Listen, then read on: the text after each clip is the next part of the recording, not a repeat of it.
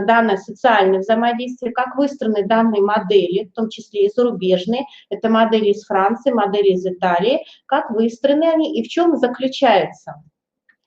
Если мы рассматриваем именно детей до 3 лет во Франции, в Италии, а именно такие города, как Париж, как город Тарт во Франции, как город Рим, то мы видим следующее на слайде представлено, это медико-социально-педагогические структуры.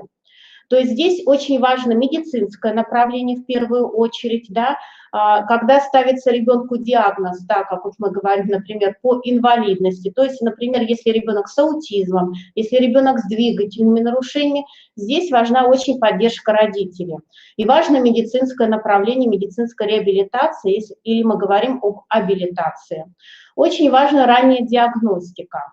Следующий момент, на что следует обратить внимание, что первая ступень обучения и развития данной категории детей с ограниченными возможностями здоровья до 3 лет – это мини-детские сады. Сюда приходят дети, либо их приводят родители, мы прекрасно понимаем, начиная уже с 2 месяцев. Так как у нас, например, в стране, например, такой декретный отпуск недопустим очень долгий. То есть мама во Франции, либо мама в Италии, имея ребенка-инвалида, может выйти на работу, начиная с 2 либо с 3 месяцев. Почему? Потому что считается, чтобы она не замыкалась, да, как мы говорим, в своем горе, на самом деле, чтобы она имела возможность работать в дальнейшем хотя бы раз в неделю на 1 час, либо в течение 2 часов. Следующий момент, на который следует обратить внимание, здесь все проводят только индивидуальные занятия. Но это на активизацию речевого стимула, это занятия со специалистом, например, да, медицинский массаж используют, либо активизация, как мы говорим, познавательной сферы ребенка. Вторая ступень – это уже детские клубы, начиная с года до 2,5 лет. Здесь проводится сочетание индивидуальных и групповых форм работы. Здесь развивается такое направление, как инклюзивная форма работы. Любой ребенок с ограниченными возможностями здоровья должен видеть нормальных сверстников и должен с ними общаться. И, конечно, здесь также продолжается работа с родителями. Родители включаются в данный процесс, являются самыми главными ведущими участниками данного процесса. И третья ступень – начальная школа от 2,5 лет до 4 лет. Это уже инклюзивная группа. Здесь следует обратить внимание на возможности работы специалистов. То есть, что здесь наблюдается у нас? Основное правило, либо мы говорим кредо, во всех центрах, либо во всех детских садах, во всех мини-детских садах, это ребенок должен быть успешен. Пусть ребенок как угодно взял ложку там, да, или как угодно, что угодно он сказал, он должен быть успешен во всем. Следующий момент, на что следует обратить внимание, что всегда таких родителей сопровождают также специалисты на дому. Называется домашний вариант визитирования. Оказывается психологическая помощь не только маме, но оказывается еще также успешная помощь и папе, и родственникам. Основная цель в дальнейшем, чтобы ребенок занимался профориентацией, начиная уже с 12 лет, ему подбирают ту область, где ребенок, опять же, будет успешен. Пусть он будет в дальнейшем работать, как мы говорим, 2 часа, 3 часа, да, начиная уже с 18 лет, но он должен работать в той области, где, опять же, он является успешным. Инклюзивные группы для детей с ограниченными возможностями здоровья выстроены по следующей тематике, по следующим направлениям. Это обязательно вариант социального взаимодействия. Здесь сюда включается занятие круг, то есть все дети перед началом любого занятия садятся в круг, и мы начинаем с ними общение в виде песенки, в виде какой-то тактильной игры, да, в виде каких-то сенсорных стимулов. Но очень важно, чтобы дети видели друг друга. Это действует на протяжении всего расписания, когда ребенок посещает данное учреждение. Обратите внимание, что меня поразило во Франции, в Италии, да, это распределение педагогов. 8 детей с ограниченными возможностями здоровья, либо деток с инвалидностью, да, и 8 педагогов. То есть на каждого ребенка до 4 лет приходится не просто сопровождающий, не просто тьютор, а тот педагог, который знает коррекционное направление. Почему это очень важно? Потому что в дальнейшем, как мы говорим, педагогов будет меньше. Будет, например, 8 детей в группе, но уже будет 5 педагогов, в дальнейшем будет 4 педагога, да? Но на первоначальном этапе очень важно не только поддержать родителей, но и поддержать детей. Поэтому сопровождение выстраивается в таком вот ракурсе. Пространство, любое пространство должно быть умеренным, безопасным и должно быть структурированным. Какие же на самом деле программы и методики используют? Ну, это программа Макатон, я думаю, многие сейчас знают, которая используется у нас также в стране, да, и, конечно, разные виды пиктограмм, потому что есть дети, которых мы понимаем прекрасно, они не будут владеть дальше вербальной речью в дальнейшем, поэтому систему упрощенных знаков, систему пиктограмм используют логопеды, используют воспитатели также данных групп. Проводится специально также обучение и родителей. На что еще следует обратить внимание, что во Франции, в Италии выстроены комплексные модели взаимодействия. Здесь такого нету, что если ты из системы здравоохранения, либо, например, учреждение находится в системе здравоохранения, да, тогда педагоги должны проходить переквалификацию, либо это только вариант медицинского направления. Все учреждения имеют вариант преемственности друг с другом. Очень развито социальное частное партнерство. Полностью бесплатных учреждений за границей, я имею в виду Францию, Италию, не существует. То есть есть учреждения, за которые также платят родители какую-то небольшую сумму. С родителями всегда заключается договор на основании того, чтобы привести ребенка в учреждение, они должны пройти работу с психологом. Почему? Родители должны быть прежде всего ответственными за своего ребенка. Не воспитатель, как нам объяснили, не специалист, а именно родитель, который является проводником для дальнейшей жизни. Формат сотрудничества может быть очень разный. Если я, например, как мама отдаю своего двухлетнего ребенка в мини-сад, в учреждение, да, но мне понравился какой-то педагог, тогда, пожалуйста, я могу запросить данный вариант учреждения, чтобы он работал с моим ребенком. То есть здесь есть разные виды выстраивания, как мы говорим, сотрудничества с семьей.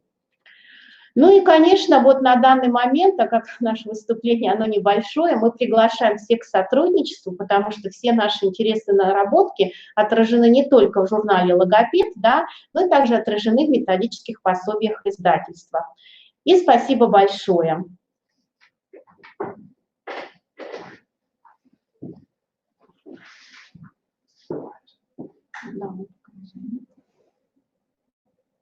Жанна Юрьевна, очень интересно. Я думаю, что у людей возникнут вопросы. Если будут вопросы, задавайте, пожалуйста, в чате. Я думаю, что Снежана Юрьевна потом сможет на них ответить. Сейчас хочу предоставить слово Игорь Сергеевич вам. Будьте добры, слушаем вас.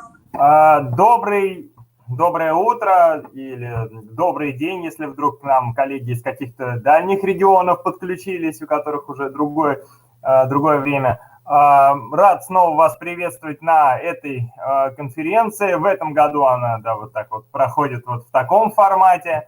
Тема, которую я сегодня выбрал, это диагностика познавательного развития детей первого года жизни. Мы как раз говорим в последнее время о важности раннего, как можно более раннего вмешательства. Конечно же, в Институте коррекционной педагогики еще с 80-х годов, а то и раньше, да, с 80-х начали глобально продвигать вот эту тему раннего вмешательства, как можно более раннего выявления того или иного нарушения в развитии. И, конечно же, вот эти многолетние труды в последнее время, обращаем ваше внимание, да, на то, что формируется некоторую систему, которую, возможно, будет транслировать уже и за пределами института, и за пределами, в общем-то, за пределами даже России. Да, кстати, мы вот как и издательство «Просвещение», вот, например, у нас диагностика Стребелевой скоро выйдет на эстонском языке. Вот, диагностика, вот так вот будет написано. Итак, если мы говорим о вообще познавательном развитии, да, что такое вообще познание с точки зрения психологии, это способность к умственному восприятию и переработке информации. И в настоящее время у нас до сих пор вообще система оценивания познавательного развития на тех или иных этапах развития ребенка находится все-таки в стадии становления. Да? То есть у нас комплексной системы обследования познавательного развития до сих пор еще не сформировано, хотя, естественно, мы прекрасно понимаем, насколько актуальна эта тема. Ну, вообще, да, в стране вот так вот справочно у нас функционирует 1428 психолого-медико-педагогических комиссий, например, в 85 регионах. И работает в них более 7 тысяч сотрудников, которые ежегодно обследуют более 1,5 миллиона детей. Да? То есть мы понимаем, какие колоссальные цифры, и, естественно, определенный инструментарий для обследования детей у этих сотрудников должен быть, и хорошо, если он будет еще и унифицированным, да, потому что мы также прекрасно понимаем, что в одном регионе ребенку могут поставить какой-то диагноз, он, допустим, меняет место жительства, переезжает в другой регион, а там говорят, нет, мы вот здесь вот не согласны, да, еще и потому что у нас нет в регионе таких условий, например, да, вот, хотя в министерстве в последнее время речь идет о том, что все-таки заключение ПМПК, которое получено в одном регионе, будет действовать и вообще на территории всей Российской Федерации. Но это отдельный вопрос. Вот. Что касается первого года жизни, да, ну вот почему мы в издательстве, да, вот я сейчас покажу, да, наше пособие, которое скоро выйдет к новому учебному году, да, почему диагностика начинается с 6 месяцев, да, почему именно этот период. Ну, именно в этот... Так. Ага, извиняюсь, кто-то... Так, кто-то выключил мою презентацию. Ага, так.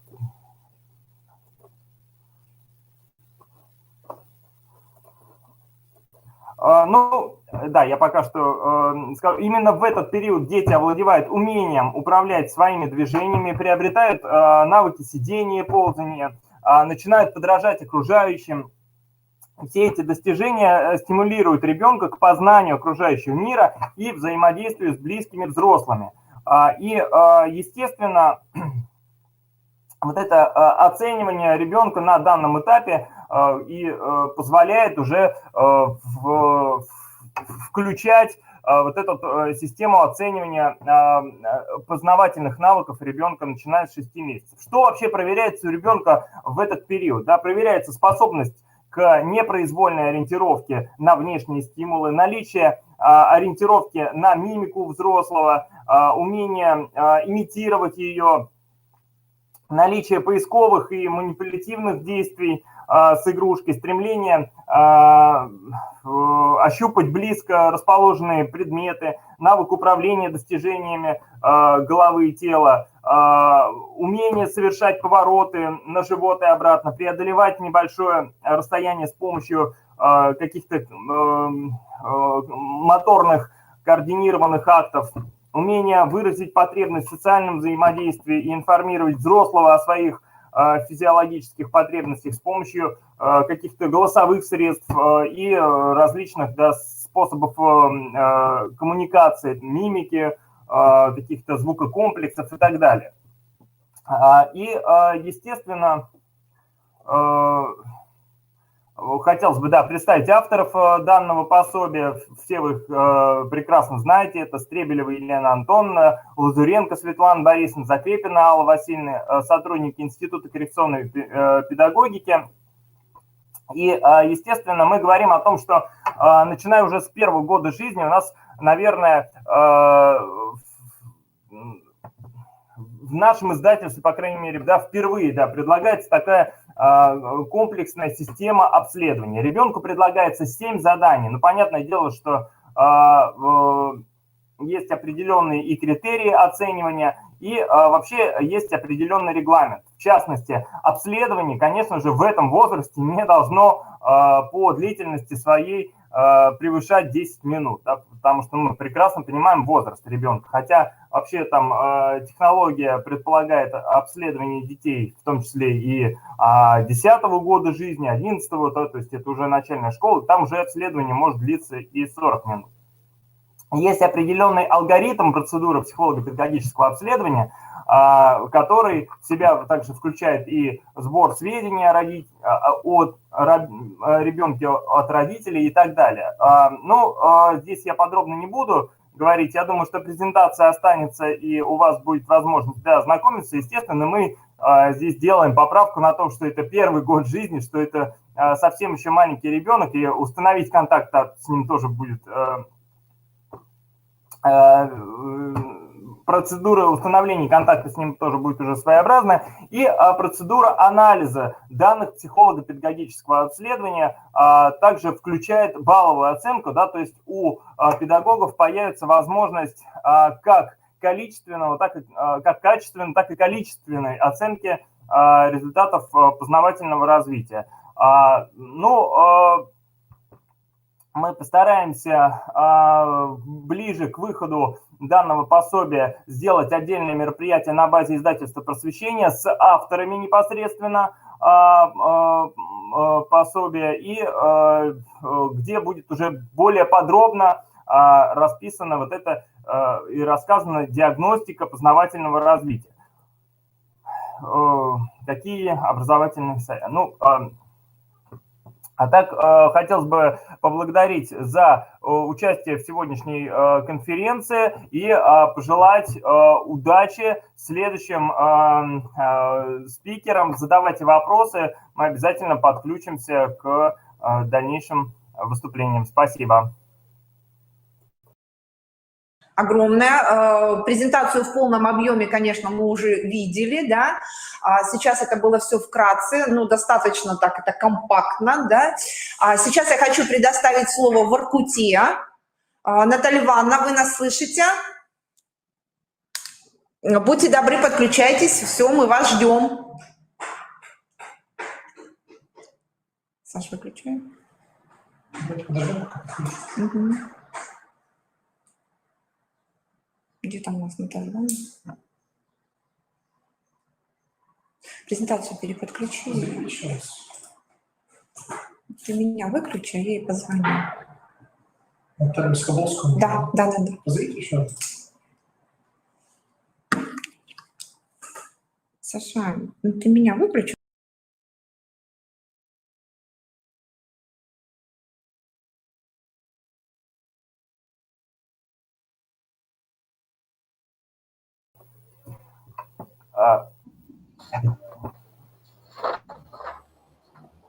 Я слышу.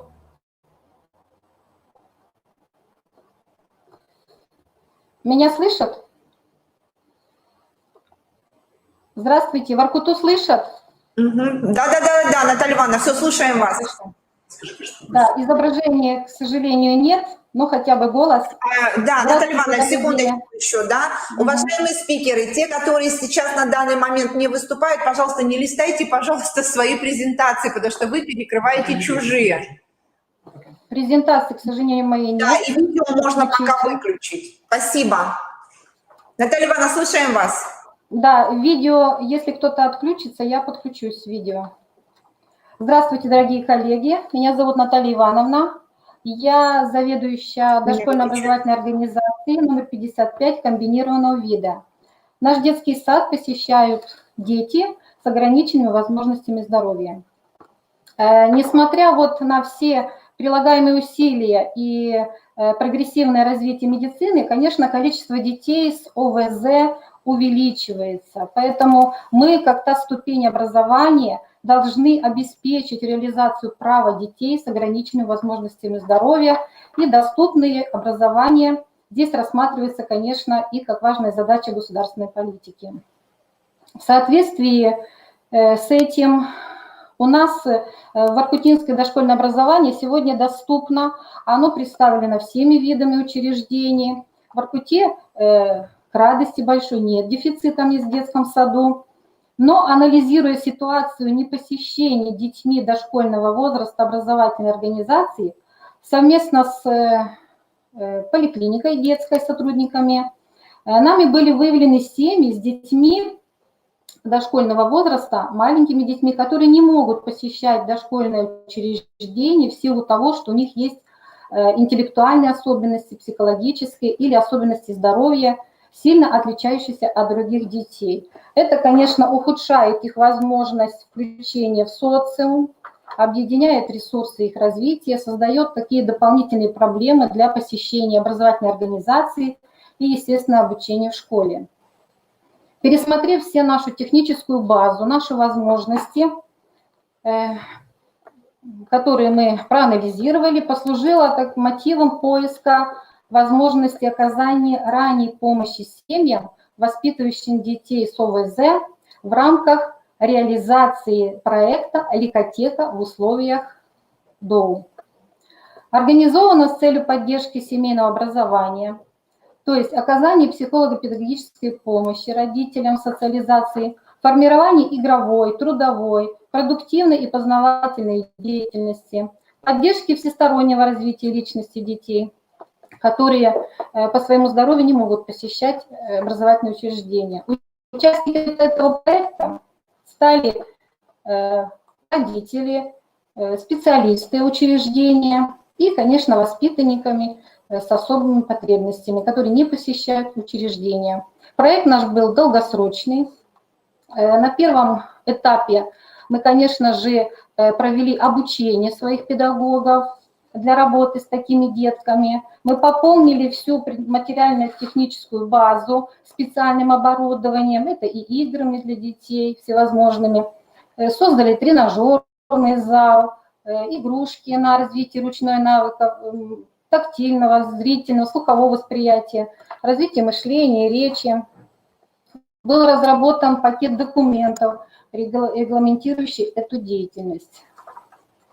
На втором этапе, конечно же, мы начали приглашать родителей, которые очень с такой опаской на нас посматривали, их в работу включать. Мы подключили наших специалистов, это педагога-психолога, учителя-дефектолога, учителя-логопеда, инструктора по физкультуре, музыкального руководителя. Сначала мы попробовали с ними общаться онлайн, предоставляли им всевозможные буклеты, всевозможную информацию, что они могут посещать наши занятия. И потихонечку родители вышли из своего кокона и пришли к нам в детский сад. Для них проводились индивидуальные занятия по их диагнозу. Это были детки, даже с детьми с ОВЗ, даже пришли детки-инвалиды. Но большую часть детей это были дети с ограниченными возможностями здоровья по ортопедии. То есть написаны были индивидуальные маршруты инструкторам по физкультуре, педагогам-психологам, учителям-логопедам и учителям-дефектологам. Ежедневно по особому расписанию приходили детки на занятия. Родители являлись посредниками между педагогом и ребенком, оказывая помощь и поддержку. Активно они включались в игровой сеанс, проводили домашние игры под присмотром специалистов. Педагоги способствовали развитию поддержки такого позитивного стиля взаимодействия с ребенком. Основными формами работы с родителями это были и есть индивидуальные консультации, беседы, совместные занятия с детьми, мастер-классы по обучению родителей методам игрового взаимодействия с детьми, демонстрации специальных приемов взаимодействия с ребенком. Также даже с родителями педагоги беседовали о их проблемах, как их проблемы решить, потому что родители, конечно, загнаны в такой свой семейный угол и боятся выйти, имея детей с особенными образовательными потребностями. Как говорится, нужно было оказывать и им психологическую помощь. Данные детки, посещая наши занятия, более адаптировались, стали более активны вместе с родителями, И постепенно мы их включили в группу кратковременного пребывания с установленным определенным режимом на 2 часа, на 3 часа. Это также помогло родителям отвлечься от своих проблем, заняться детьми, поработать со специалистами. Дети с ОВЗ, посещая и ликотеку, и группу кратковременного пребывания, очень принимали большое участие и в праздниках, развлечениях, всевозможных мероприятиях в учреждении. Очень хочется отметить еще тот момент, что родители изъявили желание пойти в детский сад после того, как достигнут возраста уже определенного. То есть у них пропал вот этот страх, что над ними будут как-то вот не так на них смотреть. Это показывает то, что родители готовы обучать своих детей и готовы идти в учреждение. Подводя уже какие-то итоги по реализации данного проекта, конечно же, хочется отметить, что повысилась очень педагогическая компетентность родителей в вопросах воспитания и развития детей раннего возраста с особыми образовательными потребностями. Также была разработана определенная система взаимодеятельности образовательного учреждения, Центра психолого-педагогической, медицинской, социальной помощи города Воркуты, с детской поликлиникой, то есть такой большой круг помощи данным родителям. Появилась реальная возможность родителям систематически получать психолого-педагогическую помощь в дошкольном образовательном учреждении. И данный вид услуг очень востребован. Ежегодно пользуется данной услугой до 12-13, большое количество семей, которые мы можем сейчас принять у себя на базе. Пройдя успешно вот эти этапы, мы хотели бы сказать, что данный проект, он очень прекрасно вписывается в те муниципалитеты или в те города, где есть такие дети, но нет каких-то там центров огромных, реабилитационных. То есть, есть возможность помочь таким детям и помочь таким детям получить вот это вот право на доступное образование. Я думаю, что вы меня услышали, и мне бы хотелось, конечно, пожелать вам всем успехов, хорошей работы и достигать каких-то совершенства всей профессиональной деятельности.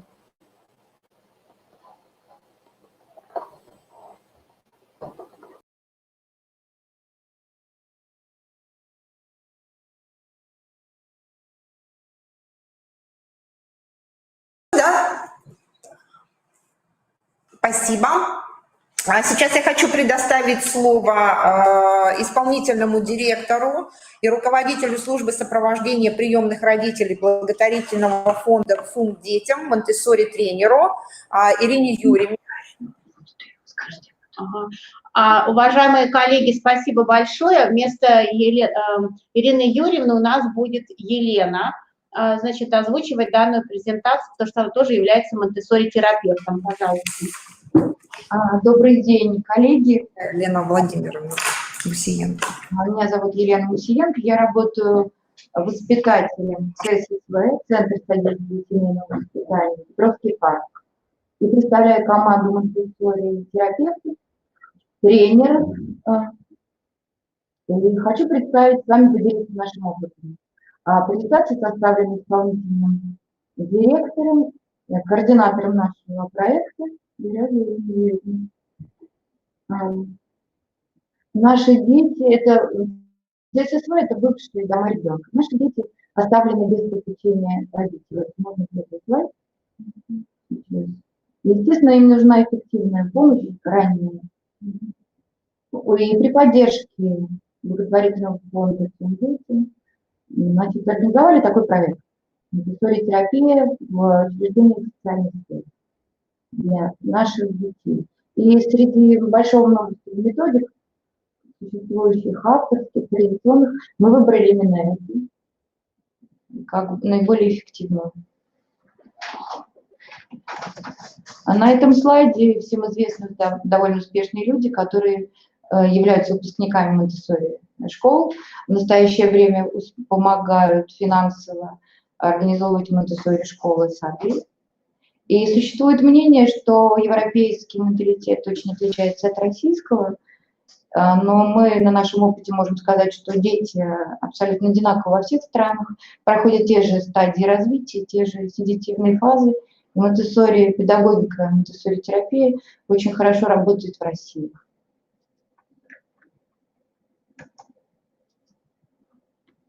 Вот о нашем проекте. Совместный проект благотворительного фонда «Цумдети» и Департамента труда, социальной защиты населения города Москвы. Совместный проект обучения происходил как в Германии, так и в России. Выезжали специалисты Лора Андерлик и ассистенты на площадке в наше учреждение. Также мы выезжали на наблюдение в Германию, смотрели очень много работы Лоры. Вот это уже заключительный этап, когда мы получали дипломы. 3 учреждения в проекте, 3 ЦССВ, это Петровские парк, где я работаю, ЦССВ Центральный и ЦССВ Юнона. Цель – улучшение жизни наших воспитанников в наших учреждениях.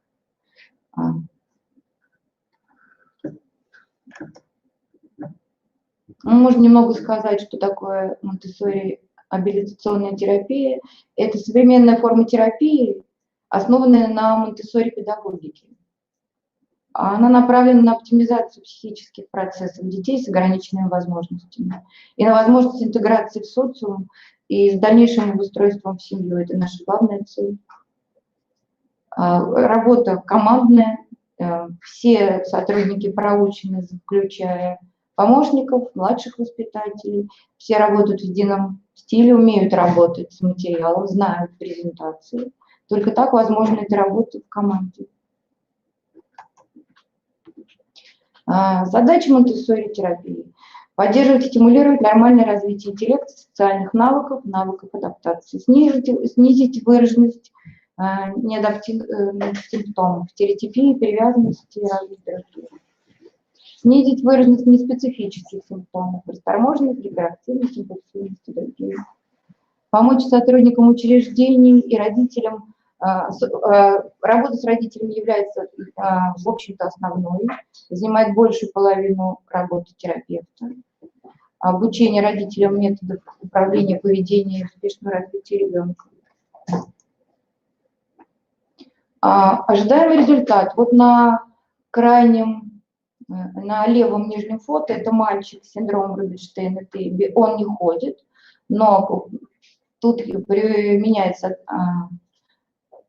дополнительный даже адаптированный материал, тележка сервировочная. Ребенок может, опираясь на нее, сам накрыть на стол, убрать со стола. Он очень успешен в этом. Это результат ожидаемый, который появился. Он стал более самостоятельным, соответственно, у него нормализовалось поведение. На правом фото спинномозговая грыжа у ребенка, он только ползает. У него адаптированный материал тележка, которую надо толкать перед собой.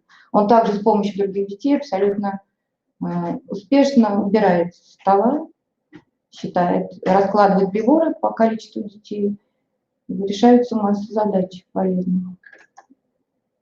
Это диаграмма выборки средней успешности, эффективности этой методики. Красным октябрь 2017 года показатели, зеленым март 2019. Вы видите, как применение Монтессори терапии повысило все показатели, все навыки, да, и развитие речи, особенно навыки самообслуживания.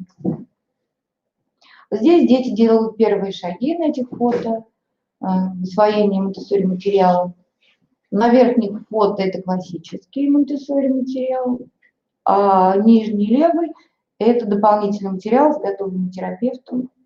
Учитывая интерес ребенка, это разные отверстия и разные пуговицы.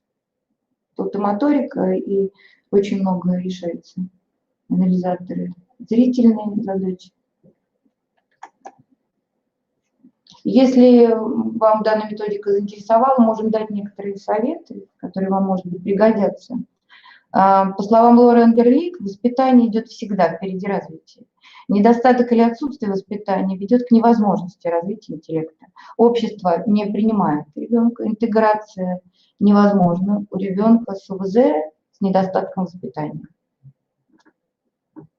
А ошибки педагога – это ориентировка на алгоритм действия жесткий с материалом.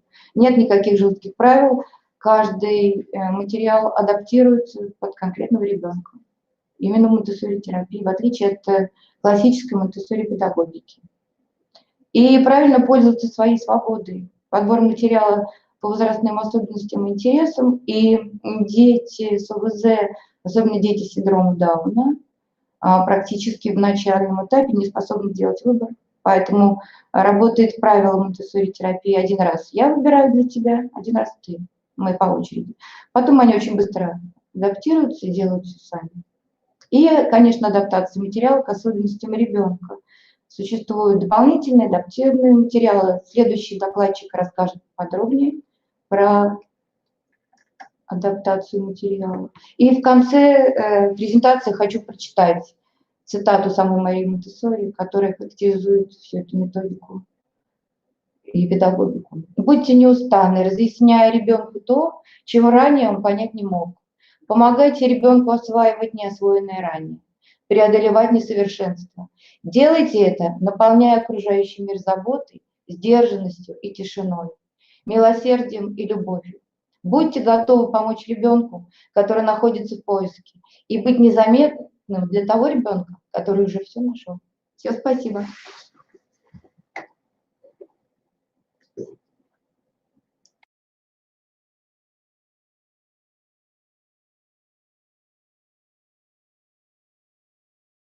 Спасибо большое.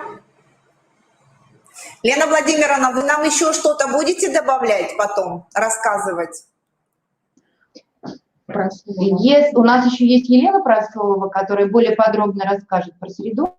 И если будут вопросы, конечно, я могу ответить. Вот она сейчас подключилась, Елена. Можно мы тоже сейчас ее послушаем? Да-да-да, безусловно, конечно. Спасибо. Добрый день. Здравствуйте, уважаемые коллеги. Здравствуйте, все участники, кто меня слышит. Мы включили. Нет. Да. Ну, я хочу немножечко рассказать вам, так как время все-таки ограничено, на это нужно больше времени, нежели я посвящу этой теме. Вот. Я бы хотела рассказать, как организовать правильно среду. Вот. Также немножечко расскажу про то, что начала Лена, именно что можно сделать для детей с ОВЗ. Ну, давайте начнем. Ох, вот так вот. Что я сделала?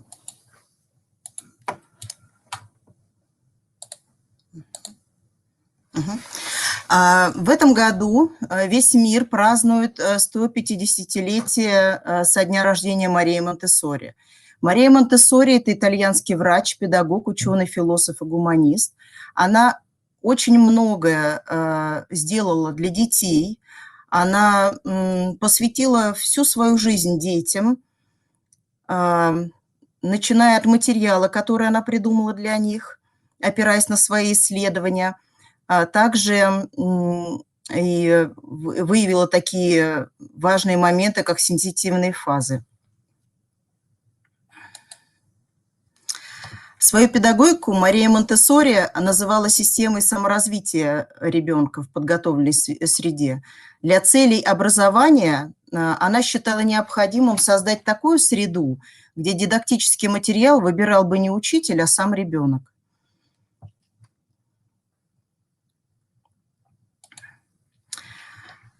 Возраст от 0 до 3 Мария Монтессори называла впитывающий разум. Что же это значит? Что ребенок бессознательно впитывает все, что его окружает.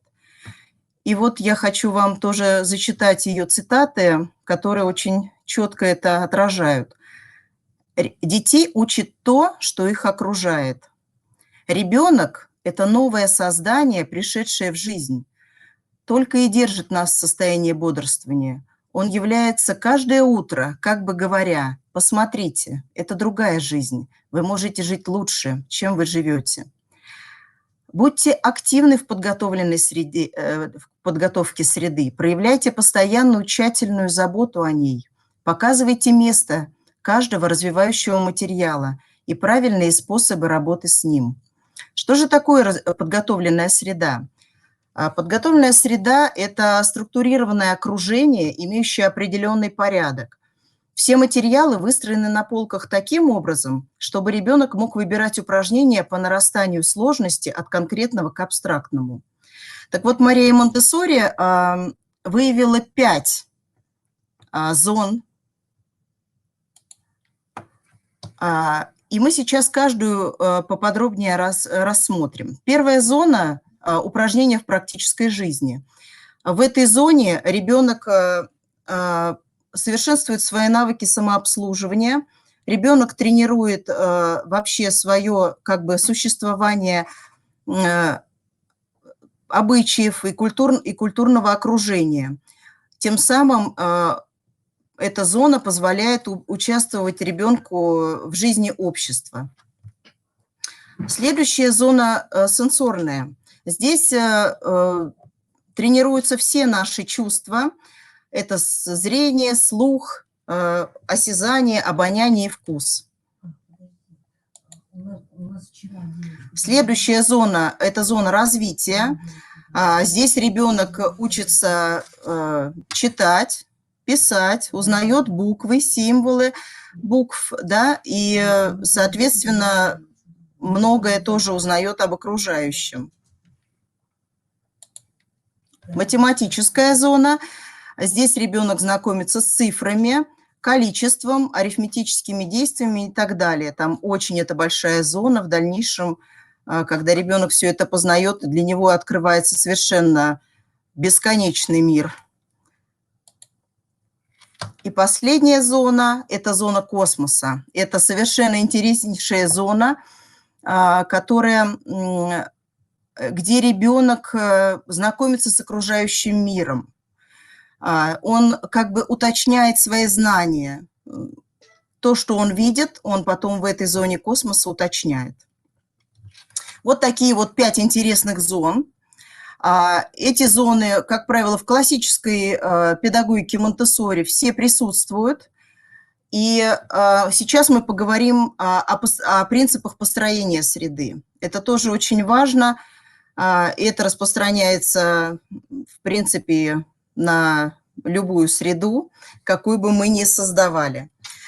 Первый принцип, что среда должна быть доступной. Все подходы к полкам в Монтессори-среде ничем не закрыты. Ребенок берет материал, тот, который он считает, который ему интересен, да. Поэтому второй принцип – материалы должны выглядеть привлекательно, которые бы привлекали ребенка, возбуждали бы его интерес, и чтобы ребенок захотел с этим материалом работать. Все материалы предоставлены в единственном экземпляре. Вот здесь вот мы уже можем смело говорить о поведении, потому что здесь ребенок учится терпеть, у него появляются зачатки воли, потому что если он захотел материал, который уже взял другой ребенок, то ему придется потерпеть. Материал всегда в одном экземпляре представлен. Четвертый принцип. Материалы выстраиваются на полках слева направо, от простого к сложному.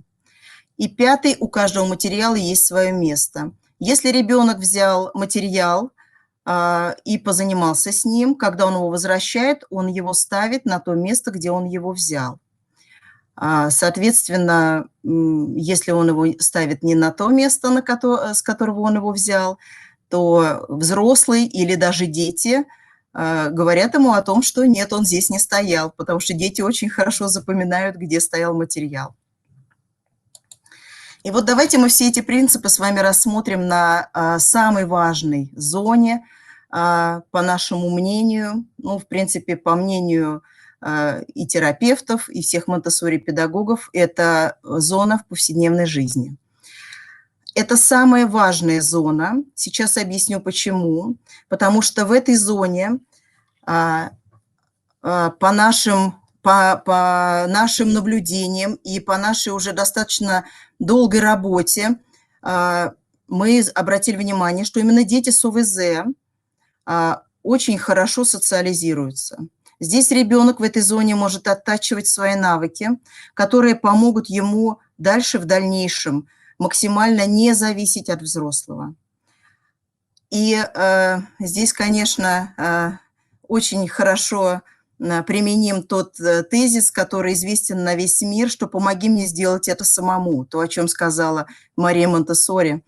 Вот. И когда ребенок оттачивает свои навыки в этой зоне, то он настолько становится успешным в дальнейшем, и он уже дальше начинает более сложный материал брать, и также его переносить в жизнь, он становится самостоятельным. Через эту зону ребенок сначала учится обслуживать себя, потом также это все переносится на обслуживание окружения. Вот, и это очень важно.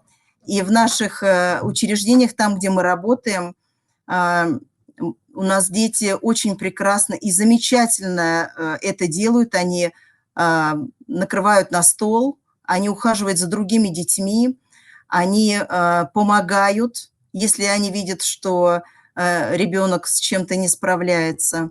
И все, конечно, это вот через эту зону. Если более конкретно, то эта зона помогает ребенку просто подойти и налить себе воды из кувшина, потому что есть такой материал, который и не пролить ничего. Есть такой материал, который обучает ребенка наливать из кувшина в стакан или из кувшина в кувшин. Это такой первый этап. Вот. Потом точно так же и убирать за собой, если вдруг что-то он рассыпал, потому что есть такой материал, как пересыпание. Он, как правило, используется с крупой или с фасолью. Вот. И если ребенок что-то рассыпал, то зона создана так, что он может подойти, взять совок с щеточкой и все за собой аккуратно убрать. И потом, соответственно, это все мы переносим в жизнь. И мы понимаем, что этот навык должен тренироваться всегда.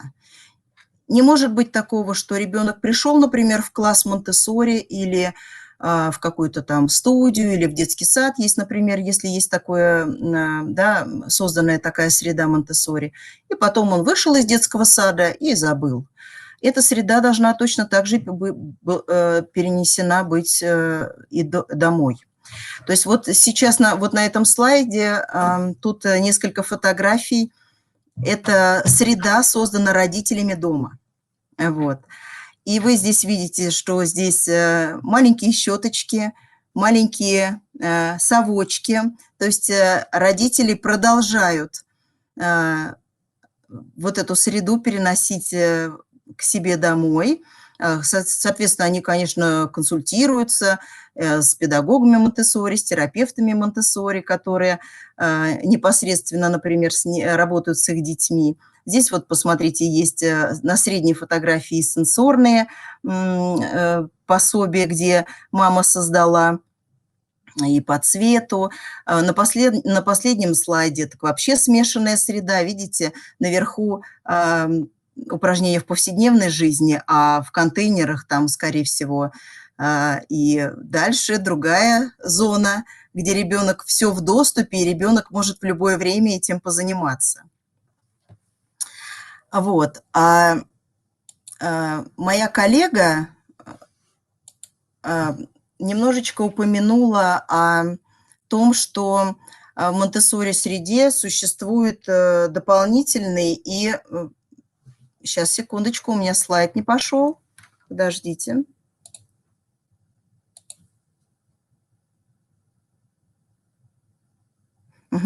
Я продолжу, пока все налаживается, что есть дополнительный и адаптированный материал. Что это такое? Если мы говорим о детях с ОВЗ, то мы понимаем, что Да, вот, да.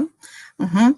То мы понимаем, что классический материал не всегда подходит для этих детей. И вот я хочу вам показать небольшое количество материала, который как дополнительный, так и адаптированный. Первый материал – это перекладывание ложкой. Вроде бы ничего такого особенного здесь не видно, но если мы говорим о ребенке со слабым зрением, то вот именно такой материал для тренировки перекладывания ложкой ему подходит больше всего, потому что это темные емкости и контрастно-белые предметы. И ребенок тогда концентрируется на этих предметах и успешно перекладывает, работает с этим материалом. На второй фотографии вы видите классическую розовую башню, которая выстроена вот в такую как раз-то адаптированный материал.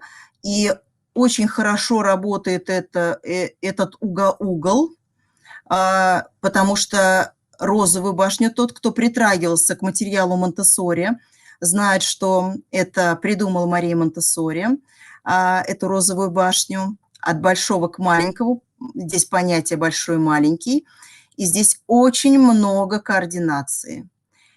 Не всегда даже взрослому очень точно получается поставить этот маленький кубик, который самый маленький. Вот. А вот этот угол, он дает ребенку очень большой успех. И если ребенок выстроил эту башню от начала до конца, вот поверьте мне, он это делает не один раз, он это делает 10, он это делает 15 раз, он просто наслаждается этим процессом, потому что у него получается. Это успех.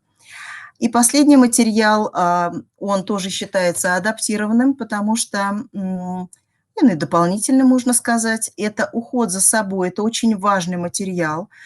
Он стоит всегда в среде, это зеркало и две емкости.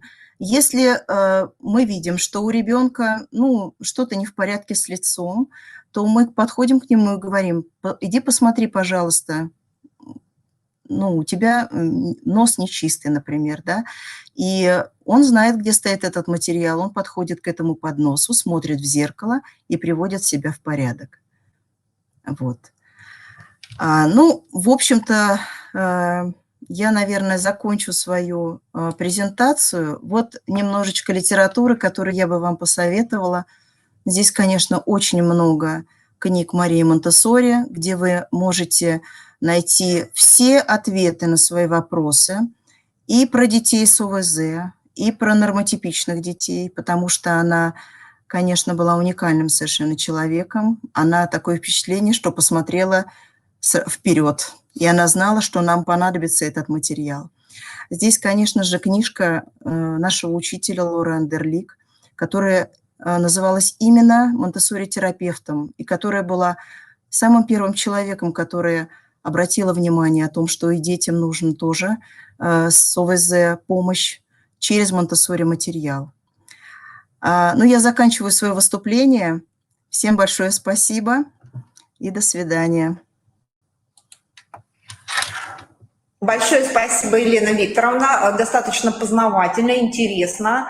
Надеюсь, что мы с вами и дальше будем поддерживать тесные связи в данном направлении, так как, смотрю, люди достаточно позитивно отзываются о всем том, что вы предложили. А сейчас хочу передать слово, точнее, Ольге Викторовне Юрковой. Ольга Викторовна – учитель-логопед, много лет возглавляла дошкольное учреждение детей с ОВЗ различных категорий. В настоящий момент она старший преподаватель кафедры педагогики и психологии образования нашего Сыктывкарского государственного университета. И передаю слово Ольге Викторовне. Добрый день, уважаемые коллеги. Я бы хотела поделиться с вами тем опытом, который мы накопили за достаточно большое количество лет, работая с детками раннего возраста. Впервые мы начали говорить о том, что мы принимаем детей с 1,5 лет в 2012 году. Мы открыли группу для деток с нарушением опорно-двигательного аппарата. Инициаторами открытия этой группы были наши медики. И тут вот мы начали выстраивать то многоэтажное здание, которое у нас, собственно говоря, и получилось в результате к сегодняшнему дню.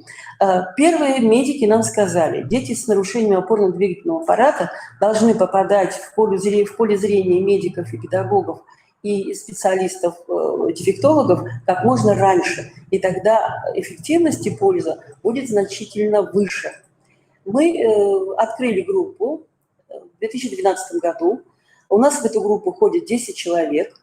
Группа практически каждый год мы принимаем туда. Дети находятся там в течение года, и на следующий год они у нас уходят уже в дошкольную группу. Какая польза для детей и что мы увидели из нашей практики? Первое. Когда ребенок в 1,5 года попадает уже в условия психолого-педагогического сопровождения, у нас появляется возможность профилактики вторичных нарушений.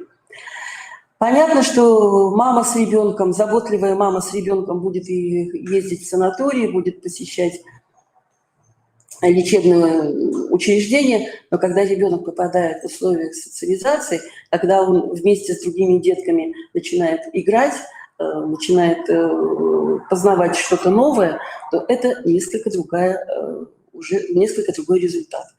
Итак, группу открыли, детки стали к нам ходить, мы поняли, что в группе всего 10 человек этого недостаточно, потому что дома остались дети, которые пока к нам не попали, но они нуждались в значительной помощи специалистов. И в 2013 году мы открываем консультационный центр для родителей детей с ОВЗ, которые на данный момент не могут посещать образовательные учреждения. Это дети с году до 3 лет.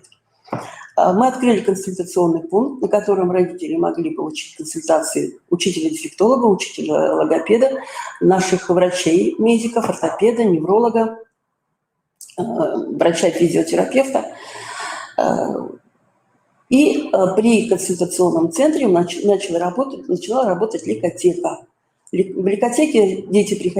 ликотеку дети приходили 2 раза в неделю, если родители так хотели. Если возможности не было привести ребенка так часто, ребенок занимался 1 раз по технологии круг. Эти занятия проводила целая бригада наших специалистов, воспитатель по адаптивной физкультуре, учитель-логопед, учитель-дефектолог, музыкальный руководитель. Занятия проходили в течение часа, очень эмоционально, дети были активны. И нам, специалистам, работающим в детском саду, очень это понравилось. Потому что если ребенок проходил на ликотеку целый год, и к нам приходил уже в группу в дошкольную, он чувствовал себя достаточно свободно, и адаптация проходила в более легкой форме. В принципе, что сейчас делается в Воркуте. Да. Я хочу сказать, что немножко, наверное, надо вообще о детском саде сказать пару слов. В детском саду у нас на сегодняшний день порядка 150 детей, из них инвалидов детей где-то 80%. Причем очень много детей с тяжелой инвалидностью. Дети, которые самостоятельно не передвигаются, есть даже дети, которые самостоятельно не сидят. У нас есть группа для детей с расстройствами аутистического спектра, с задержкой психического развития, с тяжелыми нарушениями речи, и основное количество детей – это дети с нарушением опорно-двигательного аппарата. Следующее, в процессе нашей практики работы с детками с ОВЗ мы пришли к выводу о том, что дети с тяжелыми нарушениями речи, когда они приходят в 5 лет в образовательное учреждение, они теряют очень много. И мы приняли решение, что этих детей с тяжелыми нарушениями речи надо принимать как можно раньше. Потому что когда ребенок ходит в общеобразовательный детский сад со своими речевыми проблемами, приходя в специализированный детский сад в 5-6 лет, у него настолько огромный опыт негативного общения, что достаточно много времени нужно потратить на то, чтобы адаптировать ребенка вообще к образовательному учреждению. Ну и, наверное, я хочу сказать вот о такой важной вещи, как мы сегодня задекларировали в законе об образовании, что у нас 3 участника образовательного процесса – педагоги, родители и дети. Так вот, я хочу сказать, что тогда у нас образовательная деятельность будет успешна, когда действительно родители станут полноправными участниками. И когда они будут хотеть не просто получать нашу услугу, а когда они захотят вместе с нами сесть рядом, думать об этом, говорить об этом и делать. У себя мы разработали такую замечательную вещь, называется «Календарь младенца». Это сборник, который мы собрали из разных источников. Он, конечно, не такой красивый, может быть, не очень презентабельный и яркий, но вот пока такой. Этот сборник прошел экспертизу, экспертную оценку получил Управление образования и рекомендован для представления в родильных домах и ЗАГСе нашего города. То есть молодым родителям, которые наверняка планируют все иметь малышей, вот это представляется для ознакомления. И наших родителей, которые к нам тоже приходят, мы обязательно знакомим с этим сборником. Те, которые планируют, что у них будут детки маленькие, тут все пошагово прописано, как ребенка кормить, как за ним ухаживать, как его развивать. Прописаны все игры, в которые можно играть и с ребенком в месяц, и в 6 месяцев, и в 9 месяцев, и в 12 месяцев. И даже есть рекомендации, как отпраздновать с ребенком его первый день рождения. То есть проблемы сопровождения детей с раннего возраста уже решаются давно. Вы знаете, вот мы с Натальей Александровной до этого говорили, ведь оно было. Моя педагогическая практика началась еще тогда, когда были ясли. И когда ребенок приходил в детский сад в 6 месяцев, а то и раньше, и когда государство мотивировало воспитателей, мотивировало педагогов, которые работают с этими маленькими детками, реализовывать все, что ребенок должен делать по антогенезу, и очень строго за этим следили, с нас спрашивали, если ребенку год, и у него нет 10 слов в его речи, то спрашивали с воспитателей очень строго. То есть это все есть, надо просто вернуть. И когда мы стали видеть, что ребенок, который посещает детский сад с 1,5 лет, и ребенок, который пришел в 3 года в детский сад, и, по сути дела, он до 5 лет адаптируется к условиям детского сада, а в это время понятно, что состояние ребенка очень тяжелое, он привыкает к условиям, а 3-летний ребенок привыкает к условиям детского сада тяжелее, чем годовалый и 1,5-годовалый ребенок. Поэтому думаю, что, наверное, очень радостно, что мы начали говорить о том, что дети должны приходить в образовательные учреждения как можно раньше. Только единственное, это мое вот мнение такое, что надо еще родителям объяснять, что если мы говорим о детях с ОВЗ, да, детский сад работает 10 часов, 12 часов, но у ребенка, у которого проблемы со здоровьем, он должен там быть ровно столько, сколько он может там находиться без ущерба для своего здоровья. И эту проблему мы тоже решали в нашем образовательном учреждении. У нас многие детки вот в эту группу для 1,5-годовалых детей ходят в сопровождении мам. Чем хорошо? Мама видит, участвует в режиме, она видит успехи своего ребенка, она обучается у педагога, у воспитателя каким-то методами, приемам, которые она обязательно будет реализовывать еще и дома. Поэтому вот такое тесное содружество воспитателей и родителей, оно очень важно, когда мы говорим о раннем сопровождении. Я хочу сказать, поблагодарить специалистов Центра Монтессори. Наш психолог, она обучалась у вас, она как раз получила первую ступень, обучалась по программе для детей с года до 3 лет. У нас есть класс Монтессори, и там работают родители, они очень любят туда приходить и получать помощь психолога, и работают там со своими детками. Вот, наверное, что я хотела рассказать о нашей... Сейчас у меня будет Да, Ольга Викторовна, у меня к вам такой вопрос, да? Но не столько вопрос, сколько бы я бы хотела, чтобы вы еще раз сказали о том, вот вы немножечко молчали, что у вас на базе консультационного центра как вот у нас многие тут задают, да, что вот если, как быть родителям, если вот в населенном пункте нету такой помощи, да, и как быть. А вы мне вот буквально, пока мы слушали наших замечательных спикеров, проговорили, что у вас в детском саду, когда вы были руководителем, да и сейчас, я так думаю, что оно там работает, что вас могли приехать с любого уголка республики на какой-то период, чтобы заниматься с ребенком, с вашими специалистами. У нас такая практика есть. У нас есть детки, которые живут до севера республики. И эта мама со своим ребенком приезжает 2 раза в год. По месяцу они живут в Сыктывкаре, и целый месяц ребенок находится в условиях детского сада. Безусловно, ребенок имеет заключение, он прошел ПМПК комиссию, у него есть заключение комиссии, у него есть рекомендация посещать образовательные учреждения для детей с тяжелыми нарушениями речи. Без этого мы, естественно, ребенка принять не можем. Мама проходит все процедуры вместе с ребенком, присутствует на всех занятиях с логопеда. Занятия разрабатывает, логопед разрабатывает, дефектолог разрабатывает программу, он уезжает с этой программой и через полгода возвращается опять к нам. К нам приезжает в консультационный центр и с ближайших районов. Ну, понятно, что москвичам такое слово «Визенка», наверное, неизвестно, но это поселок, который находится в нескольких километрах от Сыктывкара. К нам приезжают родители с такого населенного пункта, как Вигер, получают консультацию. Наши специалисты диагностируют ребенка, выявляют основные проблемы, какие у ребенка есть. То есть работаем не только с городом, да. То есть мы свои возможности можем, свои предложения реализовывать еще и на республике.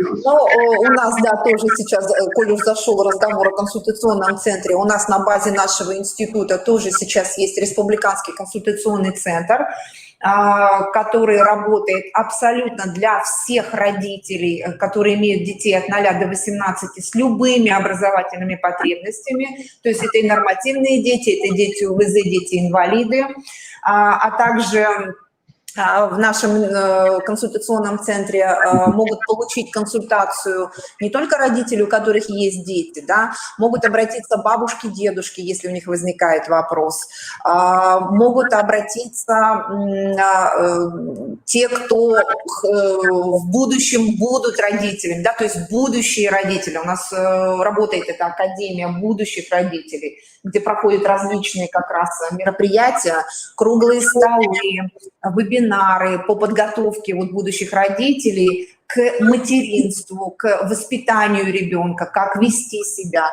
как с ним заниматься, допустим, в первые месяцы рождения и так далее. То есть буквально та самая ранняя помощь любому родителю.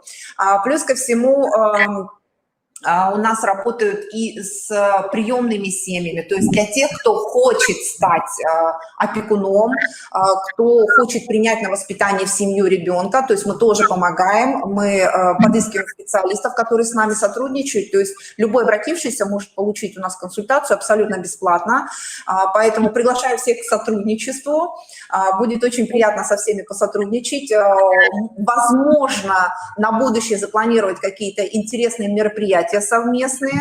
Я думаю, что уже в очном формате, чтобы увидеть, пообщаться, поговорить, да, чтобы специалисты могли реализовать свою потребность в общении с высококвалифицированными специалистами. Вот еще такой вопрос тут возник в чате. Снежана Юрьевна, наверное, скорее всего, ближе к вам. Какие дистанционные сайты для детей с УВЗ вы бы порекомендовали для родителей? Спасибо большое за вопрос. Я, можно еще на один вопрос отвечу? Безусловно. Да, тут как раз задается вопрос, если нет, вот, например, такой группы, да, которая бы сопровождала родителей, или как родители могут получить данную помощь. Я просто расскажу об опыте, буквально 2 слова города Москвы.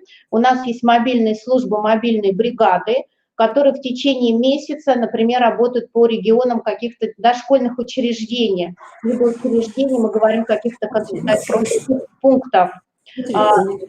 Слышно?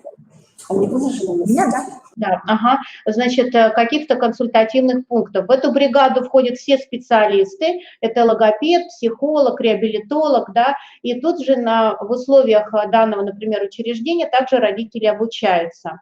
В этом году у нас в Центре содействия семейному воспитанию, это бывший детский дом ЦСВ Юнона, у нас начался запуск программы онлайн-странички для родителей.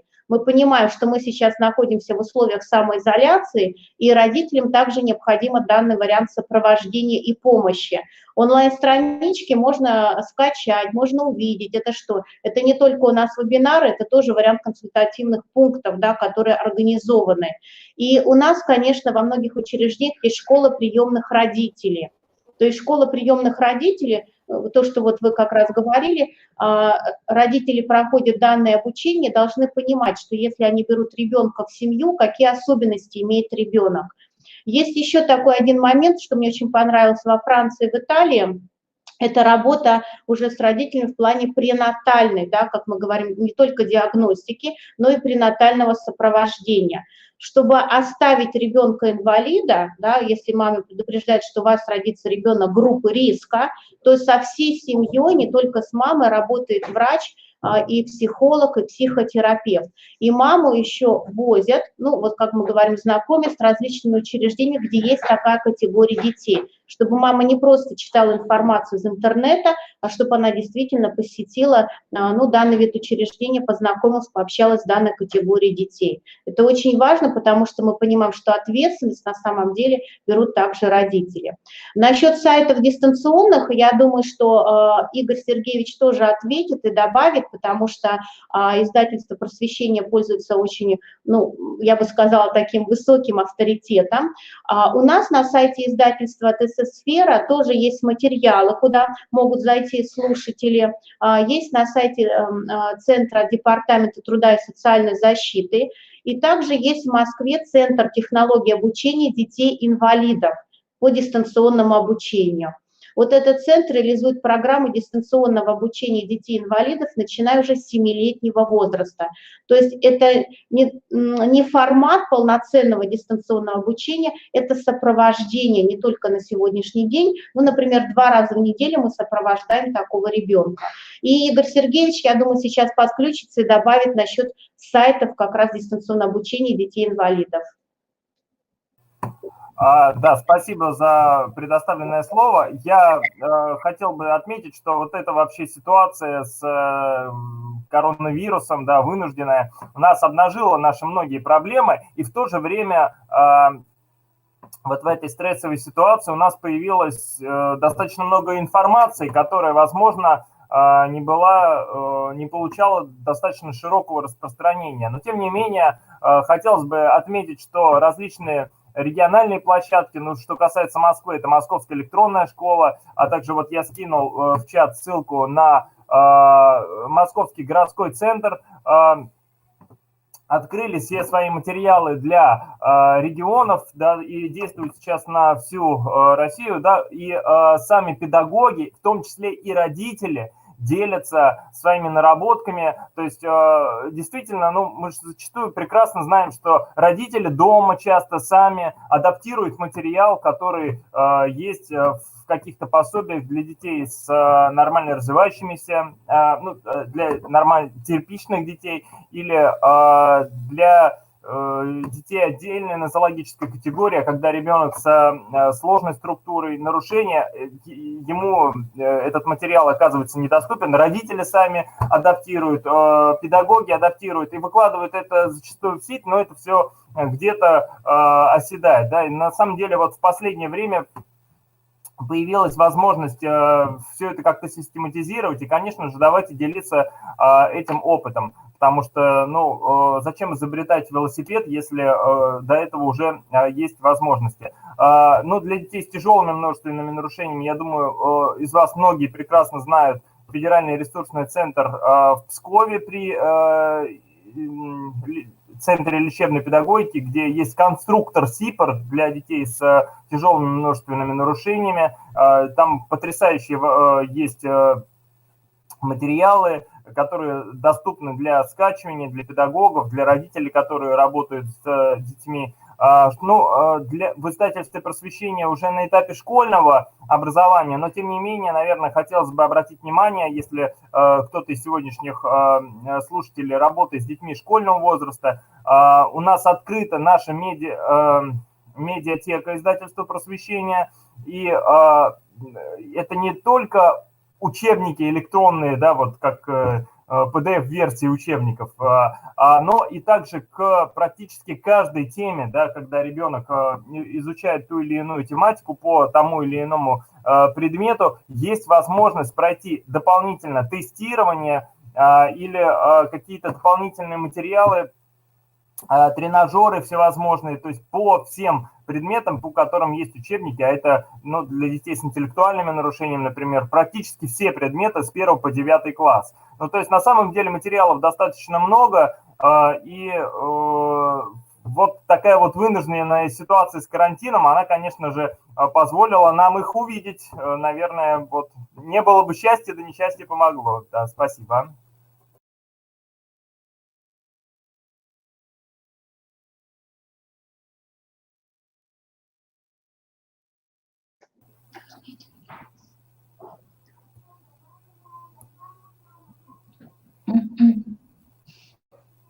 Информацию скинули, да, для родителей, для педагогов, чтобы понимали, видели. В чате она еще долго пока останется. Также хочу сказать нашим слушателям, что пока еще в процессе сегодняшнего дня можно задавать вопросы на сайте, которые мы потом переправим нашим спикерам. Если будут возникать какие-то вопросы, обязательно их пишите, оставляйте. Мы их обязательно передадим, и в итоге получим, я думаю, интересные, хорошие, исчерпывающие ответы. А на сегодня хочу попрощаться со всеми. Спасибо огромное нашим спикерам. До свидания. Очень приятно было со всеми пообщаться. Всего доброго. Всего доброго.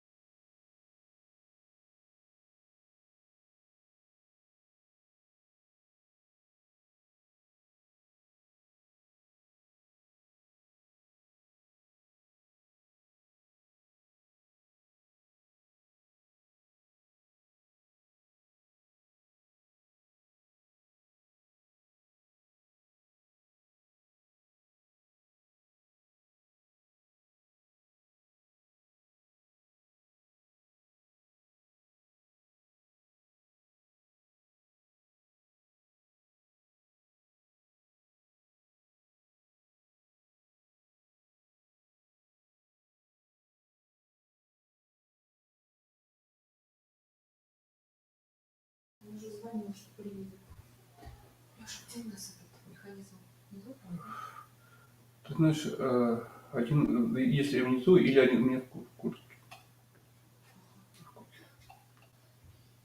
Он уже едет через 10 минут. Ага.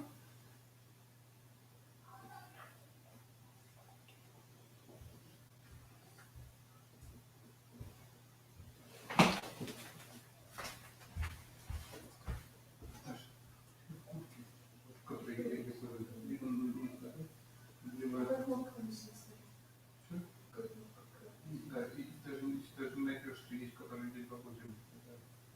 И никак, ну, то есть ты откроешь. Еще не входи. Не буду входить. Он там, то есть просто смотрит. Он снял и пускай его сюда просто. Он за линию картонки не должен сильно выходить. Чего? Не надо, прям с лампы.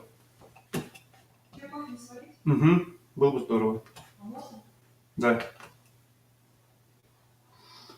Ну что, коллеги, будем начинать?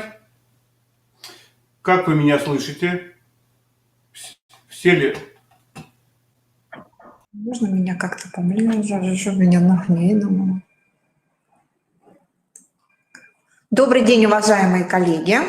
Приветствуем вас на нашем международном методическом семинаре. Сегодня с нами два замечательных специалиста в области психологии. Это Серебряков Алексей Георгиевич. Здравствуйте, Алексей Георгиевич. Здравствуйте, коллеги, здравствуйте. Да, и специалист нашего института Аверин Александр Викторович. Сейчас хочу предоставить слово Алексею Георгиевичу. Он нам расскажет достаточно интересные вещи в области психолого-педагогического сопровождения в профессиональном самоопределении обучающихся. Пожалуйста, начинайте, Алексей Георгиевич. Коллеги, очень рад приветствовать. Благодарю организаторов за предоставленную возможность выступить. Надеюсь, что вы меня слышите и видите. Дайте плюсиками в чате, все ли в порядке, хорошо слышно, и вы готовы к погружению в нашу интересную тему. Заодно я пойму, сколько у нас участников. Отлично. Я иногда, вероятно, буду задавать вопросы, поэтому был бы благодарен, если вы бы со мной тоже бы задавали вопросы мне, дискутировали. Так наше выступление, мое выступление будет еще более полезным и эффективным. Итак, но для начала я хотел бы представить свою компанию. Я представляю Центр тестирования и развития гуманитарной технологии. Наш центр создан в 1996 году на базе факультета психологии МГУ имени Ломоносова. Научным руководителем нашего центра является заслуженный профессор МГУ Александр Шмелев, известный тестолог и специалист в области образовательных и психологических измерений. И вот в течение всего этого времени, уже скоро нам будет 25 лет, наш центр занимается разработкой методов, методик, подходов в области профессионального самоопределения учащихся. Профориентация, да, сейчас такое слово в обиходе, многие знают и занимаются даже этим направлением. И первый мой вопрос. С профессиональной ориентацией в школе вы как-то были связаны, был ли у вас опыт? Занимаетесь ли вы вот этим интересным направлением? Буду от вас получать ответы, и сразу же давайте договоримся, мы таким образом будем с вами поступать. Я буду читать свою лекцию, а вы задавайте мне вопросы. Я не буду на них сразу отвечать, я их буду собирать, и потом, когда будет очередной модуль, я тогда буду отвечать на эти вопросы. Итак, ну что, коллеги, как мы видим современные подходы и как мы видим работу в плане профессионального самоопределения учащихся именно в нашем представлении, в чем наша концепция? Мы считаем, что профессиональная ориентация учащихся – это такой комплексный системный подход, вернее, системные подходы, комплекс подходов, который включает в себя 5 основных элементов, очень взаимозавязанных и важных. Причем каждый подход логично и системно связан с другими, и только все вместе дает в совокупности, дает эффективную профессиональную работу. Потому что иначе, знаете, если мы будем отрывочно там, проводить, допустим, диагностику, но без результатов, проводить лекции, но не рассказывая про тенденции рынка труда своего региона, заниматься с детьми, которые не замотивированы, и пытаться им что-то пояснить, а уровень осознанности в данном, например, классе или в данной группе является настолько низким, что ребята совершенно не замотивированы погружаться в это направление. И, конечно же, профориентация не может обходиться без практических занятий. Много можно говорить, показывать, рассказывать, даже водить на экскурсию, но важно дать попробовать ребенку. И все это должно вместе работать на некоторую помощь в плане профессиональной готовности и осознанности учащегося. Поэтому мы выделяем 5 основных элементов, 5 подходов. Диагностико-консультационный. Он больше помогает ребенку понять себя и понять рынок образования, рынок труда, понимая ключевое слово, видите, в нашей системе. Конечно же, после того, как ребенок понимает себя, понимает свои интересы, возможности, ему интересно узнать, какие ресурсы существуют, чем может помочь ему система образования региона, какие профессии, еще перспективные, востребованные профессии через 7-8 лет, когда он выйдет на рынок труда. Это информационно-обучающий подход.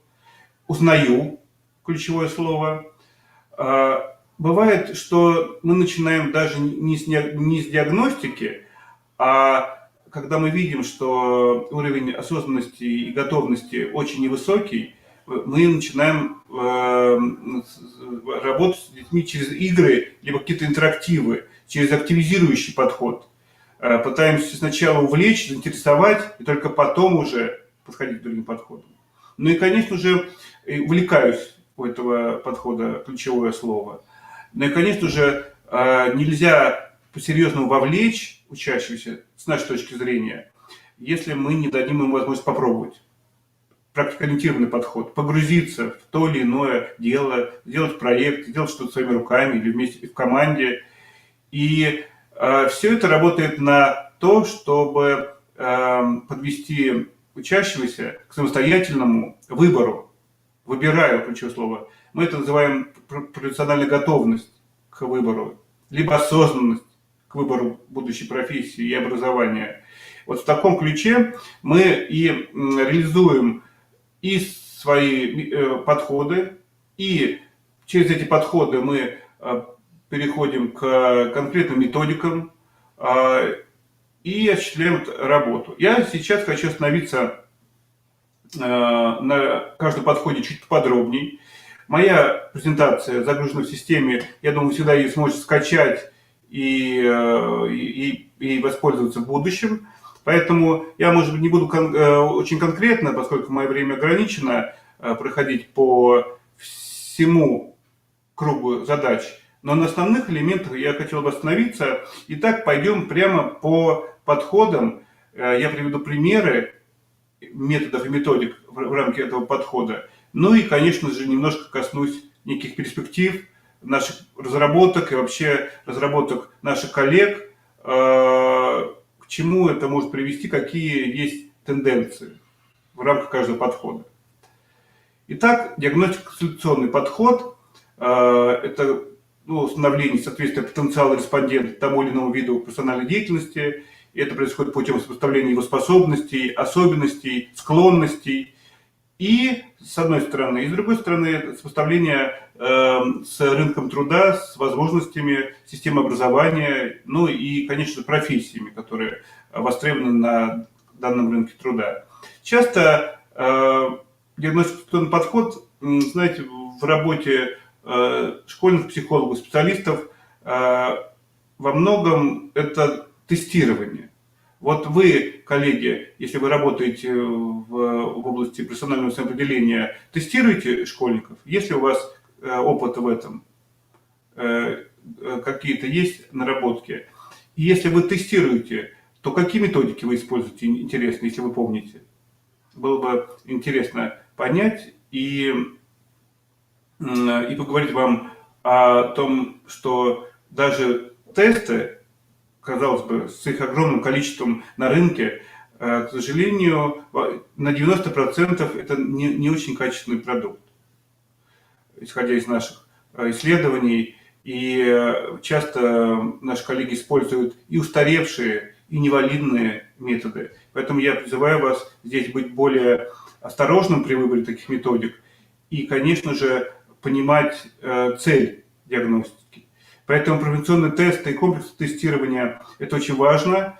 И, знаете, хорошо бы, чтобы эти комплексы были, касались не только интересов, но и важно, чтобы мы изучали и способности, и компетенции, и личностные особенности ребенка. И вот в совокупности мы могли бы дать более полную картину об склонностях ребенка и подвести ко второму часто элементу, который остается всегда, знаете, где-то за гранью диагностики. А в чем цель диагностики? Но ведь не для того, чтобы сказать, вот, мальчик, ты человек по системе там, человек, вот, тебе хорошо работать с людьми, и вообще вот, мы тебе рекомендуем заниматься социальными видами работы. Это же сейчас очень мало, и мало что скажет. Мы должны подвести в результате диагностики конкретным профессиональным направлениям, конкретным образовательным траекториям. И вот современные тесты как раз выдают такие рекомендации и отчеты, которые помогают не просто абстрактно коснуться там человек-природа или тебе техническое направление мы рекомендуем, а конкретно как построить это направление, почему, опираясь на твои интересы, например, или способности, мы тебе это рекомендуем. Поэтому, видите, диагностико-консультационный подход, он слит. Мы вообще считаем, что сама диагностика должна обязательно заканчиваться консультацией, разъяснением, интерпретацией результатов. Это является важным элементом. Тестирование без консультирования – это неполноценно. Ну и тесты – это не все подходы, не все методики. Конечно, наверное, вы и видели, и проводите интервью, либо собеседование, либо анкетирование. Сейчас развиваются нейропсихологические программы диагностики. Но тоже здесь, знаете, надо очень быть внимательным, потому что сейчас модная тенденция одевать нейрошлемы и изучать ребенка, исходя из его активности, мозговой деятельности. Но это настолько сложная и пока еще исследовательская программа, что по большому счету большинство разработок, особенно коммерческих на нашем рынке, на мой взгляд, еще не проверены и должны вызывать у вас весомую долю скепсиса. Я не знаю, вот если на вашем рынке вы сталкивались с предложениями либо по нейроинтерфейсу, либо, что еще хуже, если мы сейчас будем уходить в психографический по почерку, либо по отпечатку пальцев. Вот, представляете, 21 век, а мы еще до сих пор часто доверяем вот таким интересным методам, которые, конечно же, во многом не только не исследованы, не проверены, но часто являются просто профанацией в работе. И, конечно, если говорить про будущее, то я бы обратил внимание, что в диагностике очень важно является, помимо точности измерений, ну, репертуарные решетки прекрасно, что если вы используете. Это очень здорово, но тоже этот метод настолько сложный и наукоемкий, что надо еще хорошо настроить его. И второй очень важный элемент. Посмотрите, насколько важно в диагностике, когда мы начинаем сопоставлять потенциал ребенка и точно и валидно измерять его особенности, способности, но и иметь хорошие, точные прогнозы тенденций на рынке труда и востребованных профессий. Насколько важно после диагностики построить довольно-таки полезную картину или траекторию движения. Чаще современные тесты – это не только валидные элементы измерения индивидуальных особенностей, это еще и сопоставление его особенностей, я имею в виду учащегося, с конкретными возможностями на рынке труда, с предложениями. Да, их много, ни в коем случае нельзя останавливаться там одним или двумя консультациями по профессии. Нет, целый репертуар, можно сценариев в развитии карьеры, вот почему важен консультант.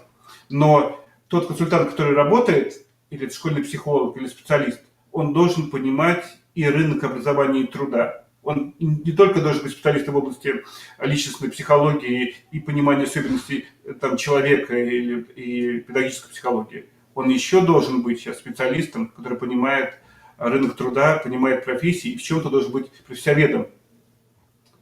Вот такая вот сложная задача, если говорить про серьезную диагностификационную работу, стоит перед нами.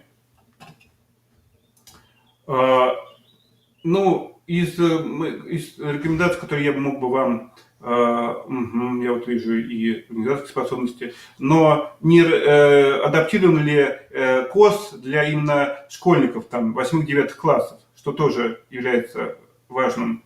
И где эта адаптация и апробация проводилась. То есть всегда смотрите на еще выборку, для кого эти измерения были разработаны. И нельзя тест для там, взрослых спускать на детей. Так же, как нельзя использовать тесты там, детские, там, грубо говоря, на студенческой выборке. Что я могу порекомендовать? Ну, из доступных, бесплатных возможностей, ну, в частности, обратите внимание на наш портал proфориентатор.ру. Это наш основной ресурс, платформа. Там есть целая выборка, целая рубрика тесты. Тесты, например, очень разные направленности, для разных возрастов. Все они вот именно в этом разделе бесплатные. Это и на интересы, есть и на личностные, вот, личности профессии, на личностные особенности, есть там тест по способностям. Вы выбираете возраст, видите цели и спокойно можете использовать эти методики. Они, как правило, экспресс, простые, потому что более комплексные, требующие консультации, конечно же, это более длительная работа, и она платная. То есть есть и платные предложения, которые, как правило, это уже включает в себя и консультирование. Но тестирование в данном случае открыто, и если вам будет интересно, можете познакомиться, можете связаться с нами, можем вам прислать какие-то или провести дополнительный вебинар по рассказу по методикам, чтобы вы знали, как ими пользоваться и могли их интерпретировать. Вот обратите внимание на наш портал. Вы до встречи со мной, моей лекции, знали о нем? Дайте плюсик или минусик. Слышали об таком ресурсе? О том, что бесплатно можно тестировать хоть целые классы, хоть целые школы по разным методикам. У нас на сайте примерно около 60 методик, которые, ну, посмотрите, коллеги, но тогда милости попрошу познакомиться, пользуйтесь, специально для вас разработанные программы. И каждый год мы обновляем, дополнительно валидизируем эти продукты. Они довольно-таки простые, но все равно требуют погружения. И прежде чем использовать на детях, попробуйте опробировать на одном-двух своих знакомых, либо сами хотя бы познакомьтесь с конструктами и с вопросами, с результатами. Есть интересные, например, тесты, которые помогают понять там грубо социально-гуманитарное направление или техническое, гуманитарное или технарь. Какой уровень образования можно порекомендовать, исходя из склонностей и способностей ребенка? Как личностные особенности могут быть связаны у каждого с какими профессиональными направлениями? Как интересы могут работать? И тесты есть и для младшей школы, и для средней, и для старшей. Познакомьтесь, коллеги, тогда я буду очень... Ну, вот, Марина Анатольевна, я вижу, одна из немногих, кто знает наш ресурс. Я, коллеги, рекомендую вам с ним познакомиться. Ну и вообще посмотрите, тут много интересного, и мы собрали и описание профессий, и здесь много статей с прогнозами, мы выдаем. Есть у нас подписка, подписывайтесь на наш ресурс, мы будем рады помогать вам делиться прогнозами по рынку труда, по профессиям будущего, по тенденциям на рынке образования. Это все то, что может быть вам интересно. Ну что ж, если мы с вами начнем уже работу, например, интерактивную, допустим, диагностическую, то, конечно, мы плавно перейдем к информационно-обучающему подходу. Потому что, поняв свои компетенции, поняв, как эти компетенции могут быть полезны в той или иной профессиональной деятельности, мы, конечно же, должны раскрыть и рассказать о спектре возможностей ребенка, сопоставить, объяснить, почему такие способности важны в таких профессиях, а почему вот такие интересы важны, например, при построении той или иной образовательной траектории. И здесь в инвестиционно-обучающем подходе мы можем говорить и об учебных пособиях, сейчас вот много рабочих тетрадей, справочников, атласов профессий, статьях. Это все тоже полезно. Хорошо, что это замотивированные, если, конечно, дети. Конечно же, сайты, коллеги, ресурсы сейчас. Столько много интересных ресурсов по профессиям, это может и видео обзоры профессий, это могут быть какие-то видеообзоры интересных компаний, чем занимаются, отраслей, индустрий.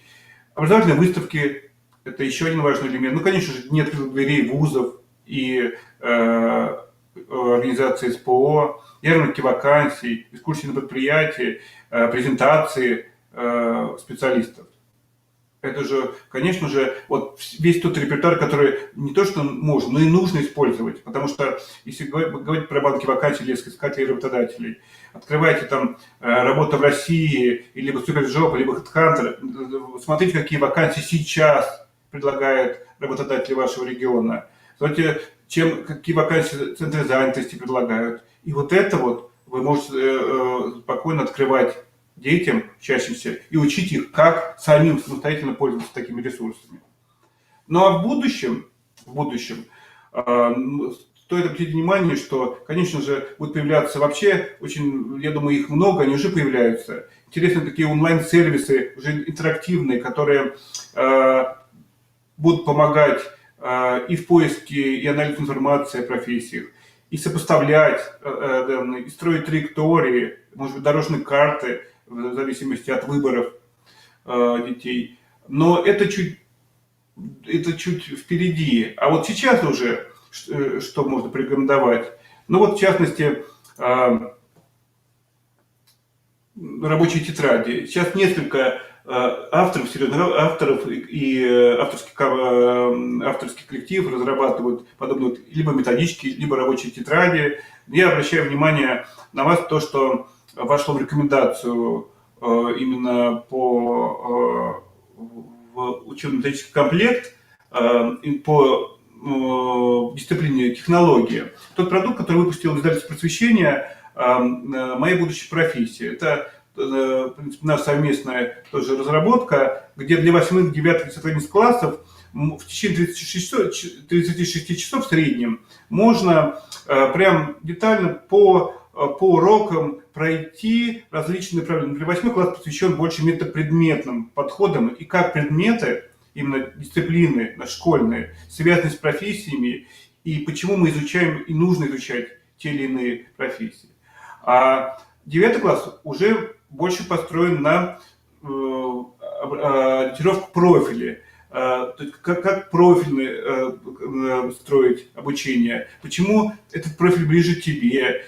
Там не только информация, там и тесты, там целый комплекс работы, но который прям по урокам, по профилям, либо по предметной специфике идет. А 10-11 класс вообще очень интересно. Мы касаемся вот этой интересной темы soft skills и вводим детей и педагогов внимание, почему важны универсальные компетенции в будущем, и как их поднять, как связать эти компетенции с успешным карьерным развитием, и что стоит за вот этим интересным модным сейчас направлением, которое так называется soft skills.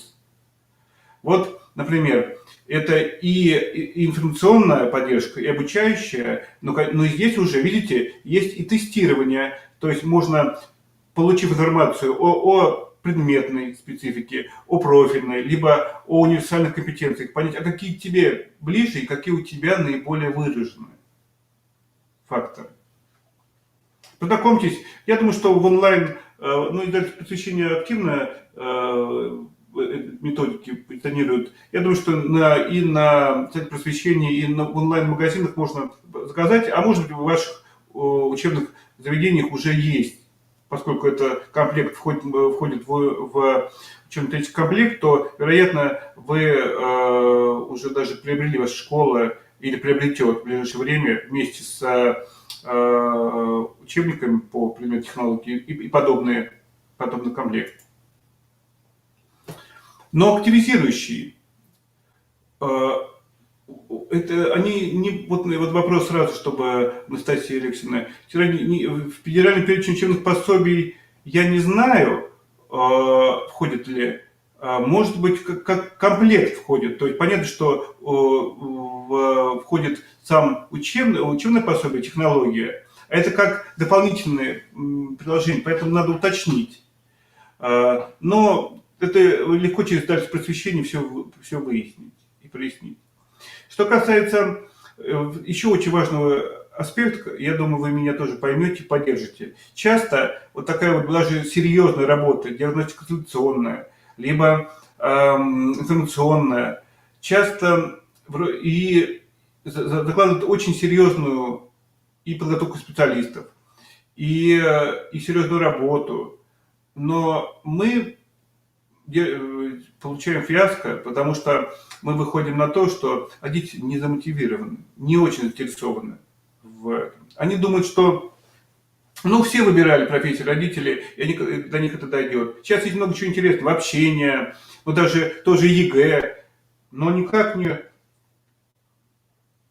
задачи, связанные с выбором профессии. Уж как-то решим, дойдет дело, еще там 2-3 года, думают там девятиклассники, восьмиклассники, а одиннадцатиклассники думают, вот как ЕГЭ сдам, так как получится по предмету, так и пойдем. И вот все это приводит к тому, что нет этой осознанности.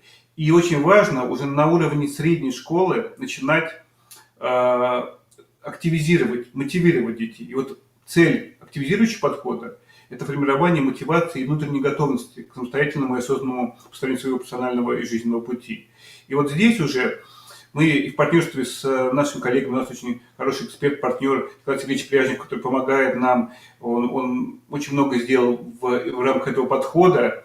У нас есть совместные продукты, чуть позже расскажу. Вот здесь активизирующие карточно-настольные компьютерные игры, вообще через игру, через тренинги, через какие-то мотивационные упражнения, программы, а может даже ролевые игры и моделирование. Вот здесь мы пытаемся достучаться через игру. Ну вот там пример приведу вам. Даже сейчас известный очень коммерческий продукт «Монополия». Ведь в свое время он создавался именно коллегами, специалистами зарубежными, которые преподавали в строительном колледже и в девелоперском, и рассказывали про development, про риэлторство, как это построен рынок. И вот педагоги разработали такую игру, чтобы детей как-то вовлечь, рассказать им. Вы помните, там же улицы, дома, отели, все это строится. Это потом, наверное, стало уже таким больше поп-коммерческим продуктом. А ведь это тоже обучающая была игровая, на базе обучающей игровой методики это было выстроено. Педагоги давно уже пытаются заинтересовать через игру, через какие-то нетривиальные подходы, через тренинги. И, конечно, мы видим, как сразу меняется, как вовлекается. Вот знаете, к нам приходит часто, у нас большое количество и в онлайне, и в офлайне родителей, которые заказывают диагностику, пресс-консультацию. Вот на презентации можно увидеть, там серьезный тест профориентатор, обязательно с консультацией. И часто родители приводят за ручку, и мы видим потухшие глаза. Но когда после консультации мы предлагаем поиграть в игру, например, профессионал, сейчас чуть больше про нее расскажу, мы видим, как уже родитель уходит в сторону, хотя он был до этого основным заказчиком, он хотел выяснить, а у ребенка загораются глаза, он начинает мыслить, думать, хотеть, желать и действовать. Поэтому очень вообще это перспективный подход. Я даже рекомендую в большинстве российских школ именно с него начинать, и с конкретных игр, не знаю, с какими возможностями, если у вас, скажете, Алексей, все-таки, а что конкретно? Ну, начните хотя бы с игры «Профессионс», как вот автор и заводчик профессор Николай Сергеевич Пряжников. Мы уже вторую версию выпустили. На сайте профориентатора вы можете найти это предложение. Это недорогой комплект методический, который позволяет сразу приобрести и обучающий, там есть инструктаж, и сам карточный комплект. И раскладывая, это индивидуальная карточная игра, раскладывая игра, ну, по различным предпочтениям ребенка, мы говорим про условия труда, которые ему интересны, почему интересны, какие орудия труда, в чем цели, ценности он видит. Примерно около 45 минут, час такая игра, да, она индивидуальная. Мы видим, как по-другому совершенно начинает смотреть на выбор профессии уже учащихся. Есть групповые игры, есть тренинги у нас большой очень, да что говорить, у нас целый лагерь профориентационный. Мы вот в этом году, к сожалению, летом мы его не будем проводить, исходя из ситуации, которая сейчас складывается. Но вообще дети в течение 2 недель вместе с специалистами из разных областей, в зависимости у нас профильной школы, играя и создавая какие-то реальные уже проекты, погружаются в 8, 9, 7 классе в ту профессиональную реальность, которая их ждет через 7-8 лет, представляете? И эти тренинги и программы выстроены, и лагерь выстроен таким образом, что психолог со специалистом из того или иного направления, ну, например, IT, это программисты, там у нас из Яндекса, либо других, а естественно, научные, там медики, либо генетики вместе со школьниками делают реальный проект, а потом родителям это все презентуют в виде проекта. Тут и цель, и результат, и некая пока игровая, но уже реальность, приближенная к тому, что их ждет в будущем. Вот такие вот продукты, на мой взгляд, наиболее перспективны сейчас. Наверное, на них и надо сделать упор, поскольку тестов много. Но видите, вот есть уже разработки, есть уже кто много, сколько мы 25 лет разрабатываем тесты на разные направления, почти что исчерпали все вопросы, которые могут быть. А вот здесь еще непаханное поле в того, как мотивировать, как заинтересовывать, как вовлекать детей, школьников. А потом уже диагностика, а потом уже информационно-обучающий подход, потому что это уже становится поле не, так сказать, удобренное. Знаете, вот мы можем сажать семя вечного, полезного, важного в сухую почву, как незамотивированную. И что мы получим, какие ростки? И что мы получим, если мы подготовим уже, будет интерес, да уже сами дети будут нас двигать и заставлять еще активнее погружать их в это направление. Ну и, конечно же, все это должно скорее заканчиваться, на мой взгляд, цикл должен подходить, конечно, к практикоориентированному подходу. Здесь вот мы больше говорим про метод профессиональных проб, которые давно уже разрабатывались, и уже давно, помните, хотя бы наши учебные УПК, учебно-производственные комплексы. Благодаря нему я получил свою первую профессию, я водитель, получил права. Не могу сказать, что я стал водителем профессиональным, но это мне очень помогло в дальнейшей своей работе. Моя мобильность намного изменилась, когда я получил права и стал разбираться в автомобиле и вообще в структуре и в основных особенностей понимания там автомеханики, автотехники. Конечно же, наверное, и в вашей школе сейчас начинают развиваться и давно уже, может, практикуются творческие работы, там курсовые проекты, практические рефераты. Здорово, если это какие-то еще мастер-классы и решения деловые кейсы, которые взяты из реальной практики, что ребята вместе с специалистами либо с студентами решали конкретные задачи, которые стоят перед промышленностью, сферой услуг. Сейчас развиваются конкурсы и соревнования персонального мастерства. Я сейчас немножко скажу прям конкретно. Сейчас вот уже можно сегодня начинать рекомендовать интересные очень программы. Ну и, конечно, практики на предприятиях, организациях, знакомства. Все это тоже очень важно. И вот здесь тоже очень много интересных сейчас подходов и интересных проектов, которые разрабатываются. Ну, в частности, я хочу вас такой, наверное, вы слышали про проект «Билет в будущее».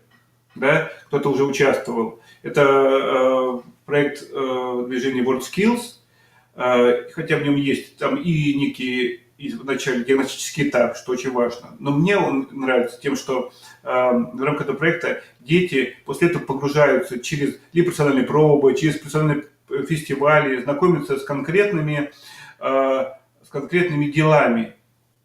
И вместе со специалистами могут либо сделать, либо решить кейс, либо что-то обсудить. Вообще движение WorldSkills сейчас набирает обороты, это очень такое перспективное направление, оно именно направлено на практику, чтобы ребята больше увлекались. Да, сейчас это больше как конкурс, соревнования для, скажем так, лучших, которые уже осознанно и серьезно этим занимаются. Но ведь другие дети смотрят, что получается у учащихся соседней школы, колледжа, и тоже начинают задумываться, а почему мне бы не достигнуть вот таких практических результатов. Или вот совершенно новый проект, который я хочу тоже вам порекомендовать, «Большая перемена». До 1, по-моему, июня принимаются заявки, может даже сейчас и продлят, до 22 июня коллеги продлят. Это очень интересный проект, который тоже начинается с диагностики, но комплексный, и позволяет дальше уже через эссе презентовать свои достижения, а дальше показать себя в каком-то направлении, в командной работе, решить какой-то кейс, работу и выйти уже на реальные проекты, которые предлагают крупные компании государственного масштаба, там РЖД, Росатом, Роскосмос, и вместе со специалистами в командном взаимодействии уже решать, как в онлайн-форматах, так потом будут еще полуфиналы и финалы в очных форматах. То есть, знаете, это, вот если вы слышали про конкурс «Лидеры России» для взрослых, то это вот такой конкурс,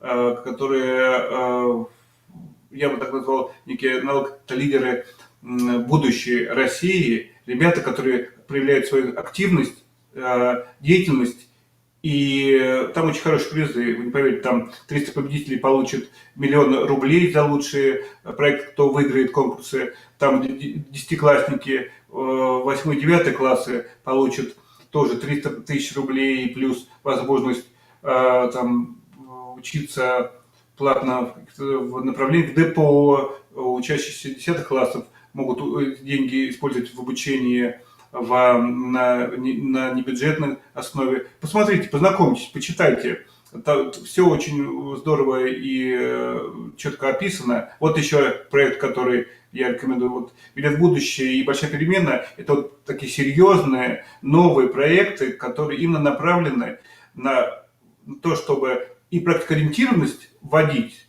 да, и чтобы помимо школьной программы, изучения школьных дисциплин, открывать что-то новое, либо практические занятия и компетенции, практические профессиональные компетенции, как WorldSkills, либо социальные компетенции, и лидерские, и творческие компетенции, исходя из вызовов, которые сейчас стоят перед нами в проекте «Большая перемена». Вот что происходит. Такие проекты будут, я уверен, развиваться, их будет появляться все больше и больше, и они специально сделаны для того, чтобы показать детям весь спектр возможностей, помочь и показать, что не только предметная деятельность, ведь знания, умения, навыки – это очень важные, но сейчас не менее важным становятся те самые универсальные и практические профессиональные компетенции, которые не стоит думать, что они там в вузе или после вуза будут развиваться в компании. Они развиваются уже сейчас. Их можно развивать уже сейчас,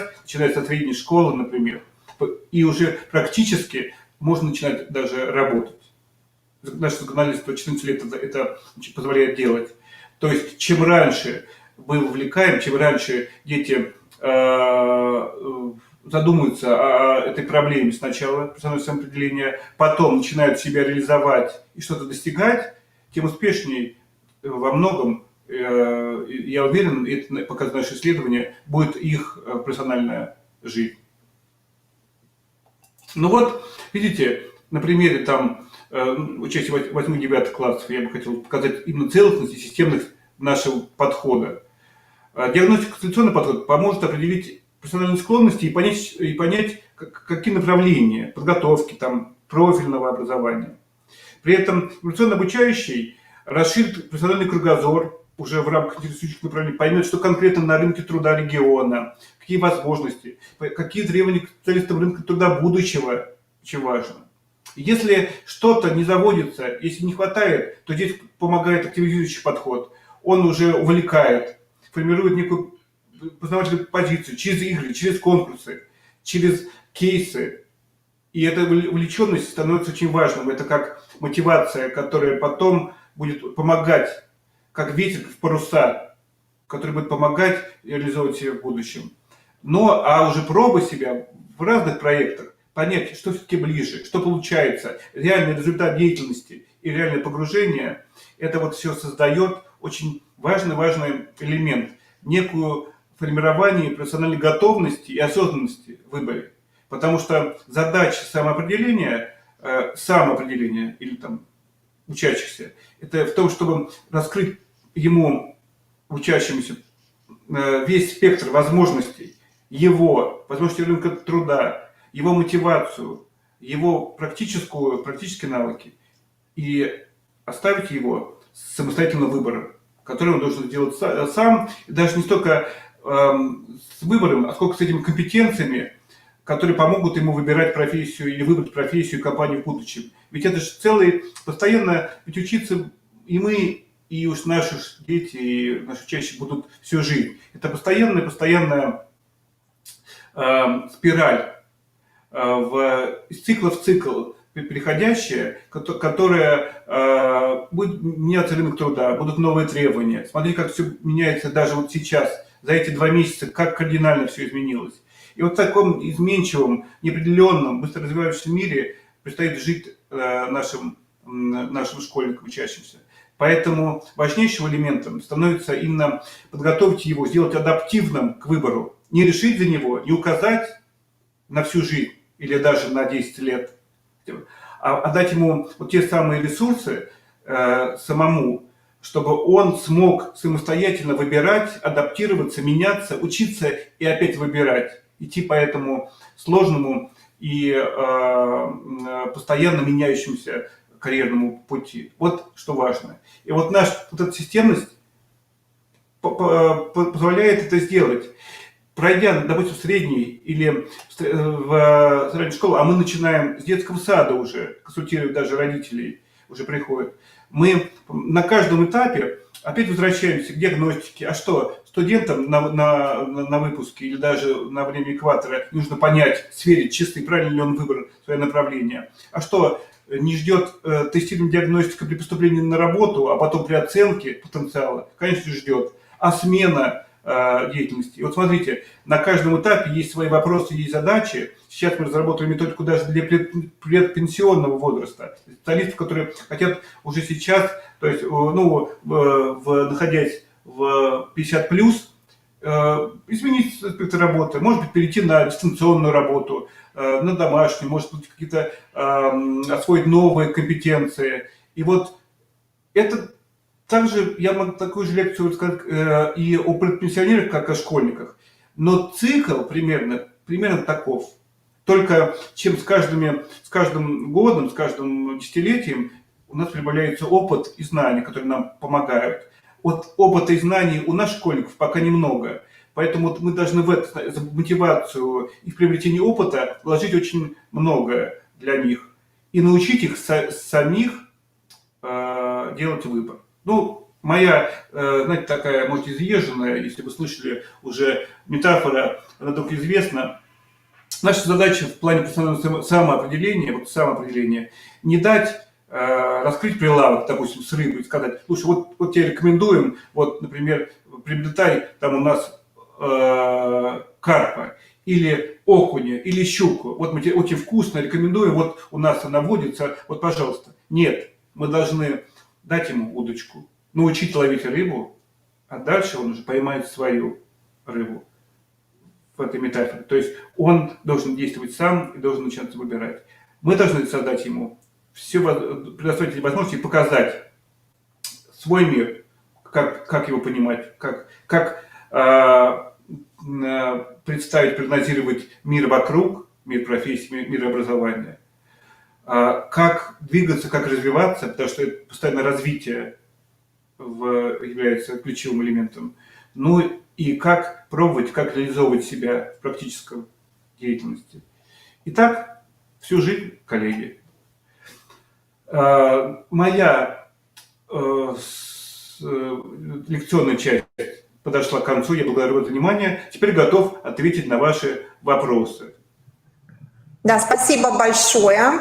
Алексей Георгиевич, вот здесь поступило два таких достаточно интересных вопроса.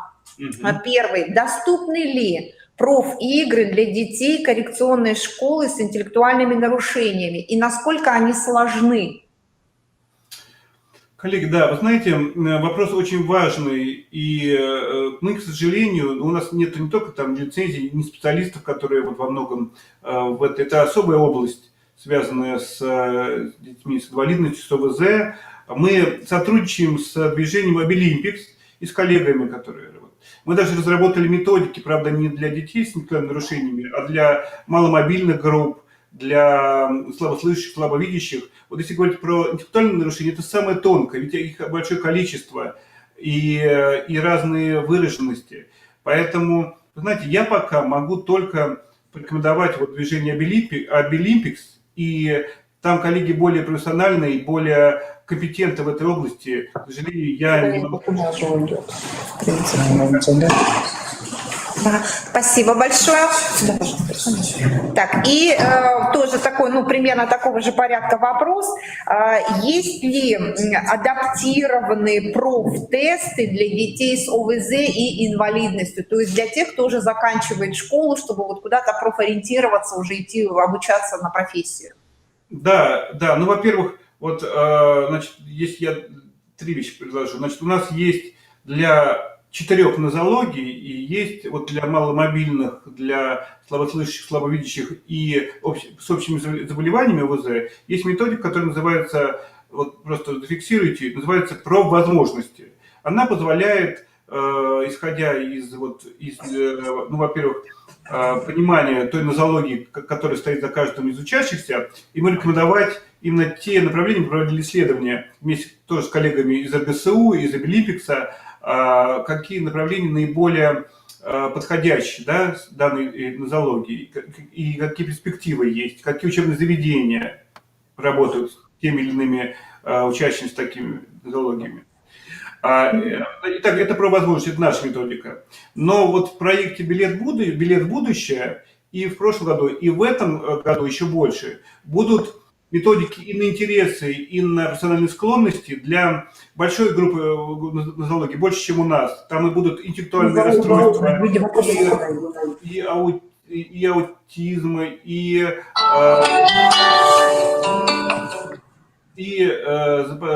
ЗПР, да. И вот я уже думаю, что этим летом можно будет в проекте «Билет в будущее» познакомиться, очень точно познакомиться с этими методиками под разные нозологии.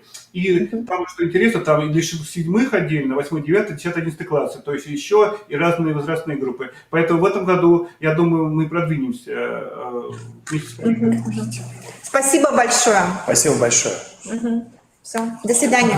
Спасибо вам большое и успехов вам в сотрудничестве. Я надеюсь, что чем-то был сегодня вам интересен и полезен.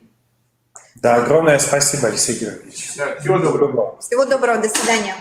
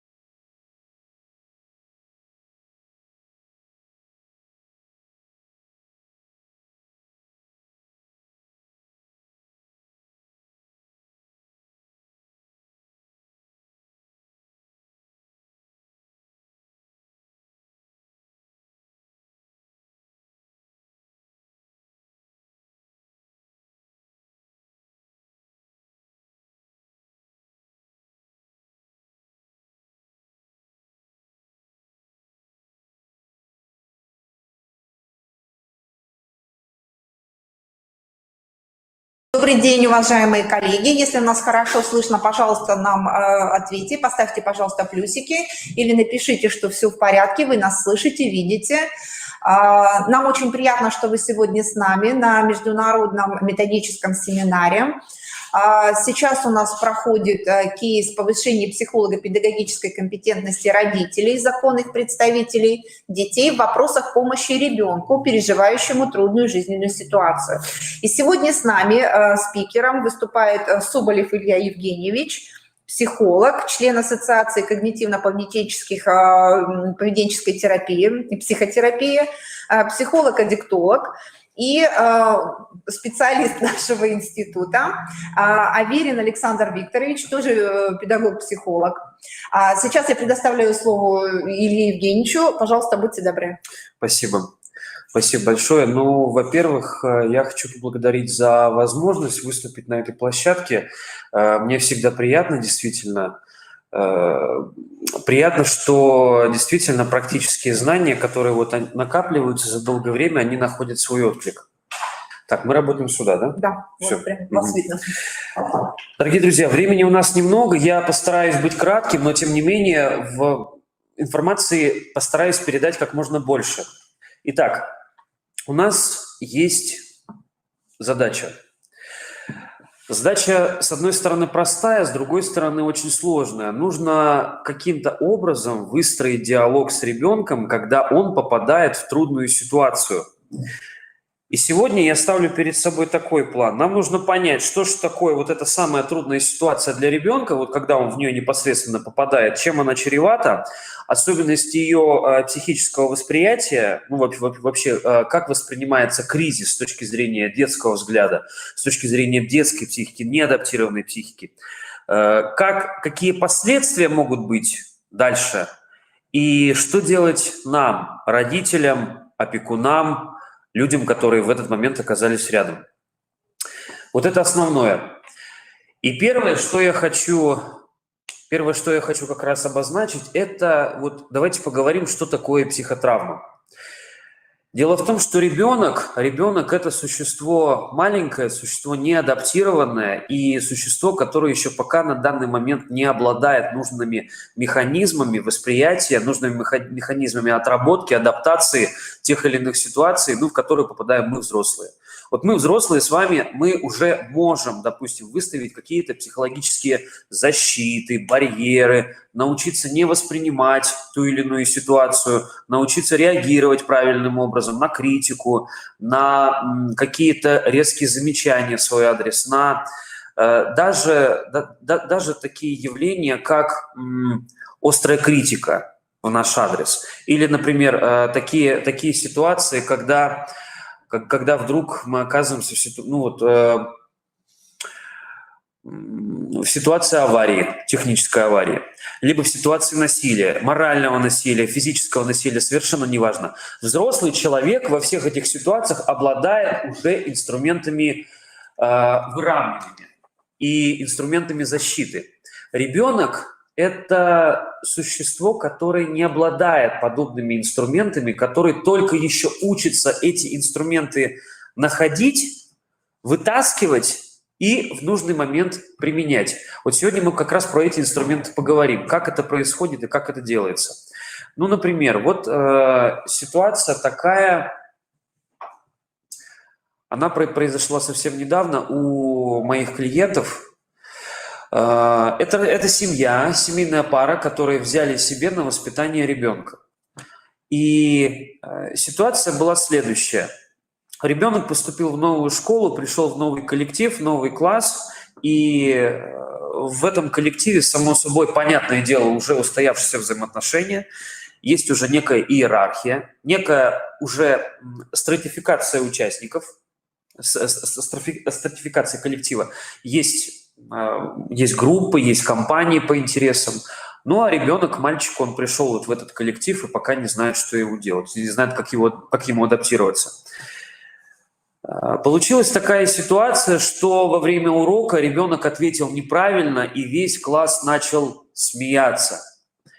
Весь класс начал над ним шутить, весь класс начал над ним немножко проявлять как это сейчас вот модно говорить, нетолерантность, непонимание, да. Ребенок после урока нашел самого большого, самого старшего, ну и дал ему по лицу. Ситуация была неприятная как для самого ребенка, как для его родителей, так и для этой семьи. Зачинщиком, где вот как раз ребенок являлся зачинщиком всей этой ситуации.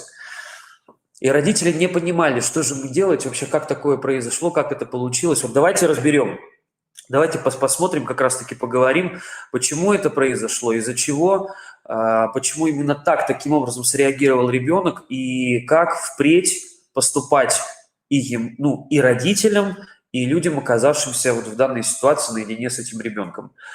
Вот самое нелогичное, точнее для родителей кажется логичное, но в этой ситуации нелогичное, самое неправильное, самая вредная политика поведения вот в этой ситуации будет такая, что ребенка ругать, активно, яростно наказывать, жестко принуждать его к совести,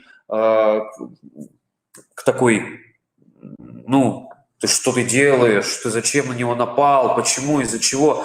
А ребенка спрашиваешь, почему ты так сделал, а он сам не понимает. У него это пошло изнутри, он действительно сам пока не может в себе разобраться, почему пошла именно вот такая защитная реакция в ответ на укол, на такой вот, на смех, на шутки.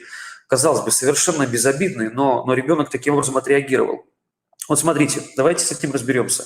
Почему ребенок поступил именно так? Дело в том, что при столкновении с тяжелыми ситуациями у детей проявляются механизмы защиты максимально явно, максимально неприкрыто и максимально демонстративно. Вот то, что взрослый человек может сделать более тонко, более аккуратно, ребенок это не умеет делать тонко, потому что он еще пока не научился. Ему еще только предстоит это делать. Вот смотрите, в любой кризисной ситуации, в той ситуации, когда человек попадает в ситуацию, в обстановку стресса, вот что такое стресс, да? Стресс – это ситуация, когда индивидууму что-то угрожает. То есть есть нечто такое, что человек пока не может себе объяснить, есть нечто такое, к чему человек был не готов, и вот это что-то, вот это нечто вызывает у него чувство дискомфорта и ощущение опасности. И здесь, по логике, у любого человека, вот можете себя отследить свои реакции, можете отследить реакции своих близких, друзей, то, что вы видели, наблюдали. Здесь включается всего лишь 3 главных механизма защиты.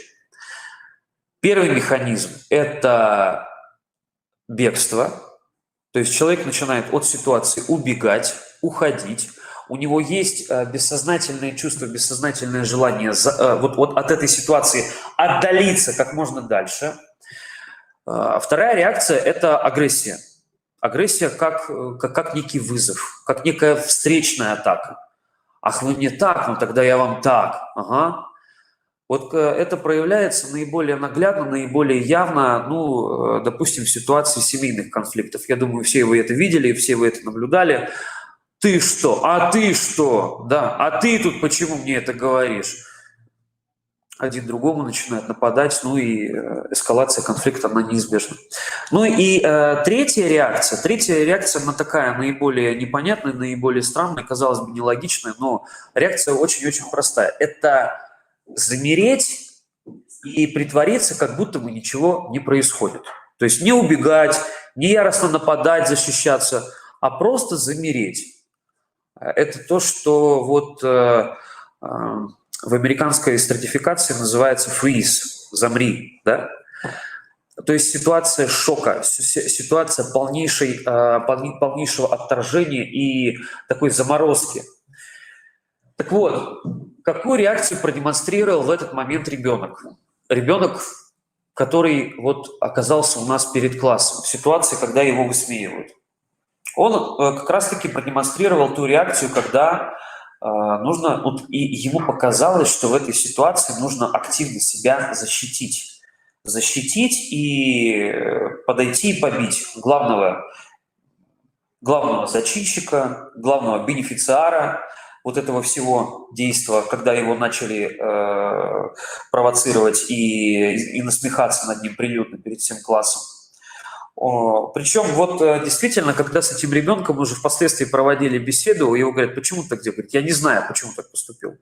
Я не знаю, я просто подошел и, говорит, вот как будто ничего не вижу, какая-то пелена на глаза упала, и я просто подошел, начал его бить. Так вот, это механизм защиты. Это то, что нам необходимо понять. В ситуации стресса, в ситуации так называемой психотравмы, когда ребенок, вообще в целом, когда психика сталкивается с чем-то таким непонятным и неизвестным, происходит автоматически ситуация защиты, реакция защиты. То есть психика выстраивает таким образом ограничительные барьеры. И дело в том, что пока ребенок к этому не адаптирован, пока он это не понимает, пока он это не привык с этим работать, он не сможет физически это тормозить. Он ничего не сможет с этим сделать, он не сможет это останавливать в процессе. Он может осознавать это только постфактум, и дальше уже в соответствии со своей логикой поведения, со своими выстроившимися императивами, он будет так или иначе это отслеживать, анализировать и с этим работать. Так вот, давайте себе представим вот такую ситуацию. Ребенок попал в ситуацию, когда ему что-то угрожает, ситуацию потенциальной травмы. Он отреагировал агрессивно, отреагировал бессознательно, с попыткой себя защитить, с попыткой установить границы и объяснить потенциальному обидчику, что так делать нельзя. Произошло это по той простой причине, что ребенок не осознавал своих вот этих внутренних эманаций и пытался реализовать ситуацию напряжения. И вот смотрите, вот представьте себе, он так поступил, он так сделал. После этого взрослые подходят к этому ребенку, начинают на него агрессивно давить, пытаются жестко призвать его к сознательности, пытаются ввести его в состояние, как взрослым кажется, в состояние осознанности, да, ты что такое натворил, ах ты, такой. А мы уже с вами знаем, что у ребенка в ситуации агрессии, в ситуации непонимания есть встречная агрессия. И вот что ребенок видит. Он проявил какую-то агрессию, и взрослые проявляют к нему дополнительное напряжение, дополнительную агрессию. Как вы думаете, какая будет реакция у ребенка? Скорее всего, он проявит точно такую же встречную агрессию. Почему? Потому что вот сейчас он так умеет, он по-другому не может, по-другому не умеет, у него это идет бессознательно, он пока не может это остановить и проанализировать должным образом. Здесь, как правило, внутри срабатывает такой механизм. Ах, так? Я сейчас буду тогда вам тут устраивать веселую, распрекрасную жизнь. И он, может, даже внешне ничего не скажет, но ребенок начнет мстить. Ребенок начнет замыкаться, ребенок начнет внутренне агрессировать. И впоследствии данные ситуации обратного противодействия будут, к сожалению, уже ярче, тяжелее и постепенно будут превращаться в норму. Так вот, вместо того, чтобы пытаться перевоспитать и переучить ребенка, нам, родителям, опекунам, педагогам, с ребенком, который попал в какую-то трудную ситуацию, нам нужно не пытаться его переучить, переделать здесь сейчас. Первое, что нам нужно сделать, это попытаться его исследовать и понять. То есть отбросить первоначально все свои имеющиеся там за пазухой педагогические конструкции и для начала просто попытаться исследовать. Исследовать то, что ребенок чувствует, исследовать то, что ребенок думает, исследовать то, как ребенок внутри себя переживает эту ситуацию, исследовать то, почему у него пошла именно такая встречная защитная реакция. Еще раз, в данной ситуации агрессия – это не самоцель, это средство в сознании, в душе навести порядок у ребенка. средство, которое ребенок пока не может контролировать, средство, которое ребенок пока не может им управлять. Он всего лишь делает то, что велит ему его вот такое, ну, детское, примитивное, инстинктивное поведение. Он не может поступать по-другому, к сожалению. И задача переучивать его не быстро, а медленно. Медленно и потихонечку. Поэтому первые фразы, первая стадия коммуникации с ребенком в данной ситуации – это «да, я понимаю, ты разозлился». «Да, я понимаю, прекрасно, тебе было больно, тебе было неприятно. Расскажи, пожалуйста, подробней. Расскажи, что случилось. Ну, расскажи». То есть ребенок на самом деле вот именно этого-то и ждет. У ребенка одна внутри большая задача – поймите меня. Я себя сам не понимаю. Я искренне не понимаю, потому что я маленький. Я маленький, я не умею вести себя иначе, потому что я не управляю своими процессами. Я не управляю своим настроением, своими мыслями, своим поведением, как следствие. Да? Я не умею регулировать свои гормоны, которые плещут в данный момент сейчас.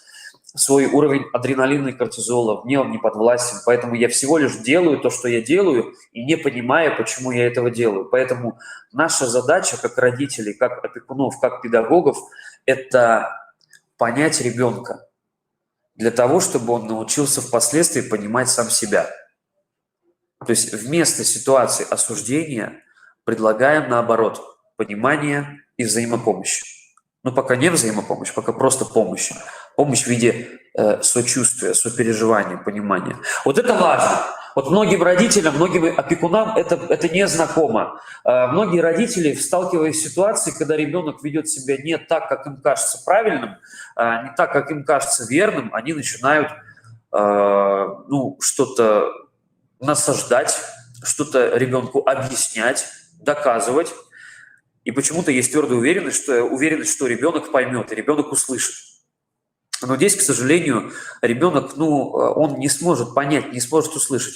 Хороший вопрос. Почему родители поступают именно так? Вот почему родители не умеют встать в позицию ребенка и проявить к нему чуть больше сочувствия и солидарности?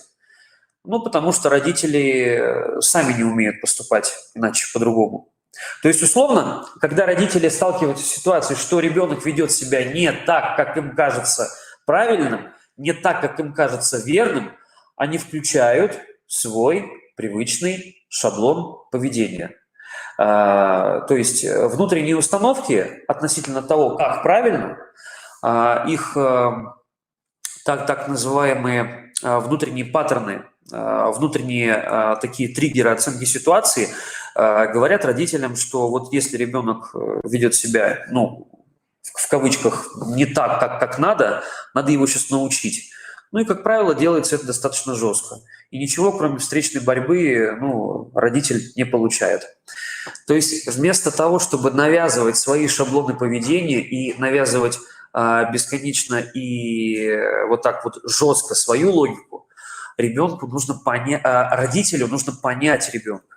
Понять. Например, как выглядела в данной ситуации вот это самое, внутренний анализ, внутренняя интерпретация ребенка вот данной ситуации, как когда на него весь класс ополчился и начал смеяться во время урока, во время неправильного ответа. Вот что произошло? Его спрашивают: ага, вот почему ты на мальчика напал? Расскажи, пожалуйста. Он говорит: мне было очень обидно, и мне было очень неприятно, когда вот он и все окружающие вдруг начали смеяться.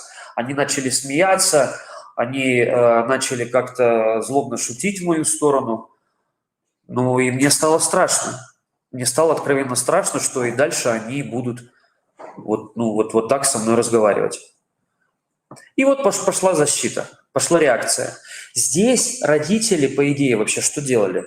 Родители медленно и потихонечку, постепенно разговаривали с ребенком на тему того: а как ты думаешь? Вот этот мальчик будет всегда так поступать? А как ты думаешь, он хотел тебя обидеть, то, что вот он так пошутил? Он хотел действительно тебя как-то задеть и тебя высмеять? Или, может быть, он другие какие-то цели преследовал? В процессе диалога. Вот смотрите, в процессе такого диалога ребенок начинает успокаиваться. В процессе такого диалога ребенок начинает выходить за пределы своего понимания ситуации и немножко смотреть на ситуацию глазами того мальчика. И что он? И вот в этот момент он начинает понимать, ну, наверное, он не меня хотел обидеть, наверное, он просто хотел впечатлить тех вот ребят, которые сидели рядом. Ну, потому что они одна компания, одни друзья, и он хотел перед ними как-то немножко повыделываться. Ага.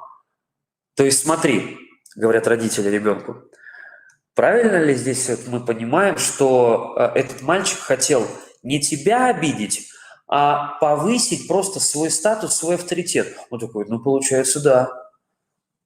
Он хотел повысить свой статус и авторитет в глазах своей компании. Ага.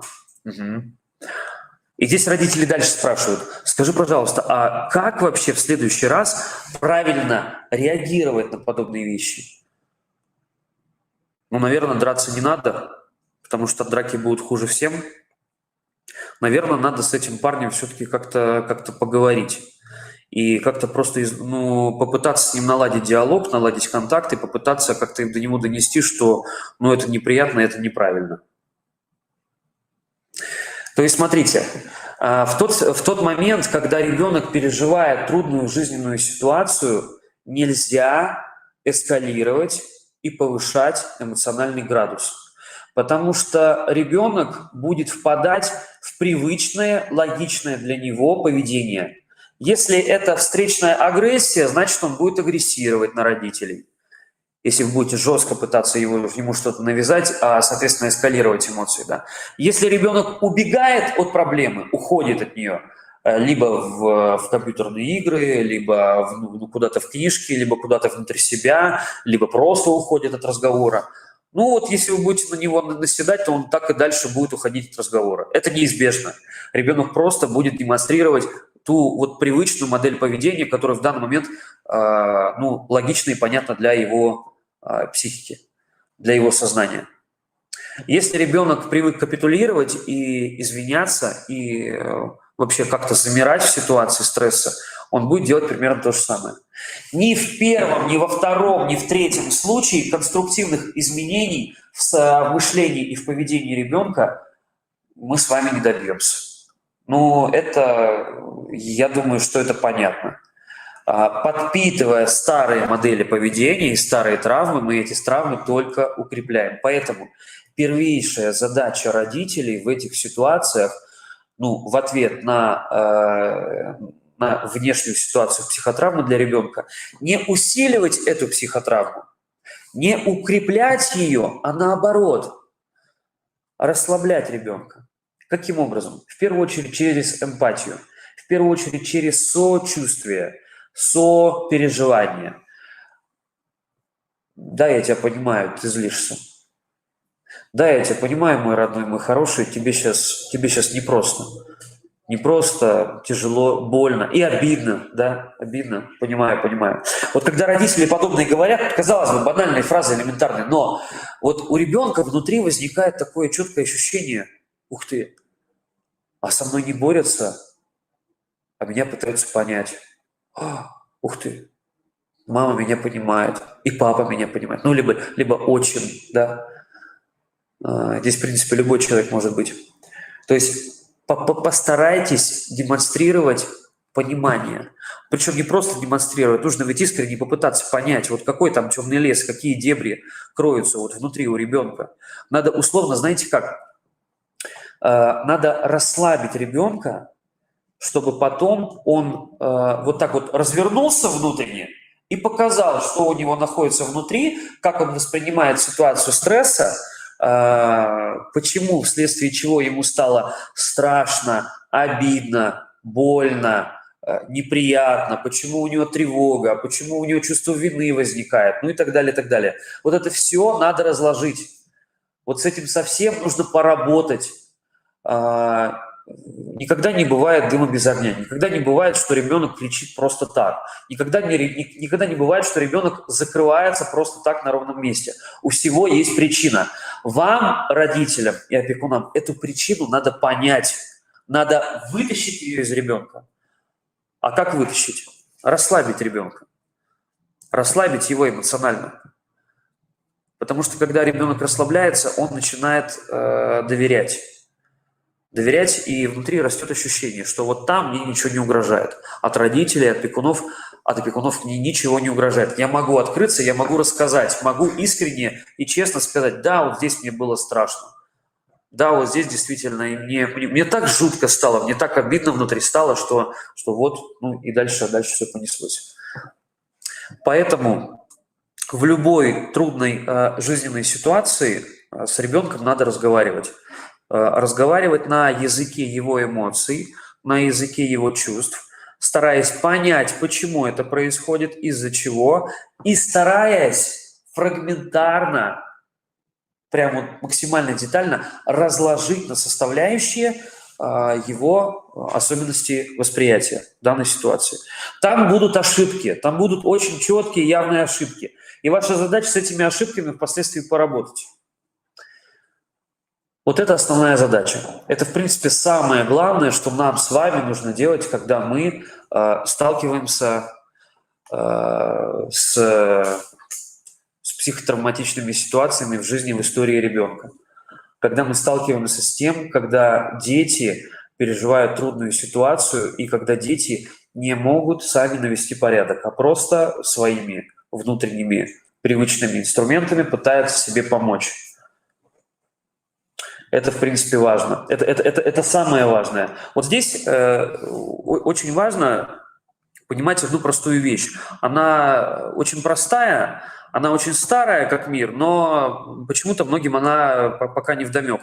Не с ребенком надо работать с собой.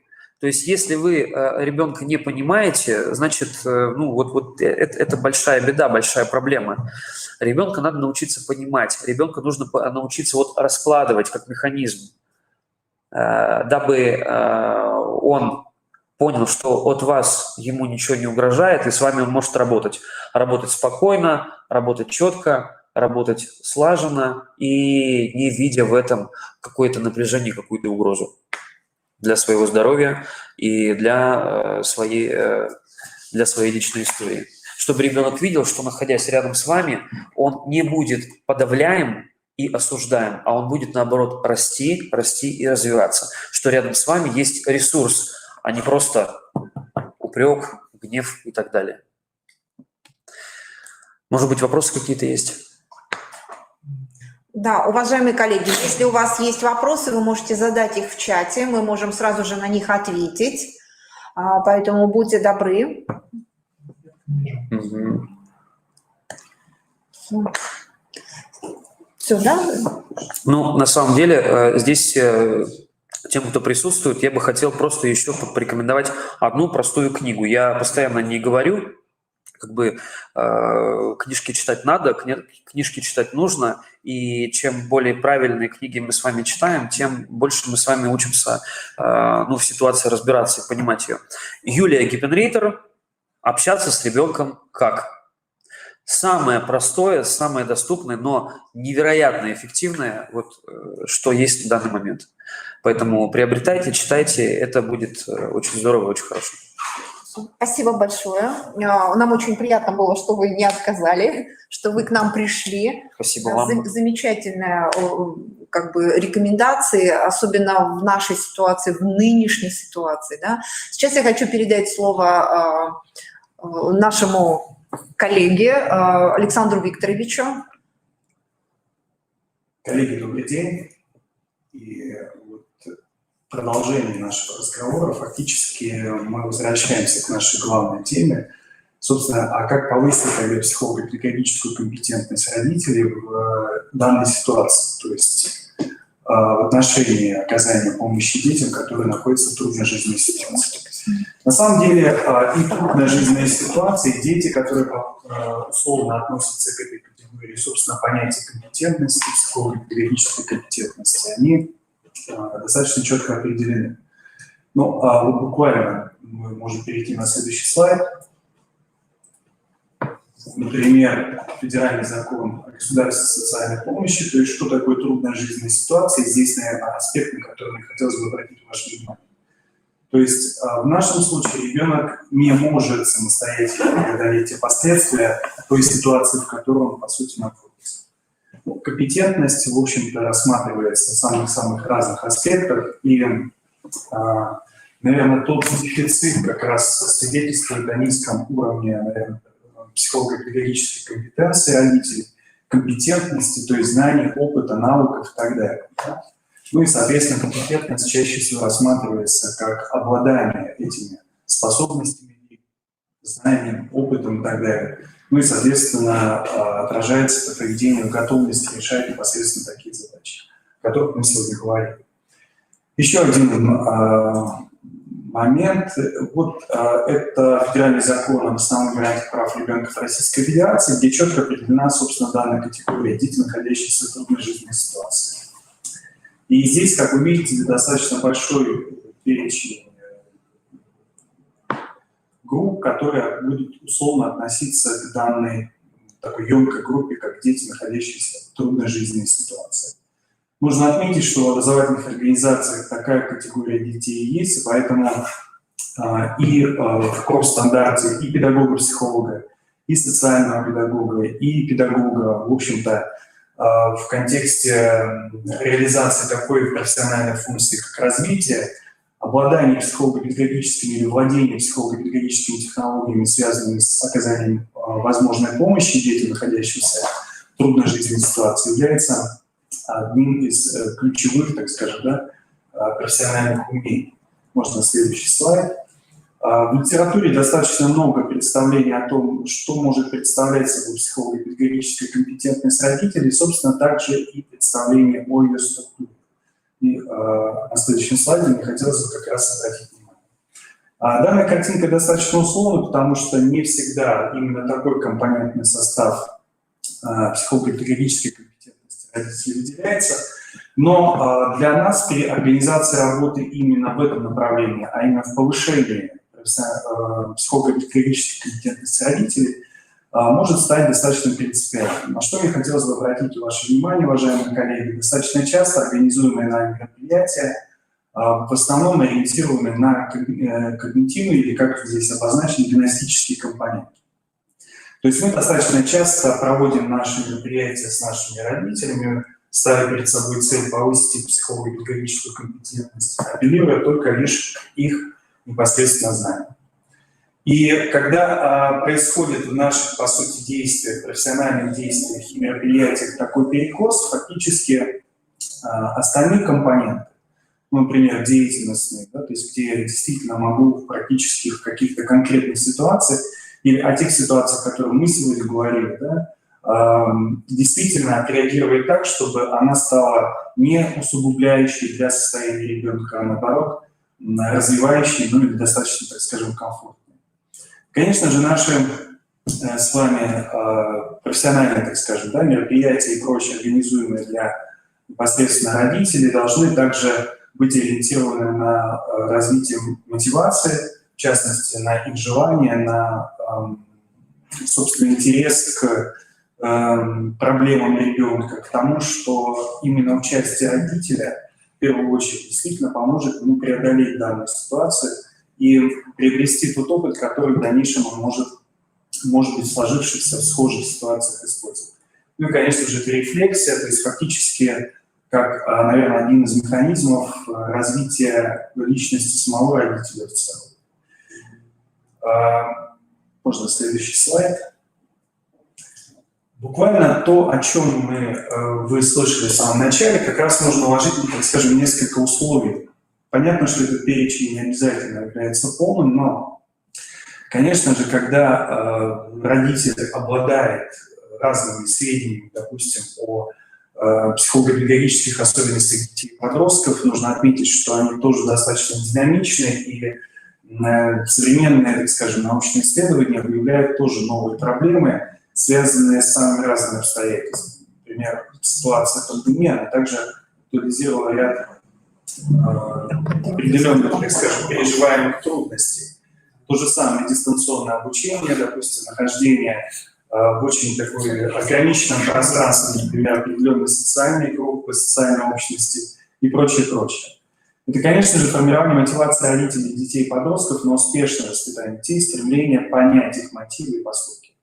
Действительно, понимание или за пониманием родителям ребенка придет и принятие ребенком данного родителя.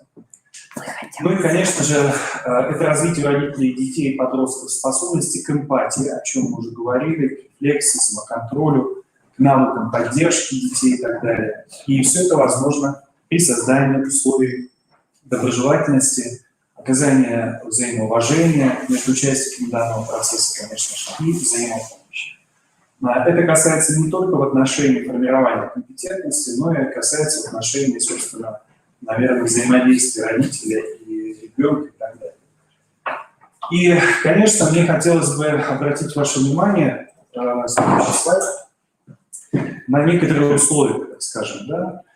Если говорить о компетентности как о понятии, которое достаточно часто используется в психологической литературе, то фактически компетентность может проявляться на разных уровнях. То есть когда человек, допустим, приобретает какой-то навык или какой-то в целом опыт, знания, и его просто-напросто воспроизводит. То есть фактически тогда мы говорим о том, что компетентность реализуется на репродуктивном уровне. Если же наши, так скажем, меры воздействия, которые мы организуем, в общем-то, в рамках психолого-педагогического сопровождения данных участников образовательных отношений, стимулирует поиск, например, да, может быть самостоятельным, может быть где-то во взаимодействии с другими родителями, в зависимости от организации, так скажем, да, форм и прочее. И фактически в этом отношении мы можем говорить уже о иных, более продуктивных уровнях, например, продуктивно-творческом, творческом и индивидуальном, как, например, самым наивысшим. Методы, которые здесь представлены, не являются исчерпывающими. Это методы, которые достаточно широко применяются и распространены в практике развития, так скажем, да, формирования психолого-педагогической компетентности. Нужно отметить, что приоритетными являются интерактивные непосредственно методы, которые можно использовать в работе с родителями. Это методы, это, по сути, те формы, которые позволят в данном случае выбрать такие варианты взаимодействия, как равный равному, потому что, ну, если говорить, например, о реализации проекта «Эффективная школа», и когда мы взаимодействовали с педагогами на протяжении ряда лет, то они говорили, конечно же, да, мы стараемся создавать условия для формирования психолого-педагогической компетентности, но очень часто мы сталкиваемся как раз с неприятием по ряду, например, причин. Например, отсутствие молодого педагога, да, например, только что пришедшего своих собственных детей, становится непосредственно препятствием для того, чтобы воспринимать, например, от него же какую-то информацию и прочее. Этот пример такой достаточно условный и прочее. Также мне хотелось обратить ваше внимание на то, что популяризация использования помощи самые разнообразные, особенно когда семья или, допустим, кто-то в семье испытывает кризисное состояние, в разные непосредственно службы, которые могут оказать непосредственно помощь, это действительно является, наверное, очень важным, потому что на настоящий момент мы еще пока не отошли от такого восприятия помощи, как вот не очень, может быть, приемлемого с точки зрения сохранения, может быть, скажем, своего достоинства в отношении решения, возможности решения проблем. Данная ситуация может усугубить непосредственно состояние всех сторон, фактически привести к более тяжким, так скажем, последствиям и прочее. Помимо данных служб, стоит еще обратить и на возможности, так скажем, информального образования. Можно показать следующий слайд. Это когда непосредственно родители используют самые разнообразные средства для повышения своей профессиональной, педагогической компетентности. На данном слайде представлен как раз с левой части, например, это инфографика, которая создана специально для родителей, непосредственно и размещена на платформе «Я родитель». То есть это та платформа, которая как раз позволяет родителю самостоятельно, непосредственно, используя самые разнообразные ресурсы, фактически использовать их для повышения своей профессиональной компетентности.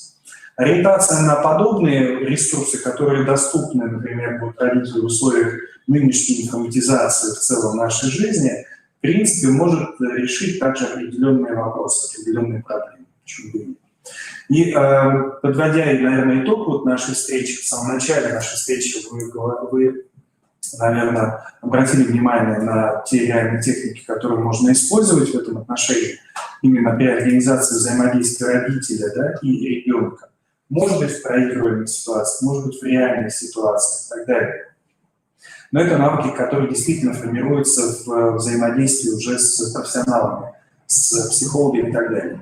Ну и, конечно же, использовать возможности реализации психолого-педагогического сопровождения как одного из направлений деятельности педагога-психолога, возможности информального образования и так далее. Я хотел бы обратить ваше внимание, что если какие-то моменты вас интересуют или заинтересовали, вы можете в чате оставлять непосредственно вопросы. Мы обязательно, увидев их, на них ответим. И я благодарю вас за внимание и желаю всего самого лучшего. До свидания.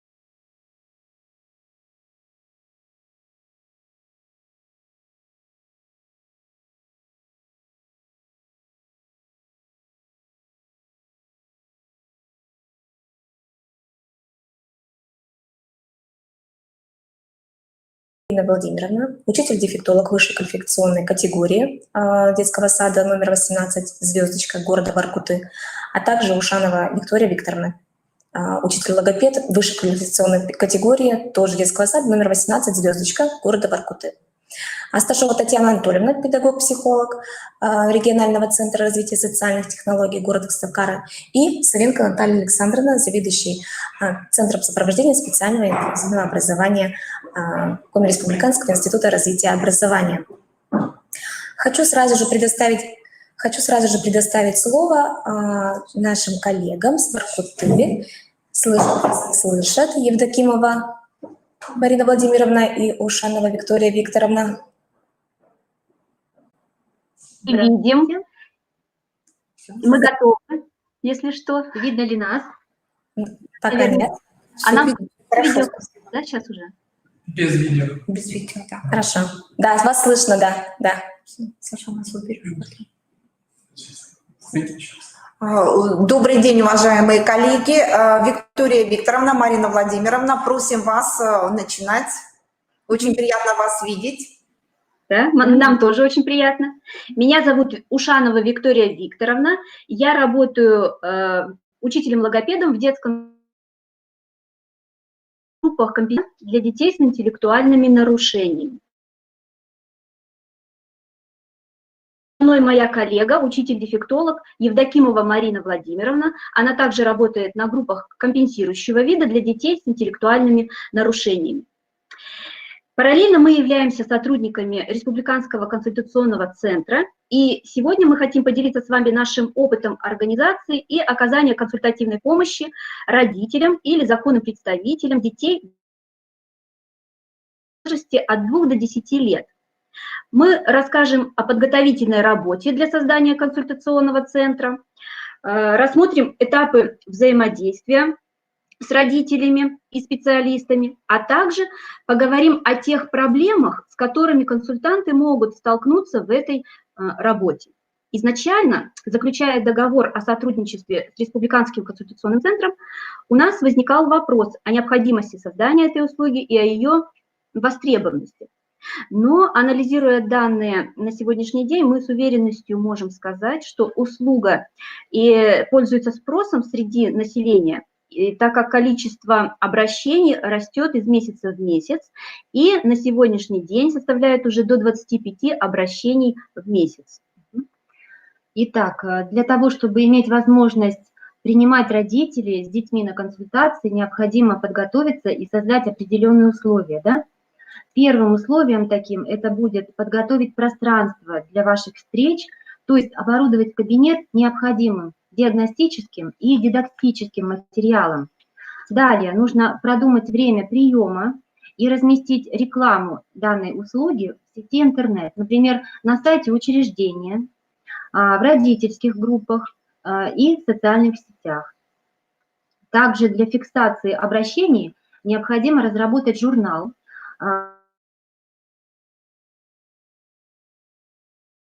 В данном журнале что мы будем фиксировать? Фамилия, имя, отчество ребенка и контактные данные семьи.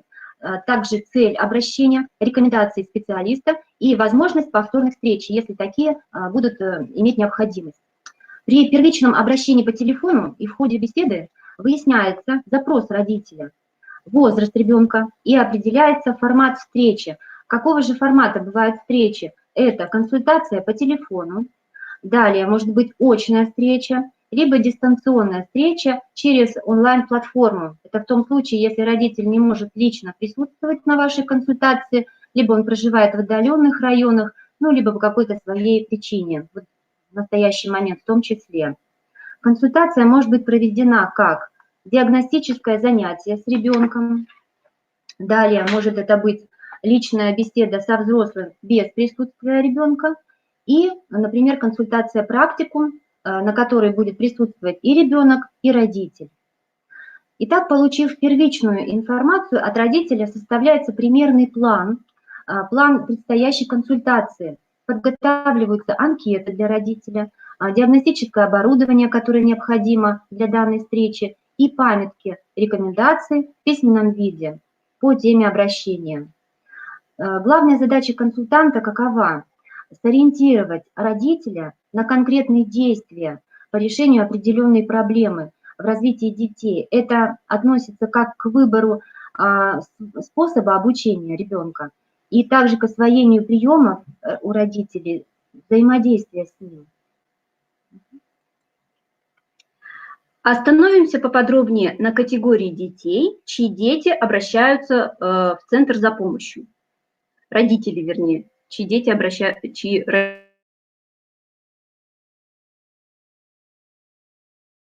обращения детей 2-4 лет, имеющих речевые и психомоторные нарушения.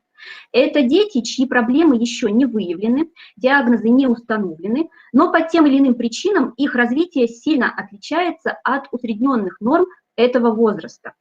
Поэтому в наличии должны иметься игрушки, необходимый диагностический материал. В нашем центре, например, это диагностика психомоторного речевого развития Елены Антоновны Стребелевой.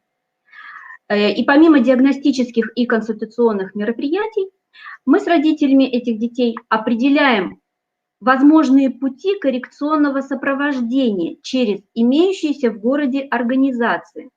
А именно, мы рекомендуем посещение врачей, направляем в ПМПК, в специализированные детские сады или в частные развивающие центры. Среди обратившихся также много детей более старшего возраста с уже выявленными нарушениями и уже имеющимися диагнозами. Но родители испытывают трудности в организации домашних занятий, в подборе игр для дома, не могут справиться с сопутствующими поведенческими проявлениями своих детей. В этих случаях мы предлагаем практические занятия по освоению коррекционных методов и приемов взаимодействия с детьми.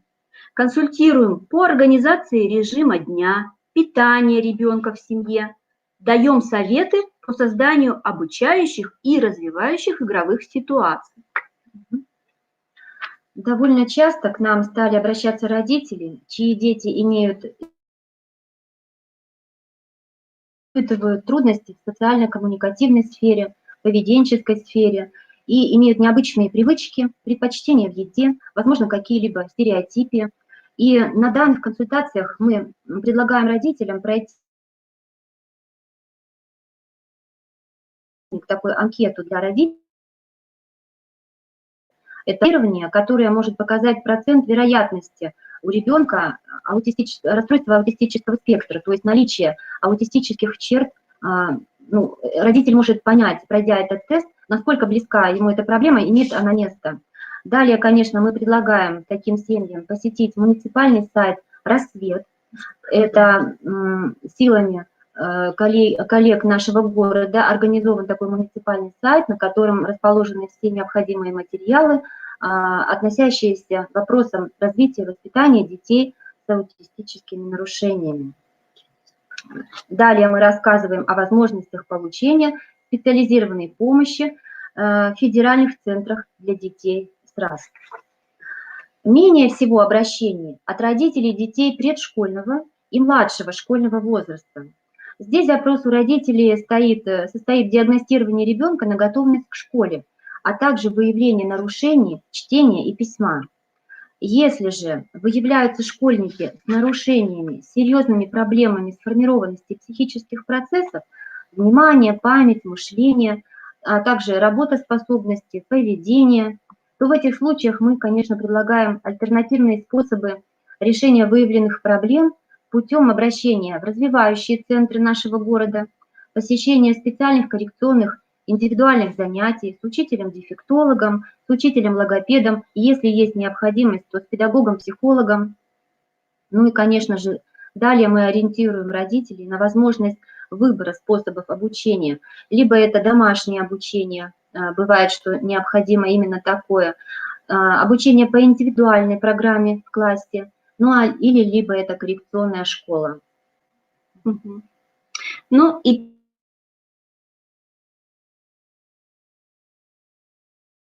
при первичном обследовании выявляются сопутствующие проблемы в развитии ребенка, то есть необходимость направления на консультирование к специалисту смежных профессий – логопед, дефектолог, психолог. Таким образом, мы, как специалисты, консультанты Республиканского консультационного центра, работаем в тесном сотрудничестве, обеспечивая комплексную помощь семье. Из нашей практики отметим, что иногда целесообразно провести совместную консультацию двумя специалистами сразу. Это связано с тем, что запрос от родителей касается речевого и умственного развития ребенка. Формат такой консультации позволяет обсудить большее количество волнующих родителей вопросов и увидеть ребенка с разных сторон.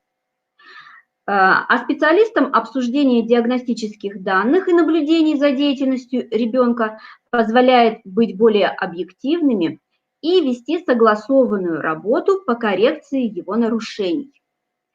Для консультирования семей, проживающих в удаленных от города районах, используем дистанционную связь.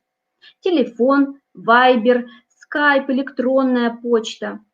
Ну вот в ситуации пандемии прекрасной альтернативой живому общению стало консультирование родителей на платформе, ну вот мы выбрали платформу Zoom. Данный вид связи позволяет не только дать практические рекомендации, но и показать видео и презентации по интересующей теме. И записи данных встреч обязательно высылаем родителям на почту для повторных просмотров. Работая в таком формате, мы можем предложить родителям поделиться результатами выполнения практических заданий, чтобы отслеживать правильность их.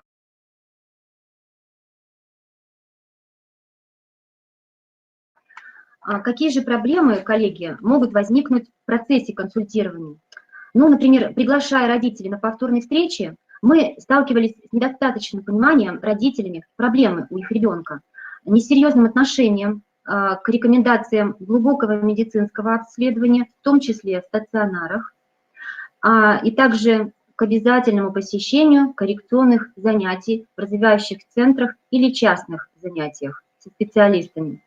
Также бывало, что в диалоге с родителями обнаруживались серьезные ошибки по организации режима дня, созданию развивающей среды дома и проведению домашних занятий. В этих случаях, конечно же, необходимо вносить в консультацию коррективы и подчеркивать важность рекомендаций специалистов, то есть доносить это до родителей, разъяснять им подробно с целью предупреждения осложнения развития ребенка. Ну и таким образом, конечно, подводя итог, хочется сказать, что работа в консультационном центре сложна, она очень разнообразна, она требует постоянного профессионального совершенствования педагога-специалиста. Уважаемые коллеги, родители, если у вас возникли какие-либо вопросы к нам, пожалуйста, пишите в чате, мы постараемся ответить на все возникшие у вас вопросы, и также вы можете записаться на консультацию к нам на сайте Республиканского центра консультационного. Вот сейчас на ваших экранах вы видите данные контактные. И благодарим вас за внимание. Пожалуйста, ждем ваших вопросов.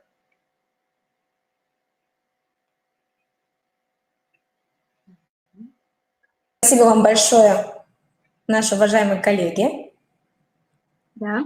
Если у участников есть вопросы, вы можете задавать их сейчас в чате. Анна Александровна, у меня возник вопрос. Девочки, я хочу задать такого плана вопрос. Скажите, пожалуйста, вот сейчас в основном... Можем отключиться, наверное. Наверное, можем отключиться, да? Наталья Александровна, мы немножко связь прервала. Да, сейчас у нас была удаленная, да, работа, то есть дистанционного порядка. Скажите, пожалуйста, с какими трудностями вам пришлось столкнуться при консультировании родителей? Да, сейчас? Либо Да. Конкретно дистанционное. Так, ну вот смотрите, первое, даже мы не ожидали дистанционного консультирования такие подводные камни, когда родители, обращаясь сами и горячо желая получить какие-либо рекомендации от специалистов, находились потом, когда получили их, в полной растерянности, и даже в какой-то момент, ну, не то чтобы отказывались выполнять, но старались избегать наши встречи, да, и минимизировать вот те, как бы, задания, которые они получили. То есть обратную связь мы получали с натяжкой. Были, конечно, очень ответственные семьи, но в большинстве случаев мы были даже как-то удивлены, потому что при очном контакте все-таки, может быть, это потому что все-таки непосредственный контакт живой, более как бы захватывает человека, либо, например, вот это вот сыграло свою роль. Но в дистанционном формате попытались потом уйти как-то в подполье и стараться больше не выходить с нами на связь.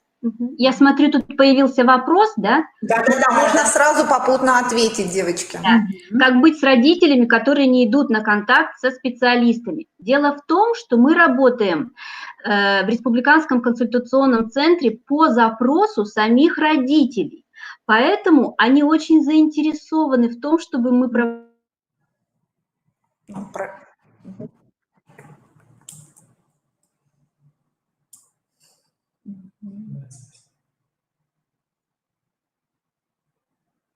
пропадает. Ладно, спасибо, Воркута. Видимо, какие-то проблемы у нас там со связью возникли. Ну да, действительно, вот если отвечать на вопрос, как быть с родителями, которые не идут на контакт со специалистами, мы с Анной Александровной все-таки, как и консультанты, и методисты консультационного центра, хотим как бы предугадать, да, эту ситуацию, что, обращаясь непосредственно в консультационный центр, безусловно, родители, законные представители, они идут туда с пониманием того, что они хотят получить эту консультацию, и поэтому здесь немножечко другой вопрос, да, мы не затягиваем, не просим контактировать, да, здесь уже контакт взаимоотношений происходит со стороны непосредственно родителей, то есть идет запрос от них, и мы уже отвечаем на их вопросы, идем им навстречу, их консультируем и так далее. То есть здесь немножечко вопрос такого порядка. С другой стороны, безусловно, нужно находить какие-то точки соприкосновения с родителями, если у специалиста не складывается ситуация, выяснять и решать, безусловно, проблему. То есть понятно, что некоторые родители пытаются избежать тематики, проблематики, да, работы со своим ребенком и так далее. Ладно. Спасибо большое. Если есть какие-то вопросы, задавайте, будем стараться отвечать на них. Если будет желание, можете записаться в Республиканский консультационный центр к нашим специалистам, к Анне Александровне, ко мне, к Виктории Викторовне, к Марине Владимировне.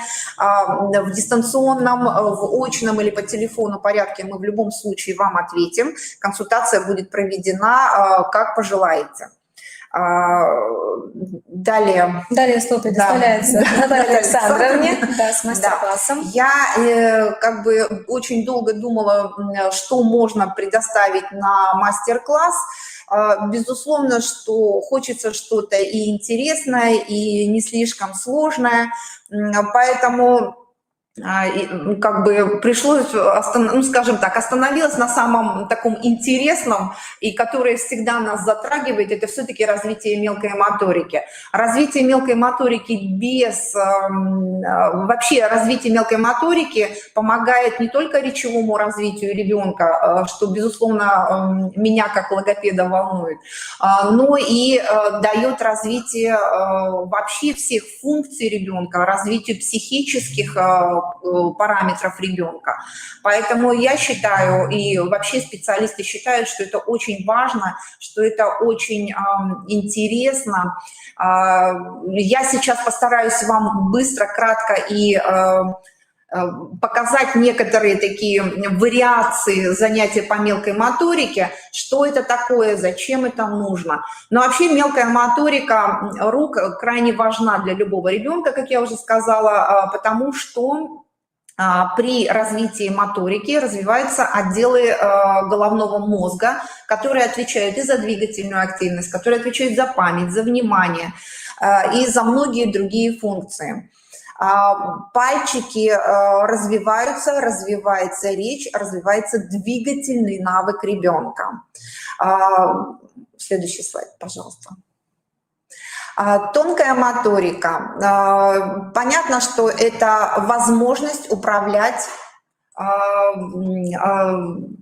вещами небольшими, то есть брать пальчиками, решать какие-то задачи при взаимодействии совместно и рук, и глаз, то есть это слаженное взаимодействие. Взять ручку, взять карандаш, взять, допустим, ту же бумажку. В любом случае необходимо сначала посмотреть, потом это взять в ручку, соотнести это с действием. Следующий слайд, пожалуйста. Понятное дело, что развитие мелкой моторики включает в себя различные вещи, движения, ну и в первую очередь это захват различных предметов одной рукой, двумя руками, щепоточкой и так далее. То есть здесь самое главное – это умение правильно комбинировать вещи. Ну, это и складывание пирамидки, и вкладыши знаменитые, матрешки, ну и так далее. Очень большое разнообразие сейчас материалов, поэтому останавливаться вот именно конкретно на этом мы не будем. Следующий слайд.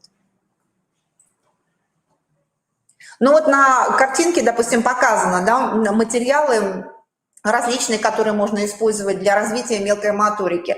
Очень любят специалисты, дефектологи, логопеды раскладывание различных предметов по мисочкам, по корзиночкам и так далее. Но, допустим, на первой картинке изображен ребенок, который разбирает фасоль, горох. Здесь, опять же, такие сенсорное развитие, да, и понимание разницы цветовой гаммы. Очень полезно и ощущения развивает здесь. Это полезно не только для детей нормативно развивающихся, но и очень хорошо для детей, которые имеют какие-либо отклонения. Очень хорошо использовать такие приемы работы с детьми с ДЦП для развития как раз вот захвата, потому что такие детки не могут держать ложку, не могут держать карандаш и так далее. Можно использовать элементарные крышечки от наших бутылочек с водой, соком и так далее. Здесь вот тоже показана картинка, где мало того, что есть шаблон для соотношения, да, как правильно сделать, и каждую крышечку нужно закрутить на свое положенное место. Следующий слайд, Саша. Здесь тоже интересное направление, то есть все из подручных материалов. Здесь идет либо поиск предмета, да, как многие называют, поиск сокровищ. В песочек, в крупу закапываются различные предметы. Крупные, мелкие, на ощупь разнообразные, это и металлические, и пластиковые и так далее. И ребенок просто разыскивает этот предмет. Здесь можно сыграть как бы в такую же игру, да, допустим, угадай на ощупь, что это такое. Тоже как бы развитие очень хорошее. Также можно предложить ребенку копание, да, ракушечкой собирать, ложечкой, там, тарелочкой и так далее, скорлупкой от орехов, то есть, ну, все что угодно. Достаточно интересное. Либо, допустим, собери одного цвета бусинки, там, или собери там все ракушечки и так далее. То есть, опять же таки, ребенок выбирает, перебирает, разыскивает, ищет, и таким образом развивается не только моторика, но и сенсорные навыки. Здесь показаны также различные виды предметов, которыми можно использовать, да, ну и в то же время вот наши знаменитые, которые продаются всюду, такие стеклянные шарики, да, пластинки такие декоративные, которые можно выложить в любом порядке и пальчиками играть, как бы ходим пальчиками, да, допустим, встали 2 пальчиками, 3 пальчиками, то есть либо пошагово, и в это же время можно сочетать с какими-то стихами, с какими-то приговорками, присказками и так далее. Ребенку интересно, в то же время тактильные ощущения интересные для ребенка и так далее. Также создавать такими пособия можно же совместно с ребенком. И ребенку интересно, и маме интересно, и самим специалистам интересно. Также представлены мячики суджок, то есть знаменитые, да, их тоже все знают, которые помогают развивать и массировать кисти и пальчики рук, которые потом впоследствии как бы достаточно хорошо помогают развивать различные тактильные ощущения и мелкую моторику. Следующий слайд. Ну, хочу вам представить достаточно такую интересную новую игру, да, которую не все знают, не все используют. Это резиночки. Резиночки сейчас продаются в большом количестве в наших магазинах Fix Price, они недорогие. Рисуются ладошки, на ладошках примерные как бы собирания чего, куда, то есть как правильно одеть эту резиночку по цветовой гамме, по количеству, на количество пальчиков и так далее. Первоначально, конечно, можно использовать, вот как в правом углу предложено, какие-то жирафики, допустим, надень на жирафика шарфик одного цвета, посчитай, сколько резиночек и так далее. Можно разноцветные шарики. То есть изначально можно использовать просто какие-то простейшие, да, потом уже перейти вот на пальчики. Следующий, Саша. Дальше можно использовать, безусловно, различные прописи, их огромное количество. Я вам лишь представлю некоторые из них, которые как бы издает издательство «Просвещение», они все свеженькие, новенькие. Здесь, безусловно, работа с детьми от 3 лет и до 7, то есть достаточно большой, широкий спектр для развития моторики детей. Также подготовки к письму, что, безусловно, потом положительно скажется на обучении в школе. Ну, в принципе, на этом, наверное, все. Да, я быстро. Хочу все-таки как бы еще раз повториться, что игра, которая вот предложена, да, резиночки, она достаточно интересна для детей любого возраста, буквально начиная, ну, лет с 4 и заканчивая 7-летним возрастом. То есть там разнообразие вариаций, которые можно использовать при работе с детьми по развитию мелкой моторики. Еще раз хочу всем напомнить, что если у вас возникают вопросы какие-то, вы хотите проконсультироваться или направить родителей на консультацию, на экране представлены ссылки на консультационный центр как на сайте КРИРО, так и на социальной страничке ВК. И телефоны, по которым можно записаться. Телефоны работают у нас, все рабочие. Мы постоянно на связи, поэтому пишите, звоните, мы ответим на все ваши вопросы. Спасибо за внимание. Спасибо большое, Наталья Александровна. Очень полезная информация. Надеюсь, все участники что-то примут для себя новое, интересное и будут использовать в своей жизни с детками. А сейчас хочется предоставить слово нашему следующему специалисту, это Асташовой Татьяне Анатольевне. Запись.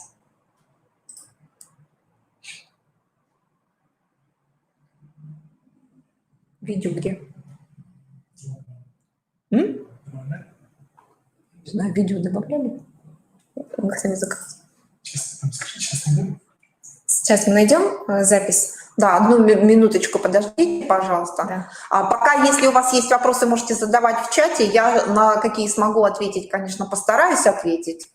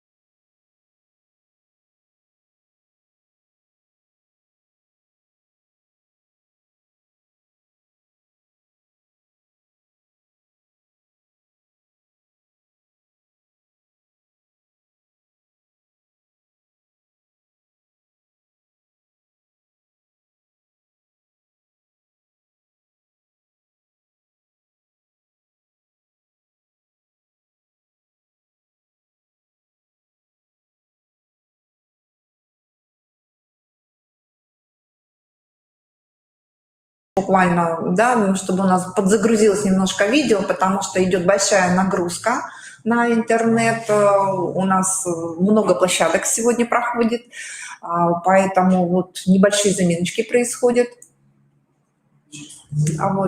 Поэтому еще раз напоминаю, да, что у вас есть возможность задавать вопросы нашим специалистам. Специалисты могут ответить не только непосредственно после мероприятия, но и в течение мероприятия, если задаются вопросы, мы тоже на них можем ответить. И сейчас будет мастер-класс от специалиста Асташовой Татьяны Анатольевны.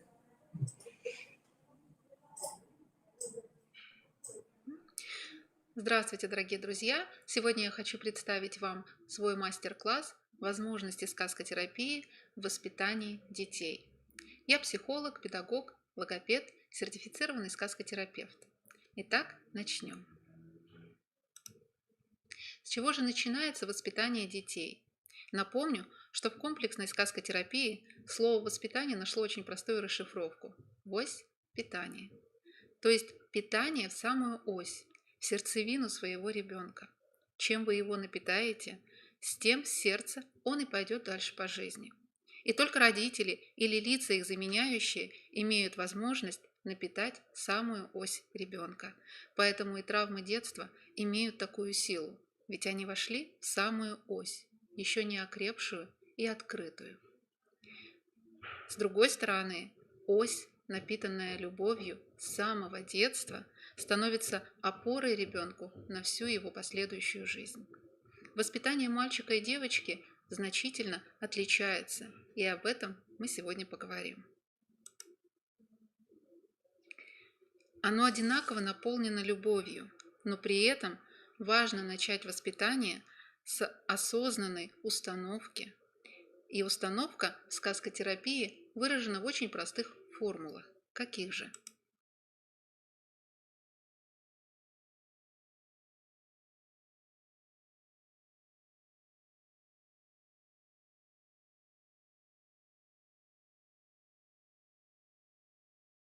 Своих воспитателей. Таким образом, я родила дочь, но воспитываю женщину. Именно с осознанной установки. И установка в сказкотерапии выражена в очень простых формулах. Каких же? Формула воспитания мальчика в самом простом ее варианте звучит так. Я родила сына, но воспитываю мужчину. Формула воспитания девочки звучит следующим образом. Я родила дочь, но воспитываю женщину. Именно такое четкое осознание и принятие своей роли в жизни ребенка и понимание результата своих воспитательных действий позволяет определять полезные и неполезные воспитательные воздействия. Мужское и женское начало изначально отличаются. Мужское начало как дающее, помогающее, защищающее, а женское как умеющее брать, сохранять, воспринимать. Сегодня я вам расскажу немножечко об архетипах, о мужских и женских архетипах. В сказкотерапии выделяются 7 мужских архетипов и 3 женских архетипа.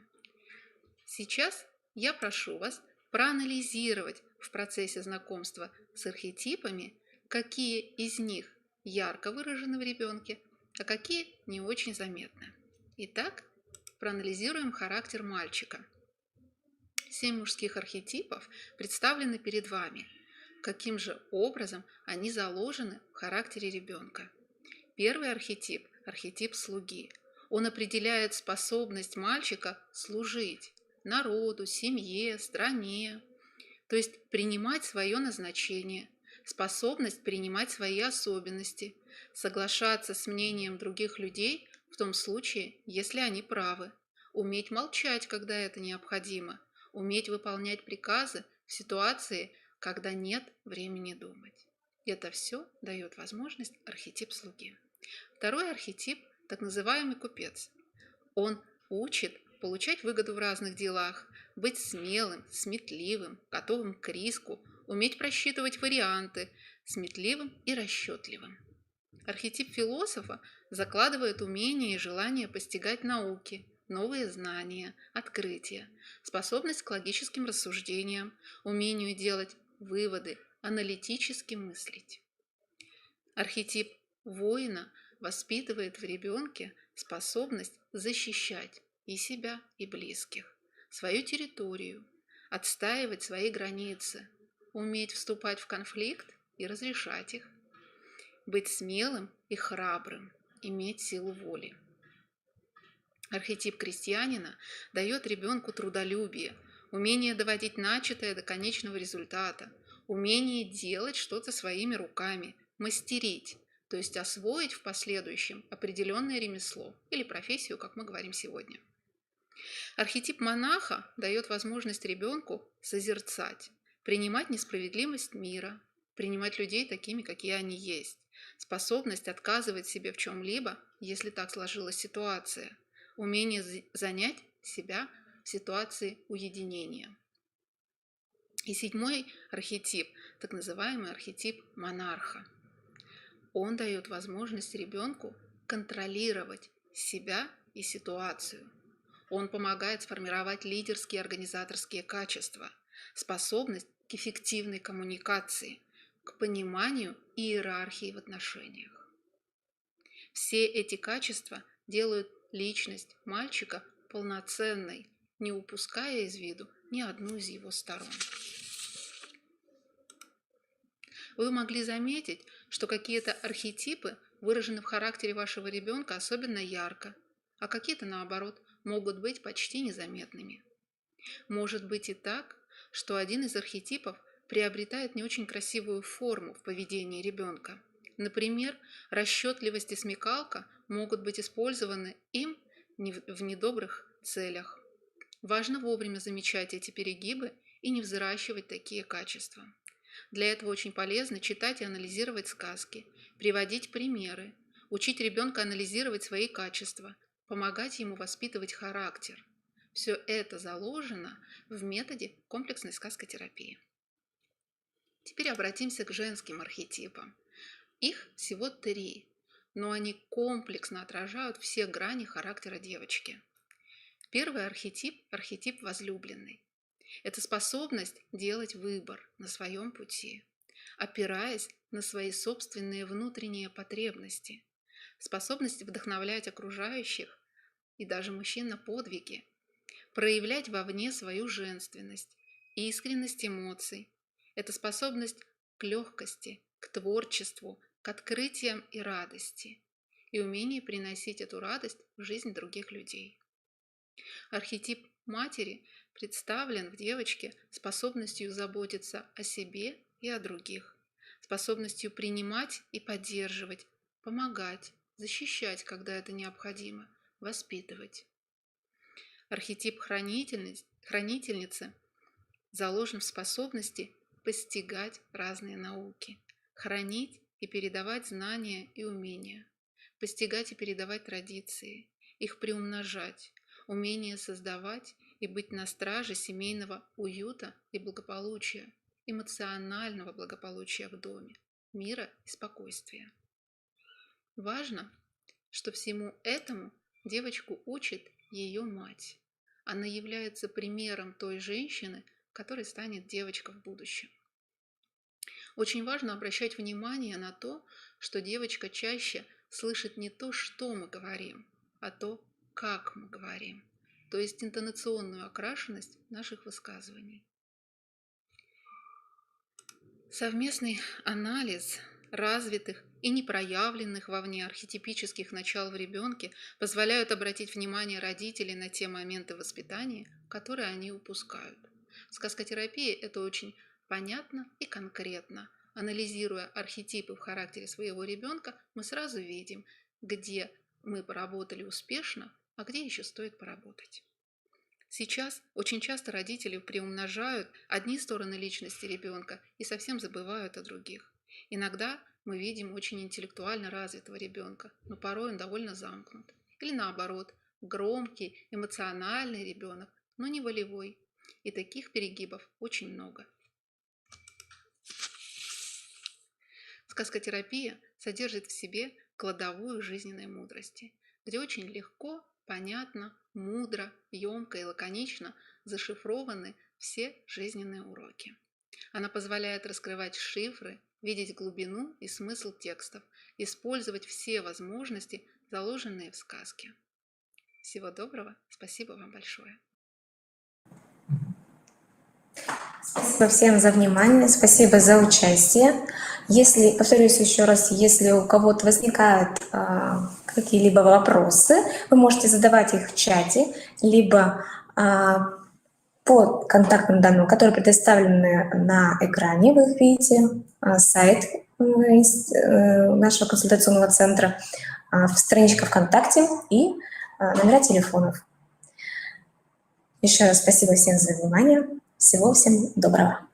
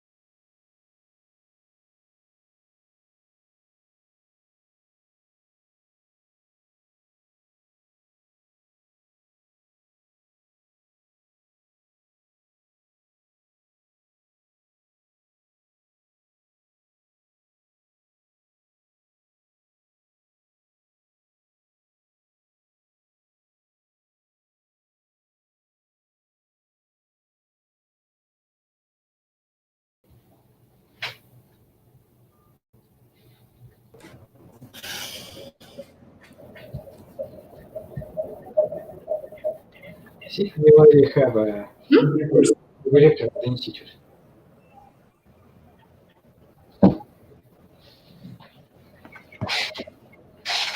Добрый день, Галина Владимировна.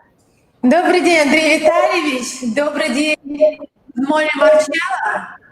How are you? Good morning. I'm fine. Yes, thank you.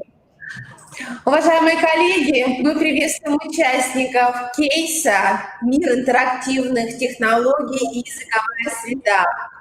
Уважаемые участники проекта, для нас это очень интересная международная площадка. Мы сегодня будем с вами знакомиться с международными практиками.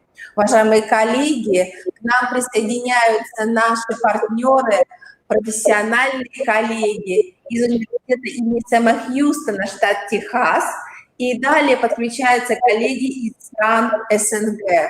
Андрей Витальевич, я передаю вам слово, чтобы вы подключались к работе с нашими педагогами. Спасибо большое, Галина Владимировна, и добрый день всем участникам этого мероприятия. Очень рады быть с вами вместе сейчас.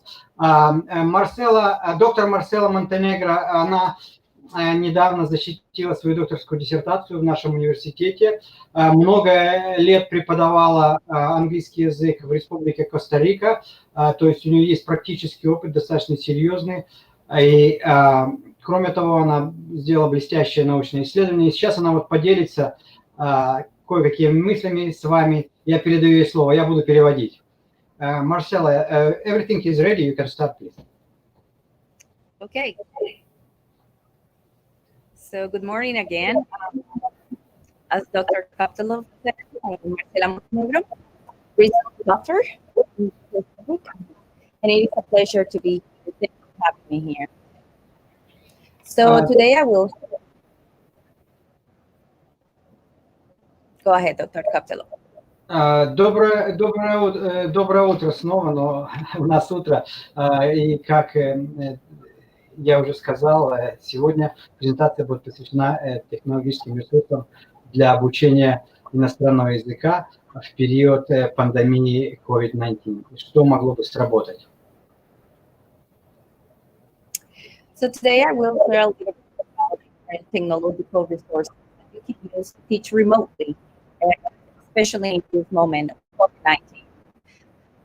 I did some research about various digital platforms that have gained popularity among people and that have been using during this time.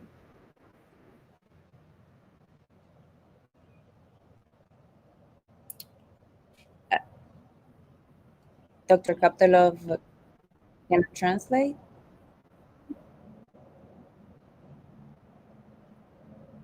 Hello. Connection problem because it's kind of cutting off. But I understood what you said. Доктор Монтенегро провела небольшое исследование относительно тех онлайн-платформ, которые могли бы быть использованы вот в такой период, как мы имеем сейчас, для обучения иностранному языку. Okay, I'm done. There are a lot of resources on the web, but these are some of the most popular that I could find among teachers, especially of a different language. Много, в общем-то, существует всевозможных ресурсов, но вот здесь те, которые я хотел вам рассказать, о которых они помогают практически учителям-практикам. Before I start talking, I'd like you to take a few seconds to write down some of the digital platforms that you are using in this moment.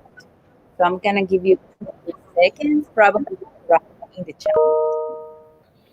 So we can probably go back to the presentation over those digital platforms. Marcella, I'm very sorry, but you know, the sound goes up and down. Would you please repeat it? And if you just do not move, try to stay a little bit close to the microphone. Sure. Before I start talking, I would like you to, can you listen to me? Yes, I can hear you. What if we do this? What if we turn off the cameras and turn on the microphone only? Okay, so I'm going to turn off the camera.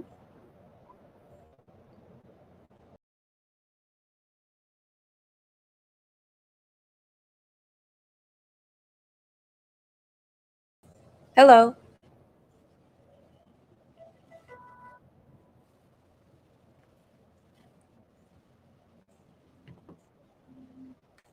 Hello.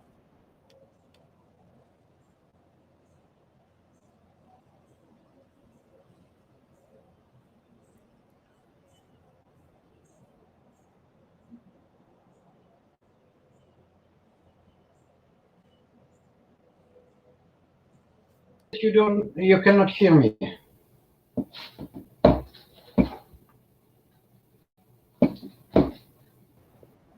Let's try it one more time. Let's try just do like you did. Let's keep the video on and try to move forward. What is the problem? The problem is the sound. The sound is going up and down. It's kind of cutting on and off. It's going on and on? Yes. When you start talking, it goes up. When you continue talking, it goes down, and it's kind of cutting off. Okay. So what about?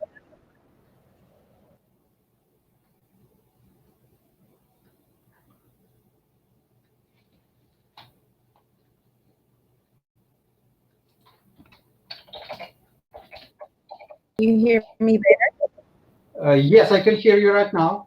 Андрей Витальевич, мы предлагаем включить только звук, убрать видео. Мы пробуем это сейчас сделать. Да. То есть, коллеги, презентация нам видна, все очень хорошо. Только звук, и очень хорошо будет слышно, поэтому можно так попробовать. Marcela, let's go ahead and turn off the video, like turn off the camera, but turn on the microphone and try to say something.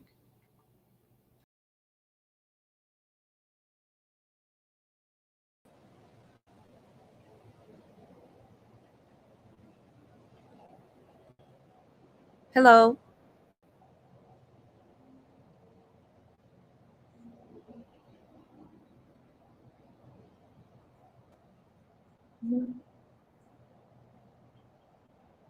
Андрей, вас не слышно. Скажите что-нибудь. Андрей Витальевич. I can hear. Yes. Can you hear me now? Да? Yes. Да. Okay, let's try to go ahead because let's go ahead. Okay, can you hear the screen? If I turn off when I turned off the camera, could you hear me or not? Because my microphone is embedded into the camera. Okay, I understand. But can you see my presentation? Yes, I can see your presentation, and I can see the beautiful beach from Costa Rica on the screen. I just okay. The sound is okay. Let's go ahead. Let's try one more time the way that we are. So I am in the second slide. Yes, this is. I could go briefly to the different objectives that we will cover today. Describe 4 digital platforms online. Describe 2 applications for students and teachers to create and present projects in the second language. And to give some advice for students learning to teach a second or foreign language. First of all, when we are teaching, especially through online platforms, we're going to find different challenges. The challenges that we might find are lack of technology resources, especially internet connectivity, technical difficulties, and lack of digital.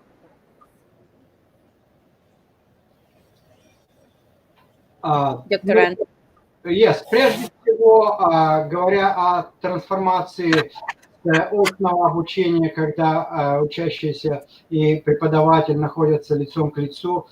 Дистанционное или онлайн-обучение имеет определенные трудности. Например, это отсутствие технологических ресурсов. Например, не все учащиеся имеют хороший интернет, и не все учащиеся даже имеют необходимые цифровые устройства, а также отсутствие цифровых умений.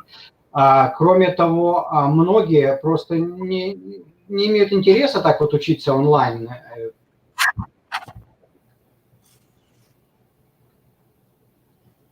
And there are also opportunities to overcome these challenges. Number one, plenty of resources. Also, there are different communities that provide support online.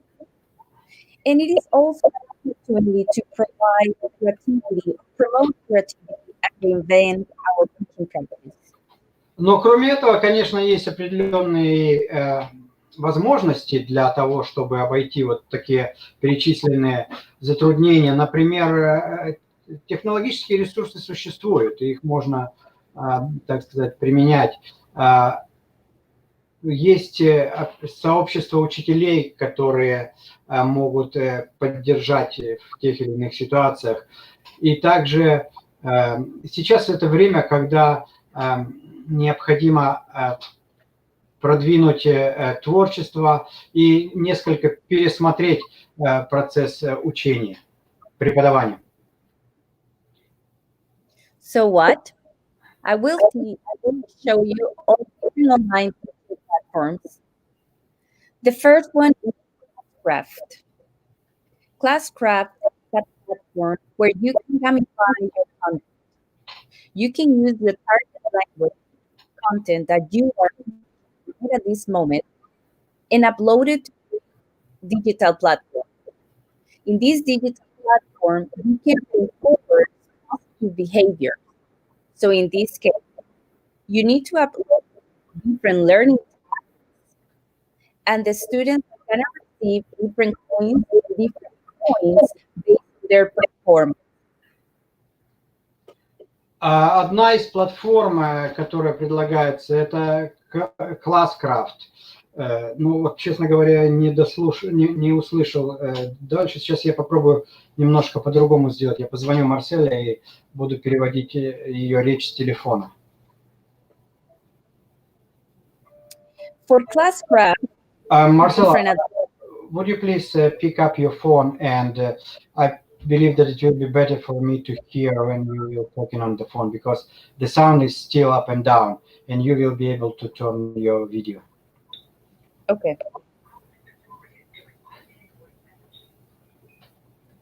All right. Yeah, I'm calling you now because I cannot hear. Or you maybe call me, whatever is more convenient for you. Okay.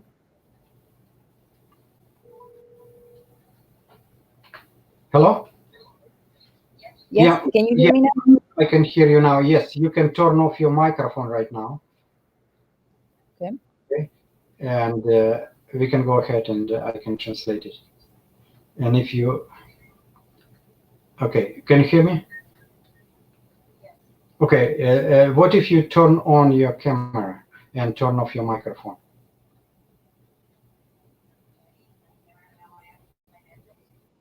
Okay. It's good, it's good. Yes. Can you turn off your microphone? Try to turn off your microphone. I can hear you very well. Yeah, excellent, excellent. Yes, I can hear you now. Yes, I can hear you now. Okay. Okay.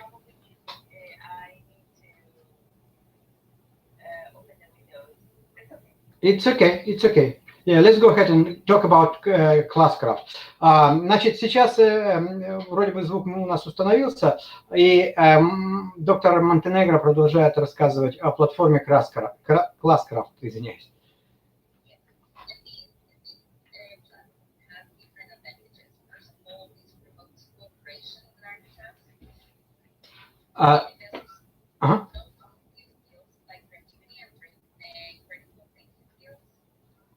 Эта платформа имеет определенные преимущества. Например, она помогает осуществлять кооперативные такие обучающие задачи и также развивает некогнитивные умения, и креативити, и критическое, я бы сказал, наверное, творческое мышление, по-русски, если поточнее.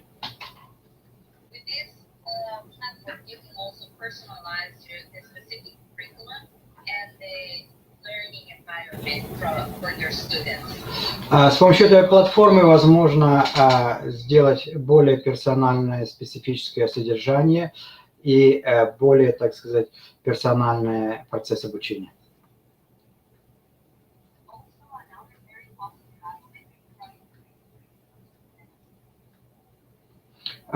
Очень хороший позитивный момент – это то, что она позволяет осуществлять управление классом, то есть, так сказать, ну, каким-то образом координировать поведение учащихся в классе.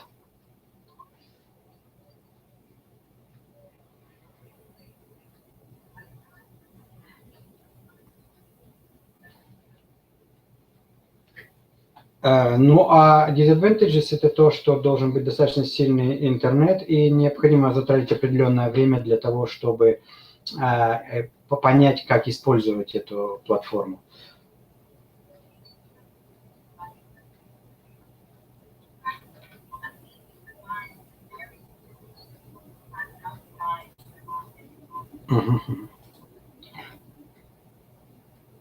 Yeah, go ahead.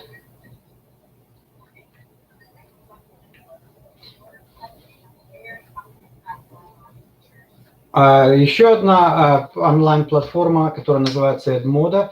Edmodo – это та платформа, которая была очень-очень популярна среди учителей.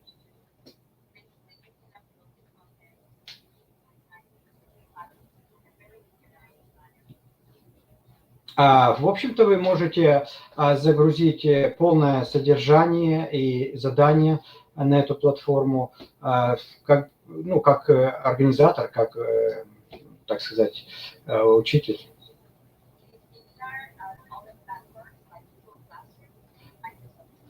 Это очень похоже на другие платформы, такие как Google Classroom и Microsoft Teams.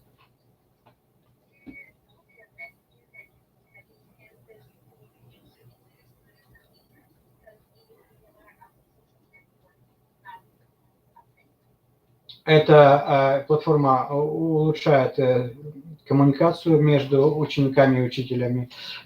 Она похожа что-то еще на такой социальный нетворкинг, на социальный нетворкинг, похожую на Facebook.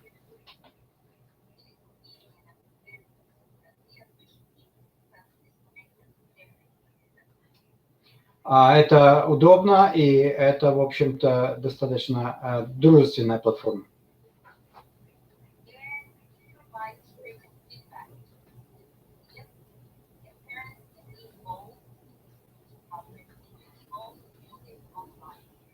Она позволяет немедленно предоставлять фидбэк для студентов, и родители также могут быть вовлечены в прогресс учащихся.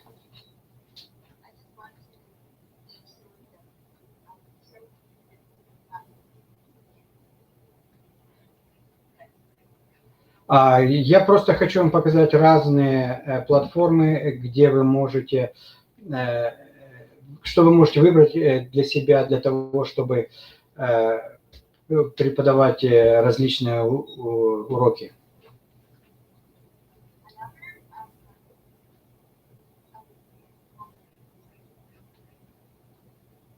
Еще одна платформа, которая очень популярна, называется Jamboard.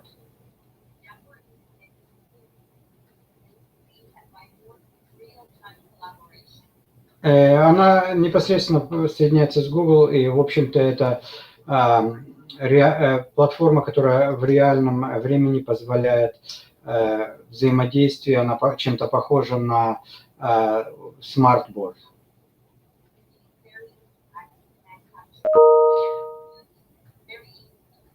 Она очень интерактивная, очень легко использовать и такая интуитивная.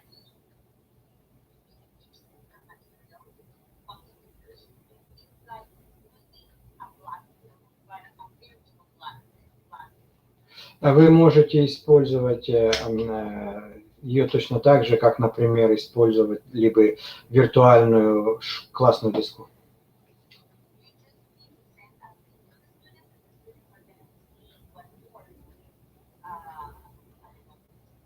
Надо просто послать учащимся линк на эту платформу, и они будут видеть, что... И вы будете видеть, что студенты, учащиеся, делают в данный момент.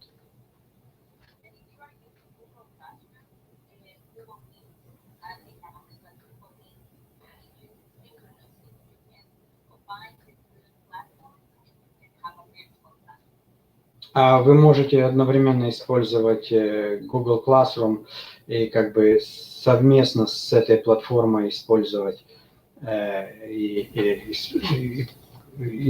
увидеть преимущества обеих платформ.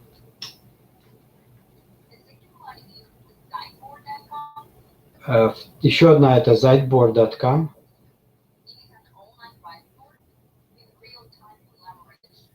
Это такая онлайн whiteboard, ну, по-русски, наверное, это будет smartboard, в реальном времени collaboration, то есть взаимодействие.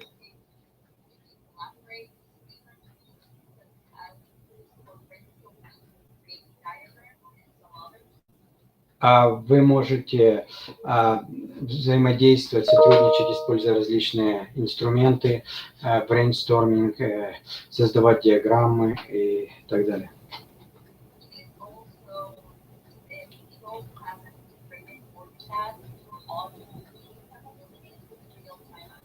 Она также содержит board chart. Marcella, we do not see your presentation. No, you know what? Let's do this. Would you please quit your screen sharing and upload open your presentation the way that it used to be before? I think this is the problem. There you go. There you go. And now let me help you a little bit. I just go to the right slide. You are here right now, right? Here? Okay, good, good. Just go this way. Try to turn on your camera.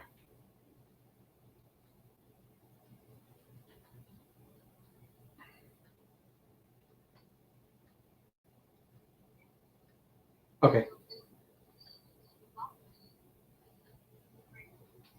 Brainstorming, creating a diagram.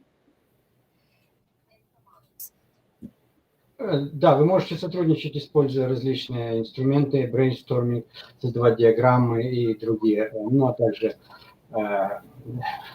включать изображения. The only thing is that you need to have good access to Wi-Fi. Но disadvantage, недостаток, так сказать, вы также должны иметь хороший Wi-Fi.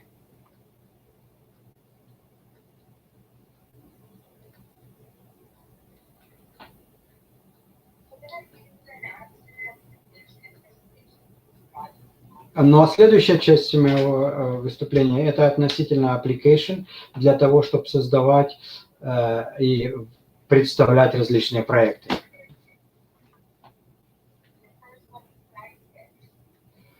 Первый – это Clary Sketch.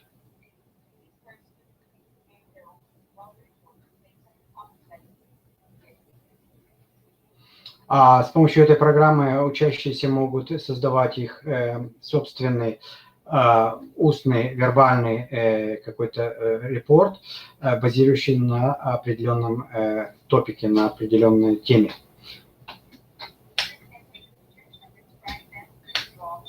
Учащиеся могут фотографировать, объяснять их, описывать их и даже рисовать на них.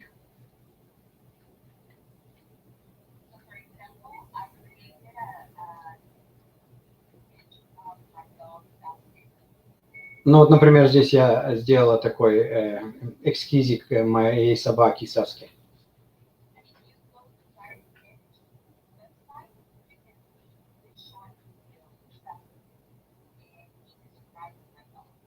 И если вы пойдете вот на этот веб-сайт, используя этот инструмент, то вы увидите короткое видео о моей собаке Саске, и я буду описывать эту собаку, я буду о ней рассказывать.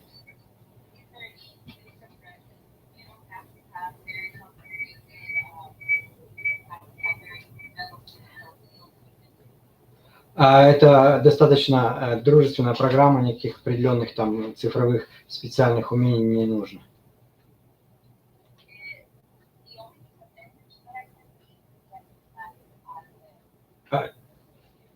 Но только единственное, что я вижу как недостаток, это то, что это приложение не работает с iOS-платформой, то есть не работает с продуктами Apple.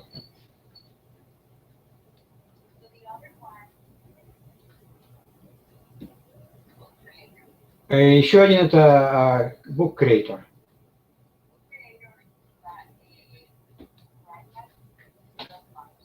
Book Creator – это программа, которую вы можете даже, с которой вы можете работать и вне интернета.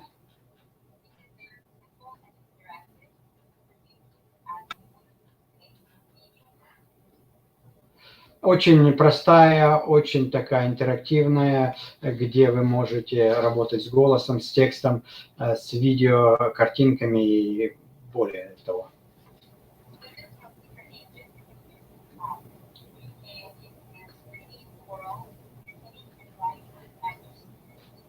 Учащиеся разных возрастов могут работать с этим приложением, и улучшается чтение, улучшается произношение, разговорная речь, и улучшается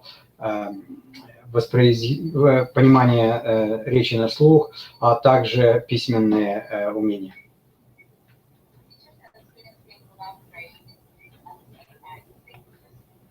Ученики и учащиеся могут сотрудничать в одно и то же время, как бы синхронно.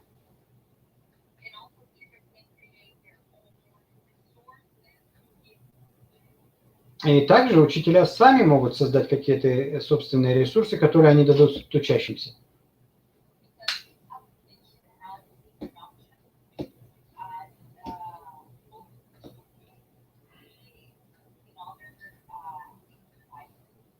Ну, потому что это приложение, оно содержит и выборочные варианты, и также другие упражнения, другие задания, которые могут быть использованы.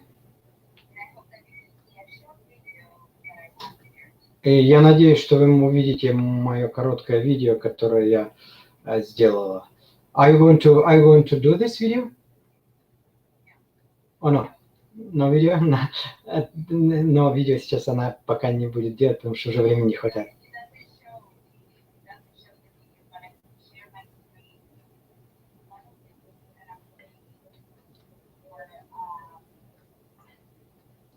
Are you going to share the screen now? Okay. Очень быстренько она сейчас вам покажет одну из книжек, которую она сделала сама с помощью этого приложения. Вот такую вот книжку она сделала.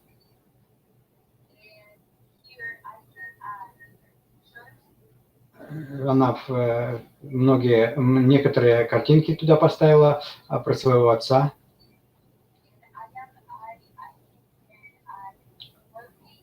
И я могу вам показать, в принципе, можно и добавлять больше страниц.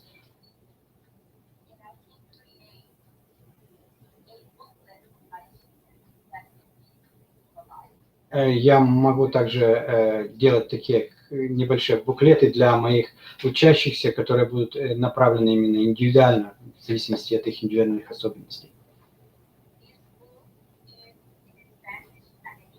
Эта книжка на испанском и на английском, ну, потому что Марсела, она преподаватель английского языка. И я даже могу себя записать, сама говоря, то есть цифровая такая книжка будет, где будет записан голос ее, когда она говорит.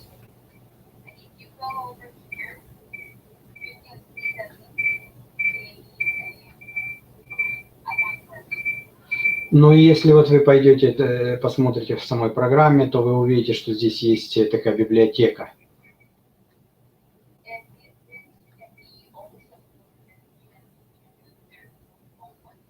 Эти книги могут также быть созданы для студентов, для того, чтобы они могли делать свои домашние задания.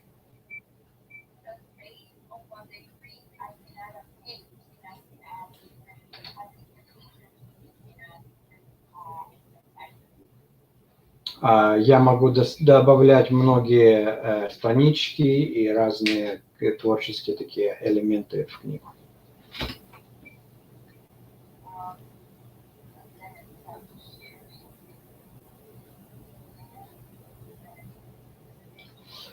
Marcel, I just received a message from the people from the institute that you have enough time. If you want, you can take more time. Your presentation is very interesting. They would like to give you more time. It's okay. It's okay. We are solving it.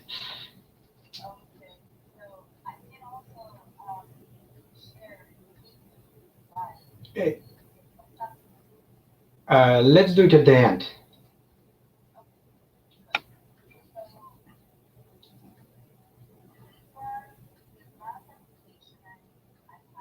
Это было последнее приложение, которое я хотел вам сегодня показать.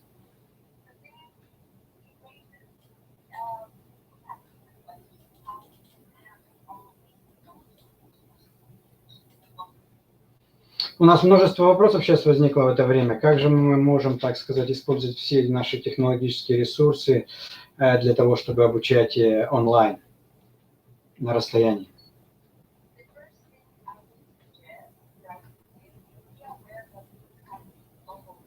Прежде всего, я бы хотела посоветовать, что будьте готовы к пониманию того, что это происходит глобально. И будьте добры к себе самим. Мы не можем все выучить за раз. Нужно просто делать один шажок, не торопясь, шаг за шагом.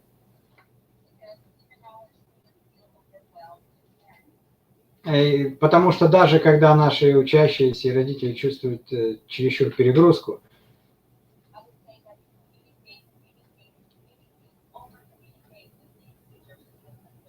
я советую общаться, еще раз общаться с вашими учениками и с их родителями.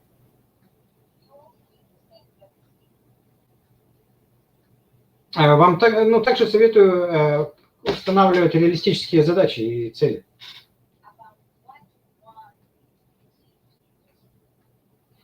Относительно того, что вы хотите и что необходимо учить, чему необходимо учить ваших учеников.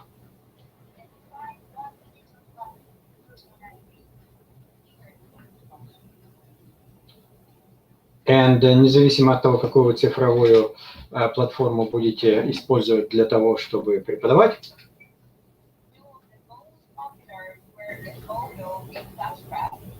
на мой взгляд, так сказать, на основании моего исследования, которое я провела, вот это как раз те две, которые я вам показала, это Edmodo и первое Classcraft, right, и Classcraft.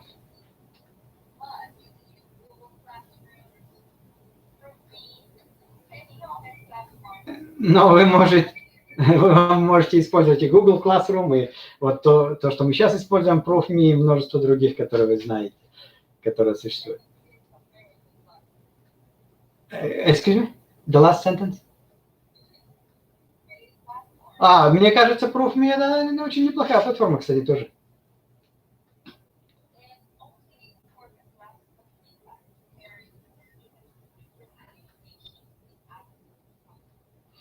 И также это очень важно для нас, это обратная связь от родителей и учащихся, чтобы улучшить наше взаимодействие с ними, общение, и для того, чтобы они могли лучше иметь такой доступ к содержанию.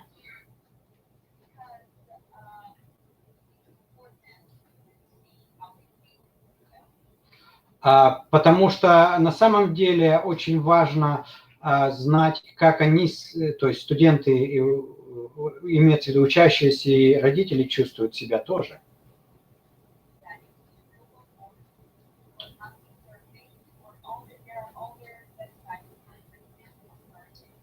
Вы можете использовать Google формы или же Monkey Survey, или какие-то любые другие веб-сайты, где вы, которые вы можете использовать для того, чтобы посылать survey, различные опросники ученикам и родителям.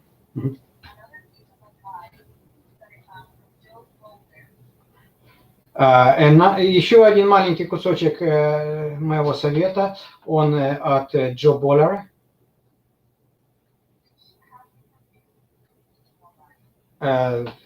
Учитывайте различные принципы для обучения онлайн. Делайте все минимально.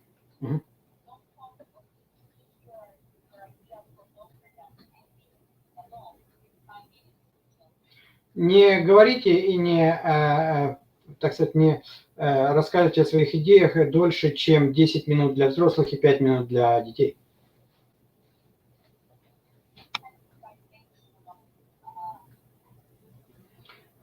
Используйте многогранные задания.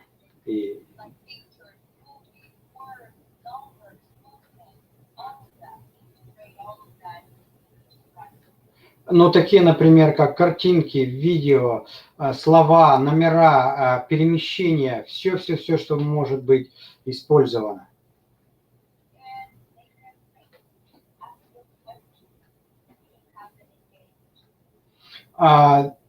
Дайте возможность учащимся думать, подумать, спрашивайте их вопросы и сделайте так, чтобы они были реально вовлечены.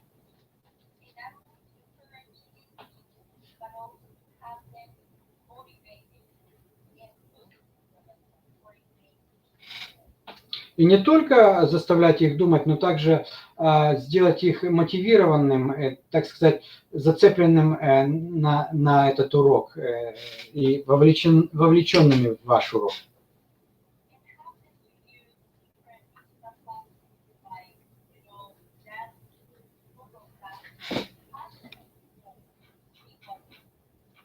Дайте им возможность попробовать разные платформы, разные инструменты для того, чтобы они могли немножечко поисследовать, так сказать, попробовать, и вы увидите, что же они хотят, что работает.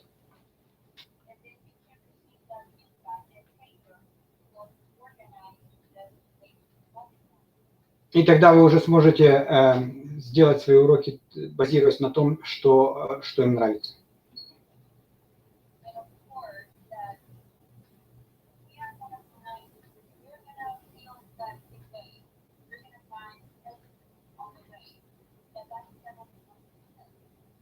И, конечно, все мы чувствуем иногда, что мы падаем, так сказать, проваливаемся на пути, но на самом деле это только приведет нас к успеху.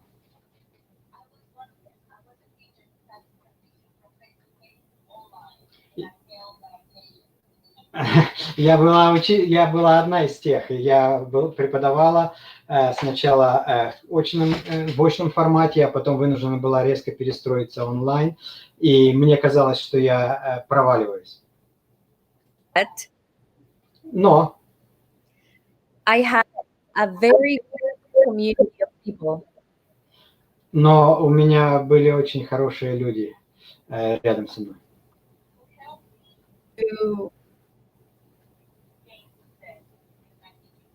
Кто помог мне добиться успеха в моей преподавательской работе.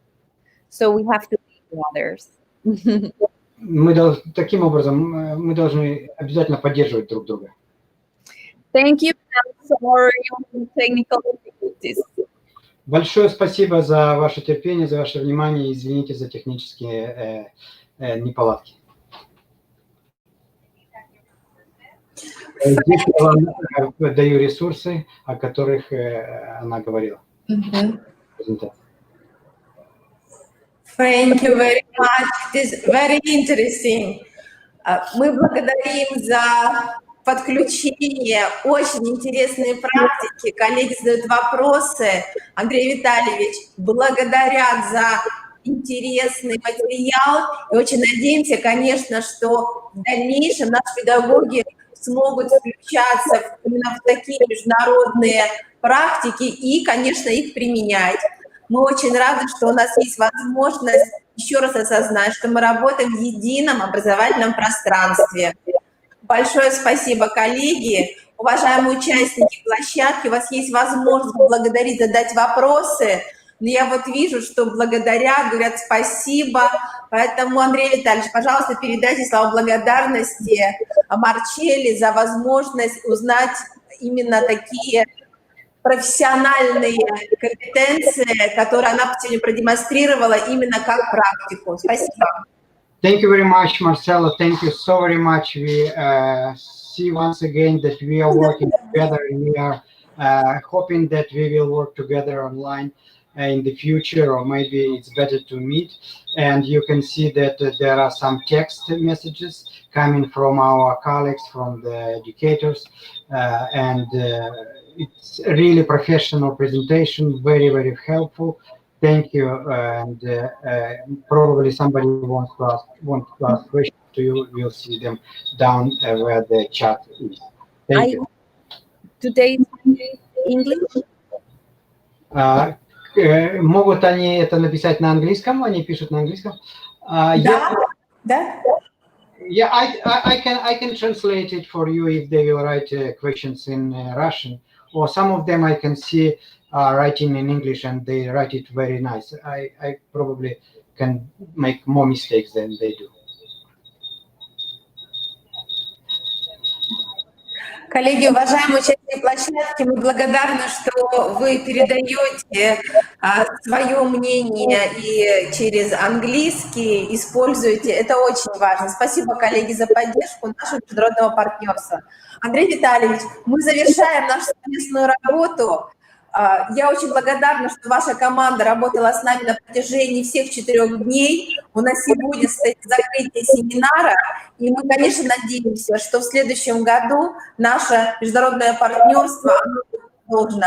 Прошу передать слова благодарности всем коллегам, которые принимали участие в международном семинаре, который проходил в Республике Коми. Будем надеяться на очную встречу.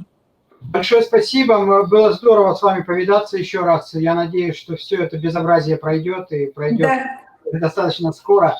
Также очень волновались за вас, когда узнали, что там наводнение в Республике Коми было. Вот. Но также надеемся, что все обойдется и будет намного лучше. Урожай сохранится и будут хорошие ягоды и грибы осенью. Ну, приглашаем вас в гости в любое время, пожалуйста. Будем очень рады вас встретить и посотрудничать. Всего вам Спасибо, доброго. Андрей Витальевич, спасибо за добрые слова. Мы очень надеемся, что все-таки будет. Спасибо, всего доброго, здоровья и всех благ. До свидания, спасибо. Я послал имейл мой. Если у кого-то из коллег будут вопросы ко мне или к другим выступающим, то, пожалуйста, вот присылайте свои вопросы. Можно на русском языке, можно на английском, как вам удобнее. И мы вам на них на все ответим. Всего доброго. До свидания. Спасибо. Всего доброго. До свидания.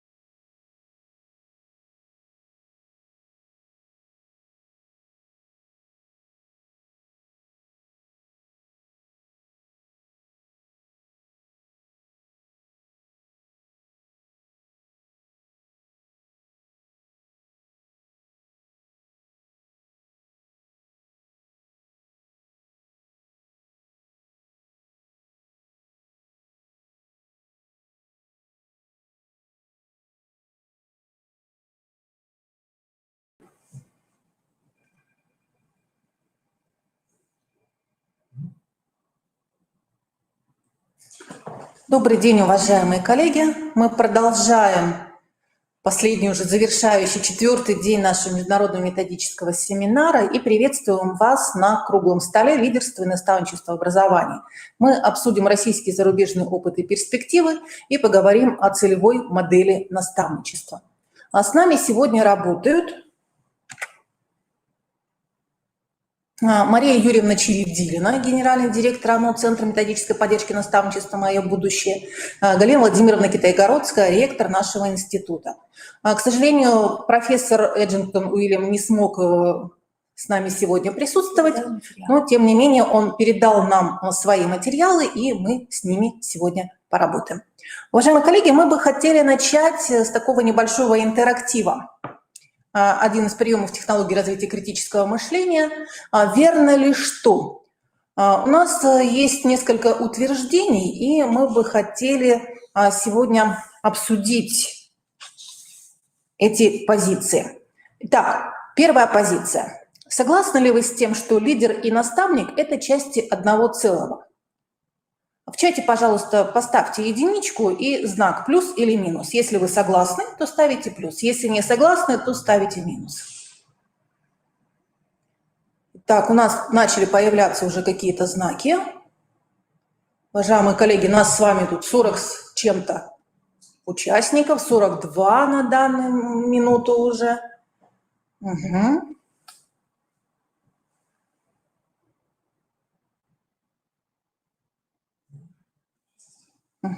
В основном плюсы идут у нас, да? Хорошо. Коллеги, а вот второе утверждение. Каждый лидер может быть наставником. Как вы считаете, верно это или нет? Может ли каждый лидер быть наставником? Ставите цифру 2 и соответствующий знак, плюс или минус. То есть если человек лидер в своей организации, либо в своей команде, то он может быть наставником для своих коллег. Так, большинство ставит минусы. Угу. А насчет третьего утверждения, что вы думаете? Не каждый наставник является лидером. То есть бывают наставники, которые не становятся лидерами в своих коллективах. Ставим цифру 3 и соответствующий знак, плюс или минус. Если согласны, то плюс, если не согласны, то минус.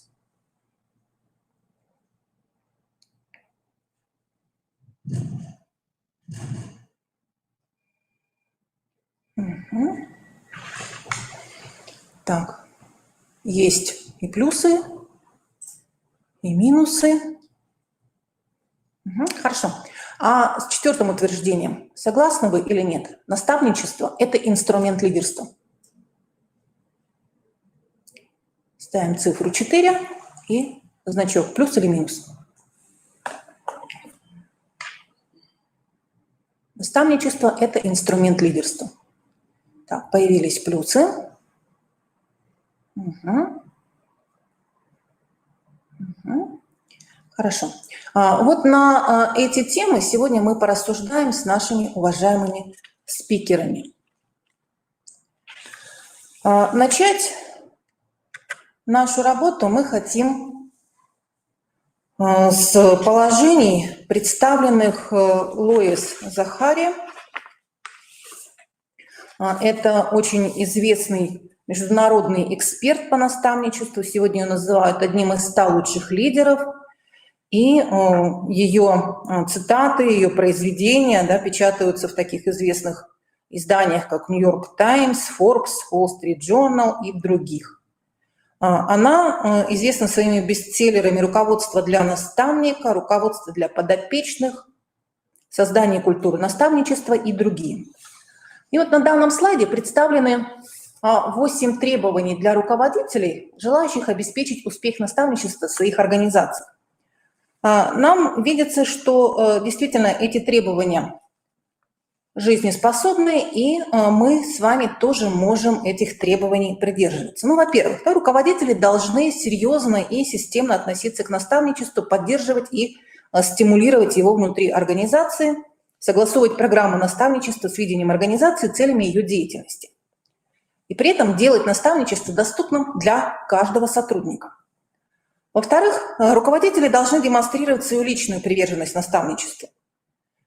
Поскольку если руководитель не заинтересован в наставничестве, то это подрывает уверенность сотрудников в важности наставничества. Согласны? Если согласны, можете поставить плюс. Если не согласны, можете поставить минус. Третье положение, третье требование. Руководители должны поощрять и провоцировать участие сотрудников в программах наставничества, показывая, каких успехов можно достичь в результате. Потому что лидерам нужно находить время и делиться своим опытом с остальными. В-четвертых, руководители должны постоянно напоминать о ценности наставничества. Значение наставничества должно ощущаться на каждом уровне организации. Руководители должны создать необходимую инфраструктуру, финансовые, человеческие, технические, информационные ресурсы для поддержки и развития наставничества. Это пятое требование. Шестое требование. Руководители должны принимать во внимание и обеспечивать преемственность наставничества. Седьмое. Руководители должны показывать пример для подражания в деле наставничества, чтобы сотрудники следовали их примеру, изучали историю, перенимали опыт. Лидер должен бросать вызов, чтобы сотрудники всегда хотели стать еще лучше, стремились к совершенству. И восьмое. Требования. Руководители должны идти в ногу со временем. Современные знания, истории успеха должны быть частью организационной практики. Уважаемые коллеги, как вы считаете, можем ли мы эти требования к организации наставничества для руководителей применить в наших образовательных организациях? Если согласны, можете поставить плюс. Если не согласны, соответственно, обозначить минусом. Так, побежали плюсики. Угу. Хорошо. А вот каким же образом реализовать наставничество в образовательной организации? Как выстроить программу наставничества?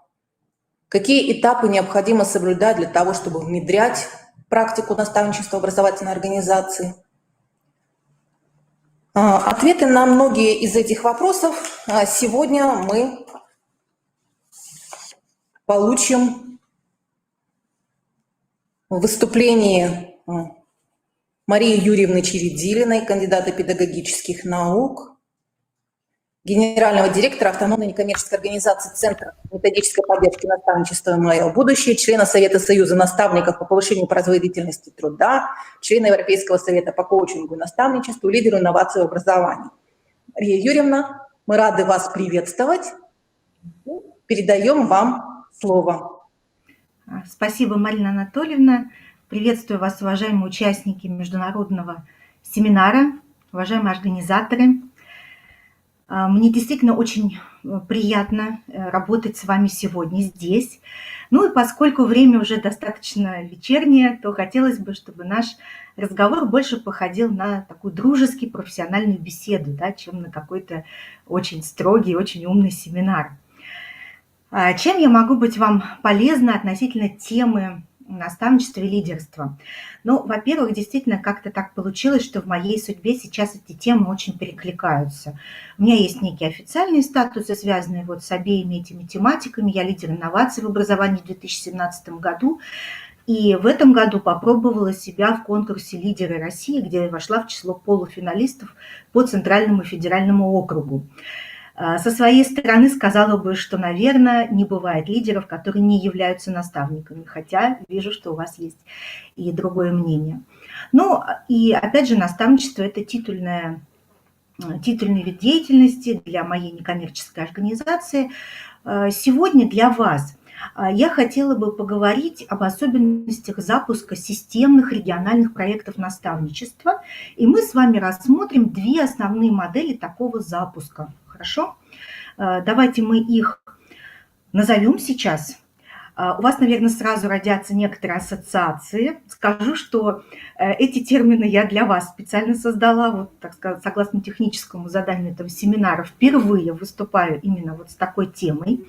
На следующей неделе представлю ее уже для Хабаровского края, то есть другая часть нашей страны.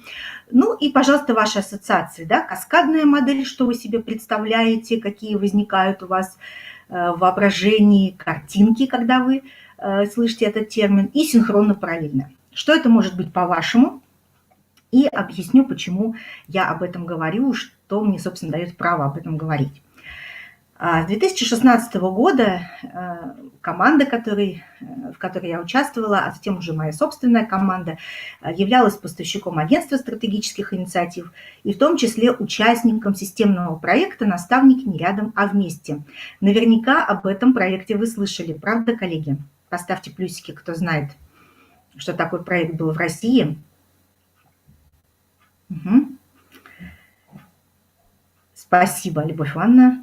Да, Светлана. И что же вы думаете? Вот уже в 2017 году мы участвовали в обучении представителей 46 субъектов Российской Федерации, причем не просто участвовали, а разрабатывали методику, проводили занятия. И после этого обучения 6 субъектов реализовывали наставничество, запуск наставничества при поддержке региональных органов исполнительной власти. Где-то это были Министерство, департамента образования, а где-то социальная защита, социальная поддержка. Но вы видите на фотографиях 2 великолепных примера, когда в эту работу включились губернаторы. Каких губернаторов вы здесь можете узнать или какие регионы? Да, это ХМАО-Югра, Наталья Владимировна Комарова и Андрей Сергеевич Никитин, Новгородская область. То есть на самом высоком уровне апробировали системы. Дальше, собственно, возник вопрос о тиражировании и масштабировании этих проектов. То есть если поучаствовали члены вот этих правительств, да, региональных, то дальше уже как пример они были для тех, кто работает на более низких уровнях. И стояла задача научиться тиражировать эту систему. В 2018 году, соответственно, мы стали грантополучателем по теме подготовка муниципальных координаторов программ наставничества, подготовили 222 человека, из которых более 20 сейчас участвуют с нами в реальных, продолжают участвовать в проектах, не говоря уже о том, что происходит в самих регионах. Действительно, программы работают. И знаете, я бы как сказала, что вот вы сейчас смотрели на такой слайд, связанные с тезисами о наставничестве. Очень сильная информация, очень структурированная, но в то же время я бы обратила ваше внимание, что она относится в первую очередь к наставничеству внутри организации, да, некое воспроизводство коллектива. Еще его называют наставничеством на производстве. Даже если мы в сфере услуг или в сфере образования, по сути, это некое производство кадров, да, производство продукции, услуг. И наставничество на производстве – это не единственный тип наставничества. Есть еще как раз наставничество в отношении молодых людей, обучающихся, воспитанников, которые внутри образовательных организаций. И есть еще так называемое межсекторное наставничество, когда одного и того же наставляемого сопровождают люди из разных секторов. То есть это и производство, и, скажем, профессиональное обучение, и общее образование, и какие-то социальные структуры, да, межсекторное партнерство, и органы власти. Вот мне эта модель очень нравится на самом деле, потому что она заставляет открываться и сами образовательные организации, куда как бы прикреплены вот эти самые дети, и очень усиливает возможности воспитательного воздействия, да, потому что организуя предпрофессиональные пробы, стажировки, включение ребят вот в реальные социальные процессы и производственные процессы за счет привлечения наставников из других секторов, мы получаем, конечно, больший результат. Но так или иначе, каждый координатор может сам выбирать модель наставничества, и мы работаем с моделями взрослый, ребенок, да, это пара наставническая, взрослый, группа детей, ребенок в сторону взрослого, реверсивное наставничество и некоторые другие. Ребенок ребенку, да, вот еще тоже важный подход. Итак, значит, действительно нам пришлось провести большую работу. Мы старались на каждом этапе делать срезы региональные, да, вот что происходит и какие модели тиражирования и запуска возникают. Но сначала это были скорее кейсы все-таки, то есть примеры, да, и сейчас мы выходим на моделирование. Вот в 2018 году провели такую большую встречу, где 14 регионов озвучили, как они масштабируются. но это те, с кем мы непосредственно работали. И 26 мая этого года у нас состоится еще одна научно-практическая конференция, где также будет представлен опыт наставничества именно в образовательных организациях от практикования порой интуитивного, да, к построению доказательных практик. И доказательные социальные практики – это как раз международное понятие. Это буквально вот тема вашего круглого стола, поэтому я об этом тоже сегодня скажу. Какие нормы есть международные для практики наставничества. Ну и теперь мы с вами обратимся ближе, да, к тем моделям, которые я вам должна сегодня представить. Обе они основаны на базовых принципах. Это полипозиционность наставничества и нормирование процессов. Если мы видим как ядро, да, работы наставник и наставляемый, это правильно, но на этом программа наставничества, а тем более руководство этой программой, не заканчивается. На самом деле, чтобы программы функционировали качественно, и в отношении взрослых, и в отношении детей, у них должно быть гораздо больше позиций. И здесь я вам представляю уже такой синтез тех знаний, которые сегодня есть в России, да, по этому поводу, но опираемся мы на международные нормы, в частности, нормы Европейского совета по коучингу и наставничеству. И еще одно имя хочу вам подарить, кроме Захари, да, который вы сегодня изучали, это Дэвид Клаттербак. Давайте я тоже напишу в чате. Это один из пионеров наставничества, социального наставничества, образовательного. Он автор более 70 книг, профессор, такой же очень представительный человек. Он был в прошлом году впервые в России, мы заключили с ним соглашение, а также пользуемся сайтом EMCC, где вот, собственно, делали переводы как раз этих стандартов по наставничеству. Так вот, повторю, полипозиционность, да, и первая фигура, которая как бы отвечает за то, что происходит в программе наставничества, это, конечно, не наставник, это координатор, да, это некий, ну вот даже руководитель не употребляют это слово, это координатор программы, плюс его команда. Если это наставничество такое педагогическое, социальное, то эти члены команды должны иметь соответствующую подготовку. Да, тьюторы, социальные педагоги, психологи, ну вот они здесь задействованы. Дальше могут быть еще представители ребенка, если это несовершеннолетние законные представители, либо люди, которые его знают в его повседневной жизни, кураторы, ну, наставники и наставляемые. Скажите, коллеги, какие-то еще позиции вам представляются здесь? Вот давайте попробуем подумать, потому что список, он, конечно, не конечный. У нас есть регионы, которые насчитывают 6, 7, 8 позиций, когда запускают программу. Да, вот есть какие-то ядровые представления, и есть еще все дополнительное. Также формализуются процессы подбора и перевыбора пар, наставник-наставляемый, ну, либо группы, если это наставник и группа, да, сколько таких людей, какой профиль у них, как они попадают в программу. Это все формальные процессы. Процессы реализации, методики. Опять-таки сейчас, допустим, в арсенале нашей организации более 24 описана методика наставничества.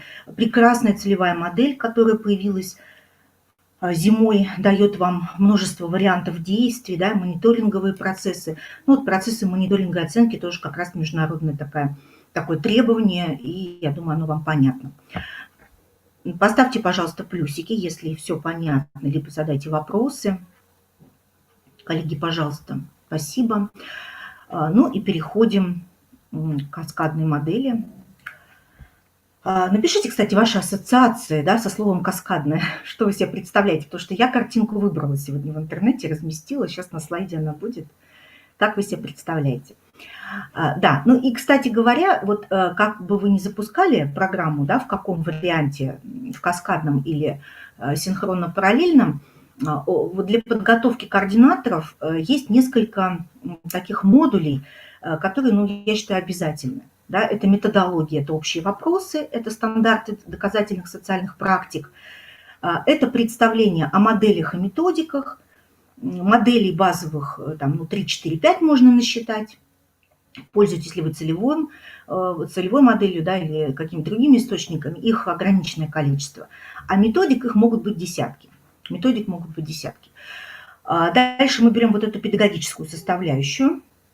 Значит, обзорно хотя бы координатор должен быть в курсе, потому что сам он может не представлять собой педагогического работника, да, у него может быть административная позиция, он может быть в каком-то комитете работать, быть ведущим специалистом в органах власти. Ну, то есть, в общем-то, здесь мы самые разные видим ситуации, поэтому основы педагогические мы даем. Затем сам процесс координации от предварительного этапа к подготовительному, к основному, к оценочному, да, вот вся эта циклограмма работы, как вести переговоры, как оформлять документацию, какие типы соглашений, это все изучают наши координаторы и, конечно, региональный опыт по России, потому что это просто бесценно, и анализ этих кейсов позволяет избежать множества ошибок, которые уже кто-то допускал, и теперь можно просто без них обойтись.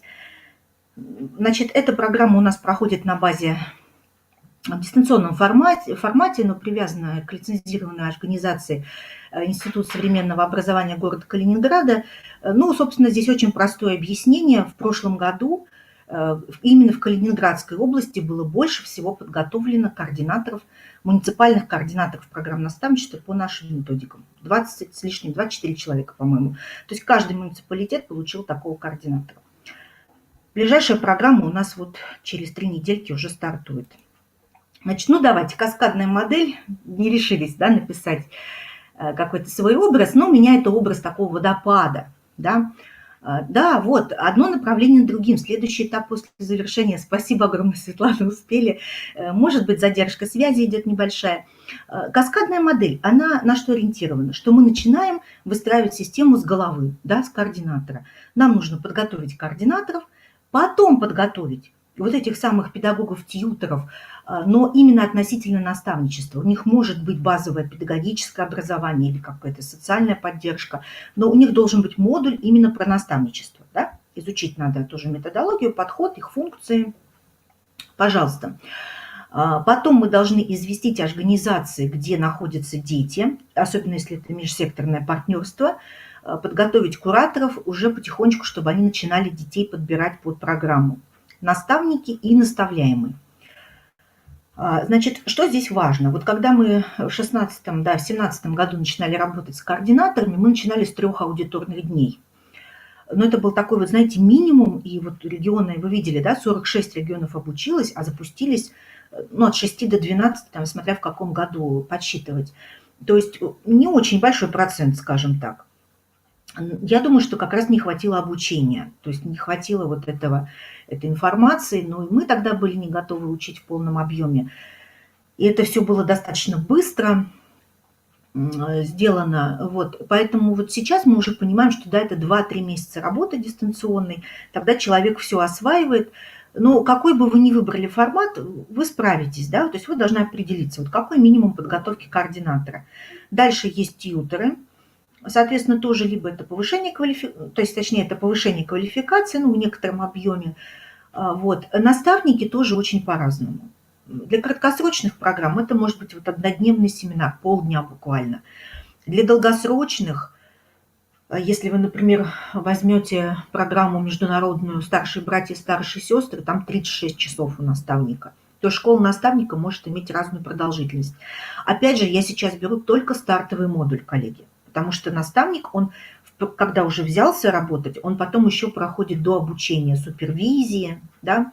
Это могут быть фокус-группы, баллинтовские группы, консультации. Мы их сопровождаем. Но вот чтобы он хотя бы начал, ему нужен какой-то вот кусочек тренинга, значит, минимальный. Поэтому пока обсуждаем минимальный. Что касается подростков, молодежи, тоже очень важно до них корректно донести информацию, что за программа, в чем ее специфика, да, и только при условии добровольного включения мы получим результат. Поэтому они должны с открытыми глазами вступать в эту программу и знать, что там будет, сколько это времени занимает, какие наставники, да, какие обязательства у самого ребенка. И есть ребята, которые говорят, ну нет, это мне не нужно, да, там, такая программа не нужна, или выбирают между разными. Поэтому подготовка наставляемых тоже присутствует как обязательный пункт. Минимум это, скажем так, огласительная беседа, когда вы пришли, рассказали, раздали анкеты, кто хочет, участвует. Максимум это могут быть какие-то 2-3-дневные тренинги, когда ребята проигрывают разные ситуации в этих программах, да, знакомятся с наставниками, ну, как-то более осознанно принимают решения. Скажите, пожалуйста, коллеги, вот у вас в опыте какие из этих элементов уже представлены? То есть, когда вы запускаете свои практики наставничества, они у вас есть в регионе, я знаю, была в прошлом году у вас, вот как бы на что вы обращаете внимание, да, кого вы готовите в первую очередь, в каком объеме готовите? Давайте посмотрим, насколько мы здесь с вами совпадаем, понимаем друг друга. Может быть, и Роб как-то прокомментирует, да, потому что на самом деле огромная работа в регионе проведена, и какие-то модули, я думаю, они у вас уже присутствуют, может быть, вы их так не называли, но вы фактически этим занимаетесь. Так. Угу.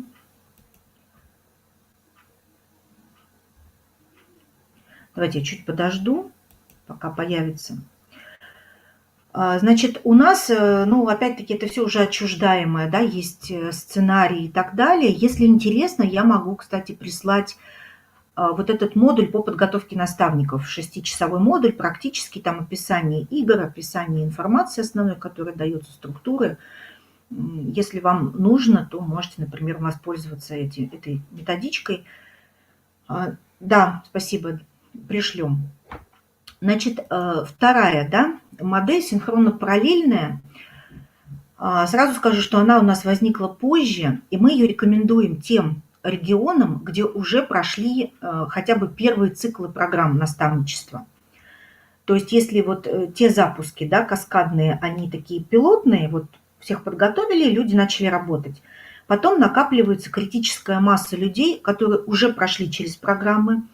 Это выпускники этих программ, это наставники, которые уже отработали полный цикл, это тьюторы, которые понимают, да, что какие сложности, какие кейсы возникают. И, конечно, самые опытные координаторы. Поэтому стартовое событие в синхронно-параллельной модели делается для всех сразу, но новички, которые собираются, они получают поддержку старичков, которые тоже туда приходят и уже делятся опытом. То есть на эти события мы приглашаем и наставляемых, вот, и взрослых, да, в разных категориях, и СМИ, и органы власти. Это может быть такое достаточно представительное собрание, если все муниципалитеты, например, в регионе, то, скажем, 3-4 человека взрослых от каждого муниципалитета, плюс заезжают дети. Конечно, здесь требуется особый подход к организации, да, потому что уже тогда режим работы и терминология какая-то, и философия события должны быть ориентированы на то, что там присутствуют дети. И это, кстати, очень важно, потому что когда мы делаем сессию «Портрет наставляемого», а у нас, например, в категории наставляемых это дети в конфликте с законом, и они сидят тут же, то вы представляете, каким надо обладать педагогическим тактом, да, каким уровнем рефлексии. Вот у нас приходит, допустим, руководитель КДН, там, муниципальный или региональный, она должна рассказать цифры, она должна рассказать, почему дети попадают в эту ситуацию, а они сидят здесь же. И это такая проверка, и вы знаете, все, где мы делали эти события, их уже более 10 прошло, все проходят очень качественно. И когда наставники видят, да, вот вернусь к той же сессии, портрет наставляемого, что ребята выходят и показывают свой портрет, это альбом, ну, большой лист, вот этот ватман, и там такой нарисован такой ежик, человечек-ежик, да, которому страшно, который, ну, как бы не находит своего места в социуме, там просто слезы на глаза наворачиваются, и наставники очень хорошо понимают, с каким контингентом им дальше работать. То есть они не абстрактно на семинаре или модельно, да, обсуждают, что это за ребята. И можно им видеоролики показывать, игры ролевые и так далее. Но когда приходят конкретно эти дети, будь они со статусом одаренные или трудная жизненная ситуация, или вот, ну, просто школьники, ученики какого-то возраста, это, конечно, встреча совершенно потрясающая, она всех очень обогащает.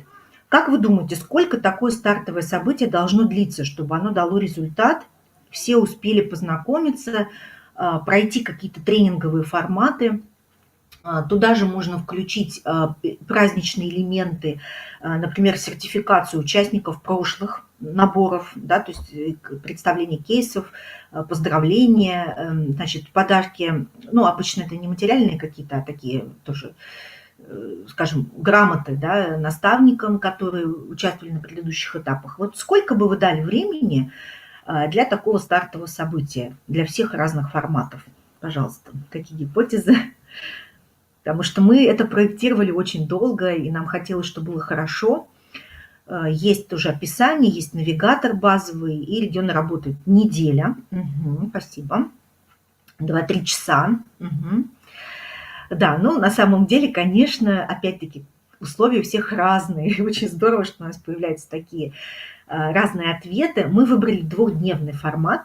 То есть за это время мы успеваем разобрать полдня теорию, методологию наставничества, да, потом практически полдня разные модели попробовать, например, взрослый, ребенок. На второй день другие модели. Ребенок ребенку, да, или продуктивная деятельность как основа наставничества, когда у нас есть один наставник и группа детей, и там приезжают, скажем, туристы, которые показывают наставничество в серфинге, да, или там в туристической деятельности в широком смысле. Или приходят вот боксеры тоже, у которых наставническая секция бокса, потому что наставническая секция и спортивная секция немножко разные истории. Да? В спортивную мы берем строго тех, у кого высокий болевой порог, и кто рассчитывает на победы, а наставническая открытая площадка принимает любых детей. Когда у нас приходит, значит, специалист и говорит, что он взял в секцию по боксу мальчика с хрупкостью костей, да, то это как раз о том, что он ответственно занимает позицию наставника. Он не поставит этого ребенка в спарринг, но этот ребенок получит опыт тренировок, какого-то, ну, такого волевого, да, действия. Это очень важно. Поэтому здесь мы отличаем просто доп. Образование от наставничества. Да, ну вот Татьяна Николаевна ближе всех оказалась к как бы контрольному ответу, так скажем, 1-3 дня, но это не мешает вам делать другие свои модели. Значит, дальше мы сказали, вот произошло синхронное событие большое, да, шапочка такая. Дальше, естественно, пошли в параллель отдельные события там, для наставников, потому что вот они посмотрели на детей, у них возникли вопросы.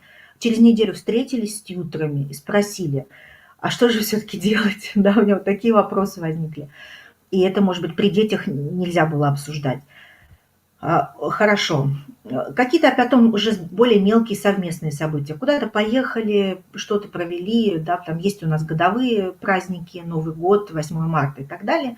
И итоговое событие, если привязываться к учебному году, это где-то май, июнь, некий балл, опять региональный балл наставничества. Ну вот в этом году, сами понимаете, да, что немножко не удалось нам как бы этот цикл завершить в таком формате, как мы хотели. Но тем не менее. Значит, основные цели стартового события – это подготовить группы участников, познакомить с международными, региональными, российскими документами. Вы знаете, что в ряде регионов действуют, например, документы, связанные с деятельностью общественных воспитателей, да, это законы региональные, их к наставничеству привязывают. Ну, вот сейчас есть общая целевая модель, пожалуйста. Собираем запросы, потому что мы можем думать одно, а людям нужно другое, да, они могут это за 2 дня все озвучить, рассказать. И это вычленение ядровой команды, то есть тех, которые будут действительно потом, ну, как говорится, не за деньги, да, а за, ну, разделяют эту ценность и будут потом координатору помогать, потому что работа большая, помогать в дальнейшем и развитие сообщества. Группа участников в полипозиционной встрече, как я уже сказала, от 5 до 8 групп, например, наставляемые, наставники, тьюторы, кураторы, общественность, координаторы. Ну вот одна из возможных схем. Здесь перечислено, кто приходит. Если у вас больше ориентир на образовательные организации, ну, может состав чуть-чуть меняться. Да? Также ценно бывает, когда присутствуют законные представители детей, это родители. Вот некоторые фотографии. Рассказывать можно очень долго, но поскольку у нас время ограничено, чтобы вы представили ткань этой работы, ее реальность, вы можете пользоваться спокойно вот видео, которые у нас собраны с 2018, по-моему, года. Значит, вот тиражирование 5 схем кейсовых таких, да, еще не обобщенных в 2 большие модели, про которые я говорю. Мы обсуждали с регионами, допустим, как найти ресурс наставничества в отдаленной территории, труднодоступной.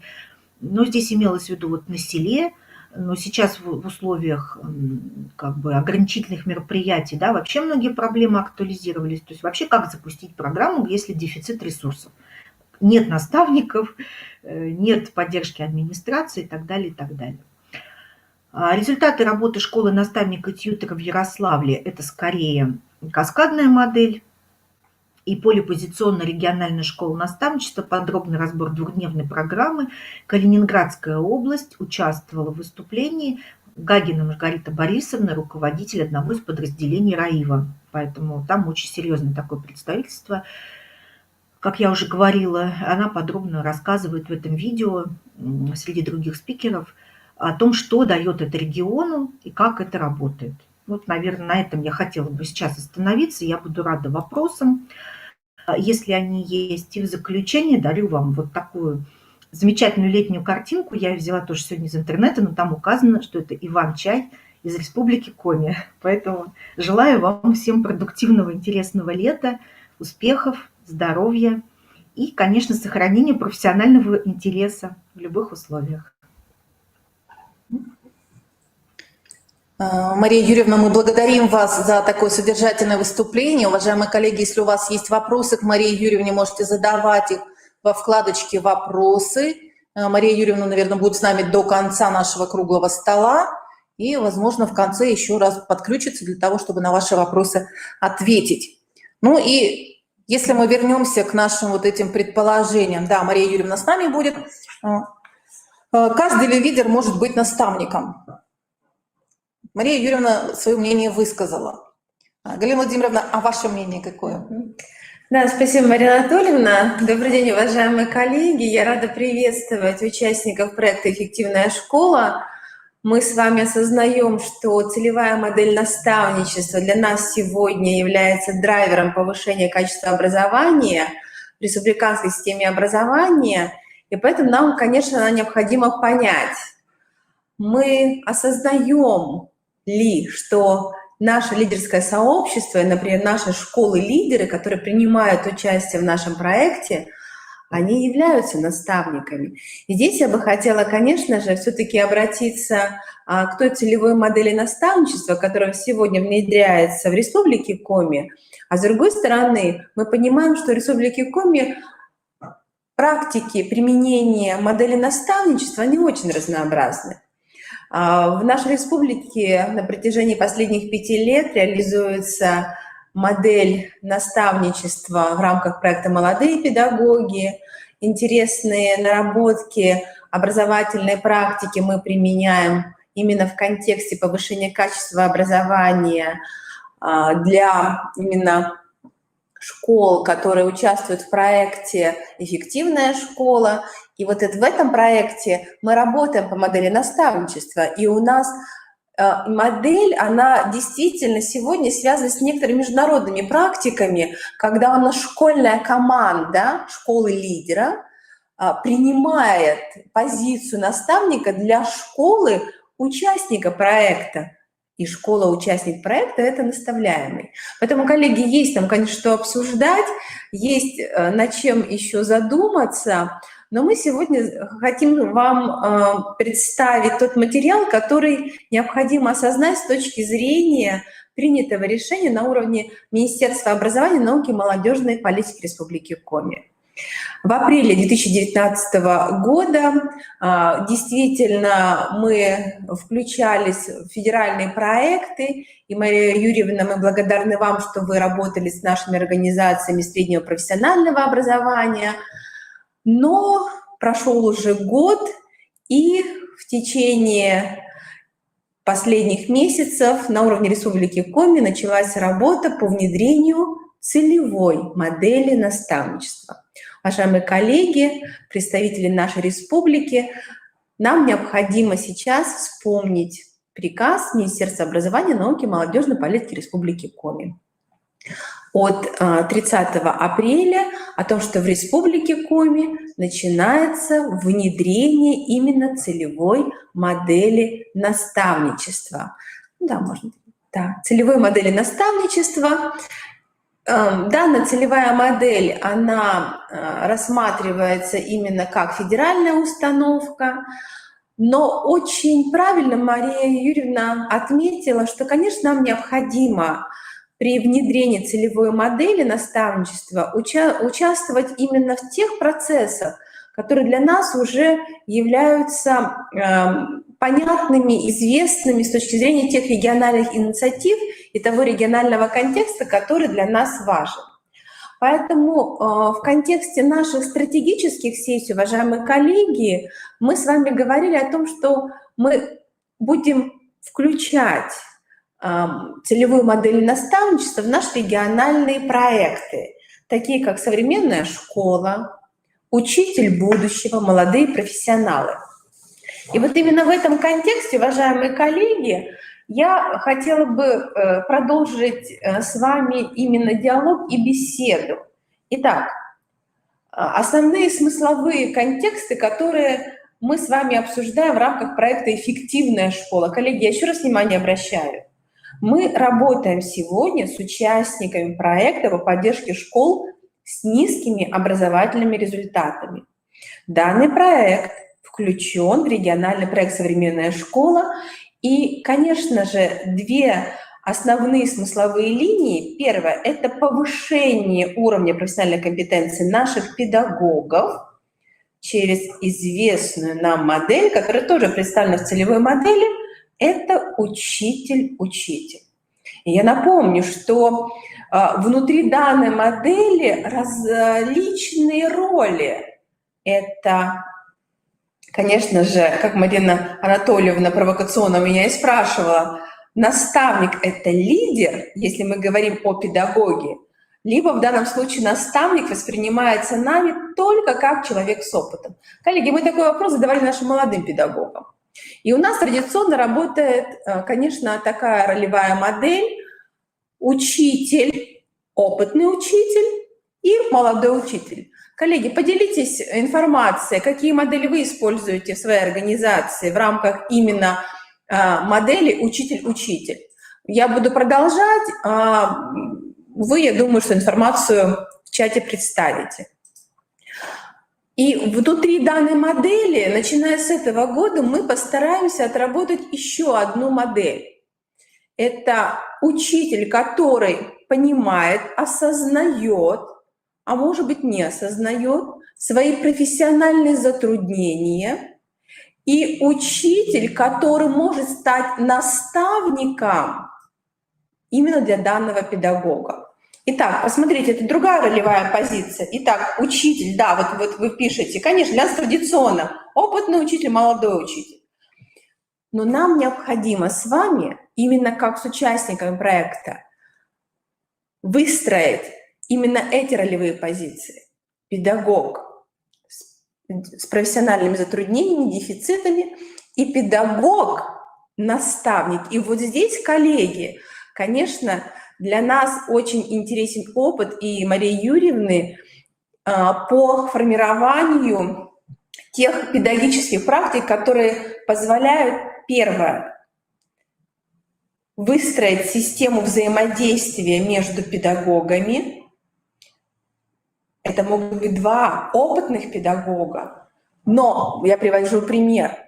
Один обладает компетенциями в области цифровой грамотности, и пока демонстрирует даже в ситуации сегодняшнего дня в рамках пандемии высокий уровень применения цифровой компетенции, а другой тоже с таким же стажем работы, но, к сожалению, не может сегодня продемонстрировать свои компетенции. Поэтому, коллеги, вот по этой модели, конечно, задача перед нами стоит, и мы будем вырабатывать подходы по реализации именно данных ролей. Это очень сложно, потому что педагогическое сообщество действительно сегодня не готово признать, что внутри коллектива наставники и наставляемые могут меняться ролями.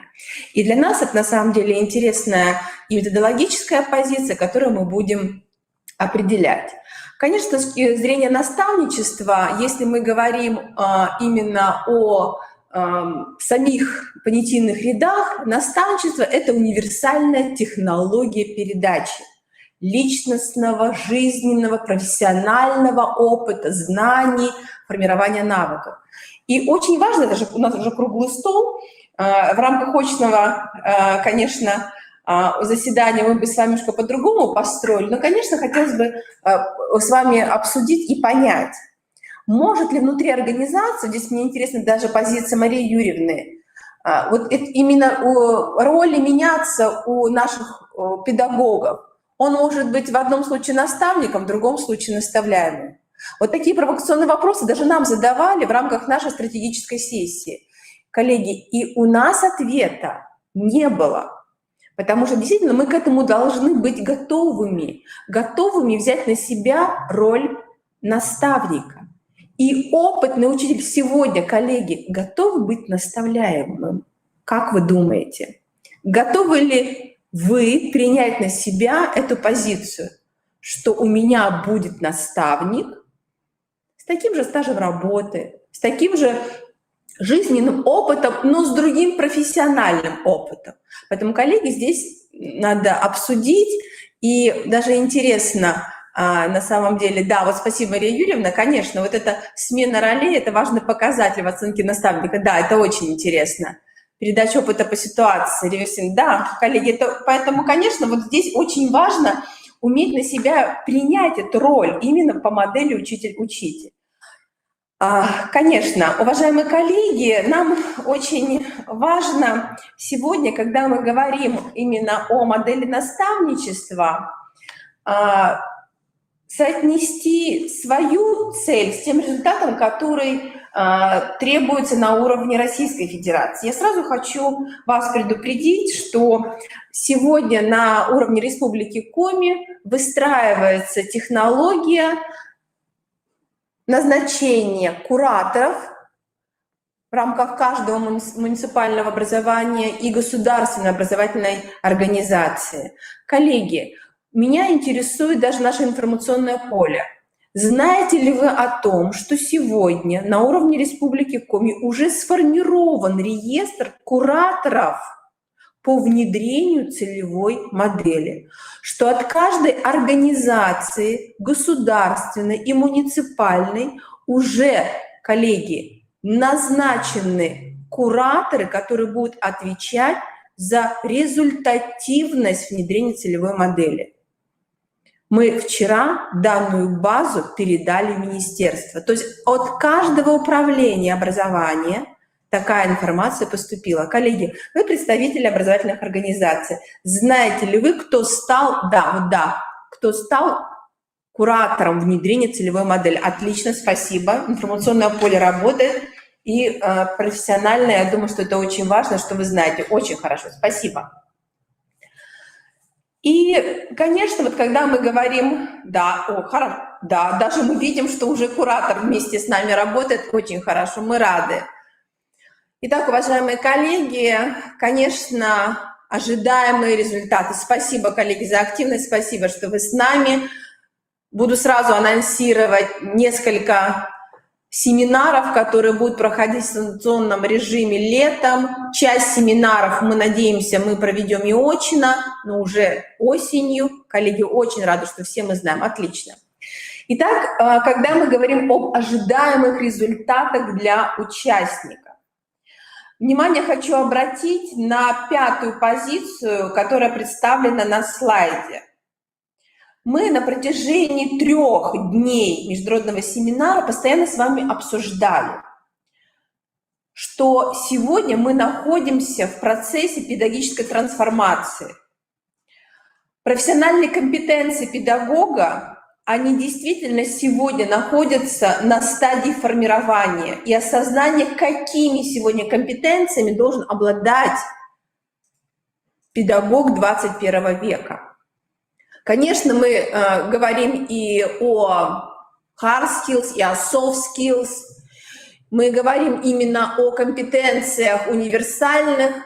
И все-таки позволю себе еще раз сказать, что педагог тоже должен обладать всеми компетенциями в части функциональной грамотности. Поэтому, конечно, очень важно, чтобы рассмотрение модели учитель-учитель, оно было связано не только с предметными компетенциями, не только с методическими компетенциями, а очень важно, чтобы модель учитель-учитель сработала и на те важные ценностные ряды, которые сегодня формируются у современного педагога. Вот одно из важных качеств современного педагога – это включение в процесс непрерывного профессионального образования. Коллеги, мы очень рады, что вы с нами. Действительно, вы приняли решение сегодня, именно в это время, принять участие в семинаре. Административно вас никто не принуждал. И это действительно одна из важнейших позиций — принимать самостоятельные решения и включаться в процесс непрерывного профессионального образования через различные формы неформального образования. Вторая позиция — это навык интеграции в новые среды. Модель наставничества для нас — это тоже новая среда.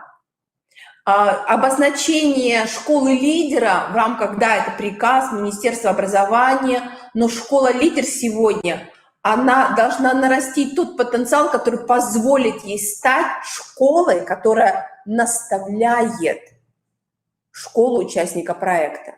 А значит, в данном случае нарабатывает для себя именно новые профессиональные навыки коммуникации, выстраивания профессиональных отношений. Ну и, конечно, все компетенции в рамках soft skills. И вот то, о чем мы говорили, мы намеренно так назвали наш круглый стол «Лидерские качества». Сегодня в рамках всех проектов национального проекта образования мы формируем лидерские сообщества. Но осознание того, кто такой лидер, что лидер готов вести за собой команду, не индивидуальность, а именно вот та профессиональная эмпатия, которая позволит лидеру передать свой опыт, вести за собой, ну и так далее. Поэтому, конечно, уважаемые коллеги, нам важно понимать, что с точки зрения модели учитель-учитель, все эти навыки и качества личности, которые мы обсуждаем, они должны стать основой для того ценностного ряда, который встроится в личность наставника. Коллеги, не так много времени осталось, поэтому, конечно, когда мы говорим о ключевых компетенциях 21 века, мы зачастую их относим именно к нашим обучающимся. Мы говорим именно о международных исследованиях, которые направлены на формирование ключевых компетенций, на их оценку. Но, коллеги, внимание обратите, эти ключевые компетенции относятся и к нам. Относятся к нам, к опытным педагогам, относятся к руководителям, относятся к молодым педагогам, студентам, которые через 2-3 года станут преподавателями, учителями, педагогами дополнительного образования. И, уважаемые коллеги, все данные ключевые компетенции, они не появляются вдруг и сейчас в нашем сознании. Это процесс, который связан с тем, что действительно мы должны поставить для себя цель. Цель формирования ключевых компетенций 21 века. Благодаря нашему включению, это должно быть наше решение, в различные формы непрерывного профессионального образования. И вот Мария Юрьевна представляла ряд очень интересных вебинаров, семинаров. Есть возможность в них включаться для того, чтобы действительно понять не только роль наставника, но и роль куратора в рамках внедрения целевой модели. И, наверное, в завершении 5 моделей наставничества, уважаемые коллеги, в завершении. Да. На территории Республики Коми принято решение, что мы внедряем 5 форм наставничества. В целевой модели представлены различные задачи, роли данных форм. И очень важно, уважаемые коллеги, что я сегодня, затронув только одну модель, анонсирую, что мы с вами будем раскрывать каждую модель именно на основе тех педагогических технологий и технологий наставничества, которые приняты и в российском, и в международном сообществе, коллеги. Для нас это очень важно. Для нас это еще путь, который мы должны пройти с точки зрения профессионального наращивания всех наших компетенций. Уважаемые коллеги, у нас презентация, она намного больше. Вы видите количество слайдов. К сожалению, не так много времени у нас с вами было, но я очень надеюсь на дальнейшую профессиональную коммуникацию и профессиональные встречи. Спасибо. Уважаемые коллеги, мы напоминаем о том, что в нашей республике уже прошел конкурс лучших практик наставничества обучающихся в образовательных организациях. И на следующем кейсе 18:00 вы сможете ознакомиться с практиками наставничества, с лучшими практиками по итогам конкурса. Конкурс практик наставничества по модели «Учитель-учитель», он сейчас продолжается, и мы приглашаем вас принять в нем участие. Мы благодарим всех участников нашего круглого стола, Марию Юрьевну, надеемся на дальнейшее плодотворное сотрудничество. Мария Юрьевна, мы будем рады, если вы сможете принять участие в наших обучающих мероприятиях. И напоминаем о том, что на сайте нашего международного семинара в разделе «Мастер-классы» представлены 2 видеозаписи мастер-классов, которые нам Мария Юрьевна предоставила. Вы можете с ними уже сегодня поработать. И также мы хотим пригласить на проектную сессию директоров и руководителей проектов 18 часов. Сейчас мы будем переключаться на эту проектную сессию. Коллеги, благодарю за внимание к этой теме. Это очень важно, что вы осознаете важность внедрения целевой модели наставничества.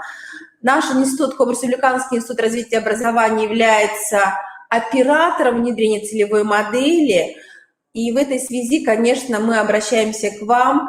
Мы принимаем от вас и адресные заявки на обучение, на формирование стратегических сессий, тех событийных рядов, которые необходимы нам для того, чтобы наш регион успешно был включен в российскую федеральную систему наставничества. Спасибо, коллеги. И, коллеги, на нашем сайте, на сайте Института развития образования размещена информация о том мероприятии, которое анонсировала Мария Юрьевна, о конференции по наставничеству. Да. Ссылки там все есть, поэтому вы можете в этих мероприятиях принимать участие. Благодарим всех. До свидания. Коллеги, спасибо. До новых встреч. Спасибо.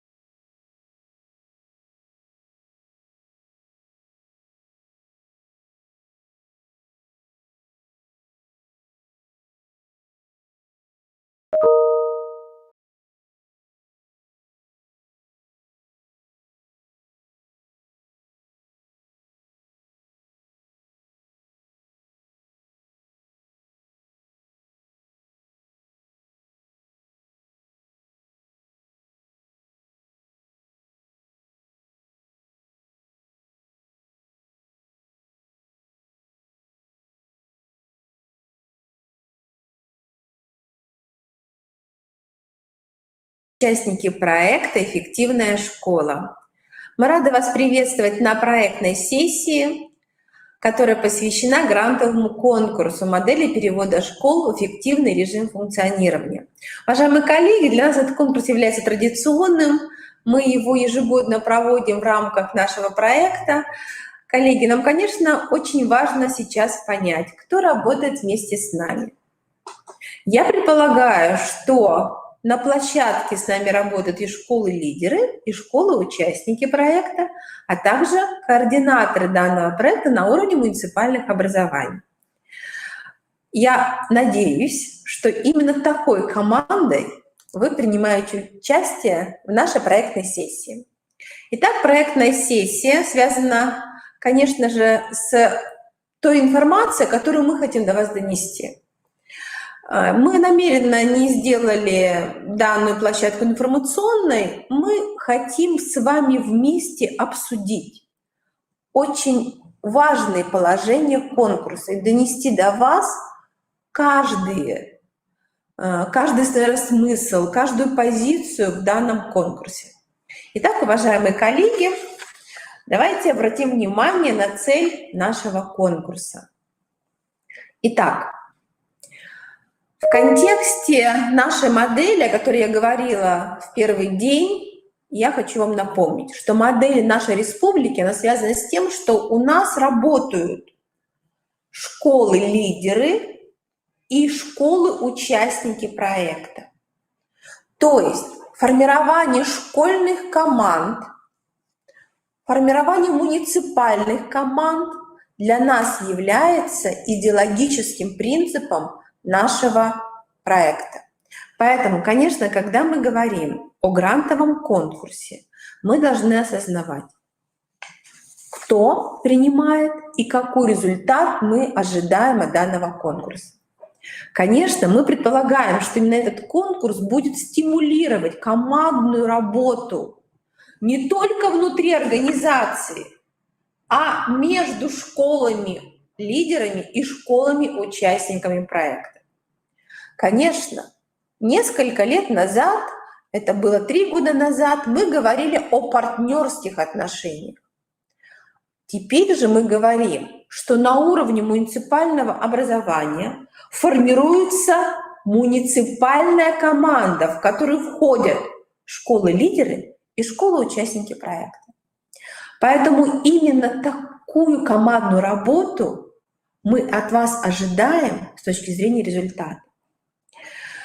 Мы, как эксперты, будем анализировать все документы, о них мы более подробно поговорим чуть позже с точки зрения именно цели конкурса. Итак, мы даже выделили вам, уважаемые коллеги, вот эти идеологические принципы.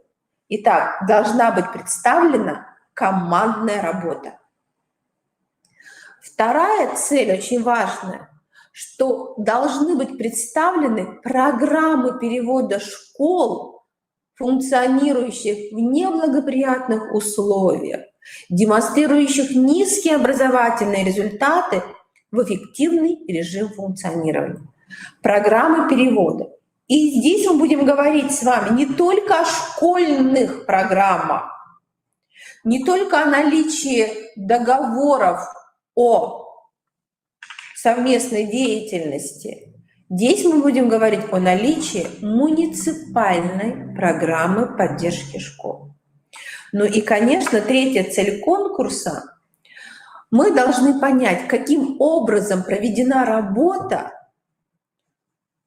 с теми дефицитами, с затруднениями, а может быть даже с потребностями, которые у педагогов выявлены.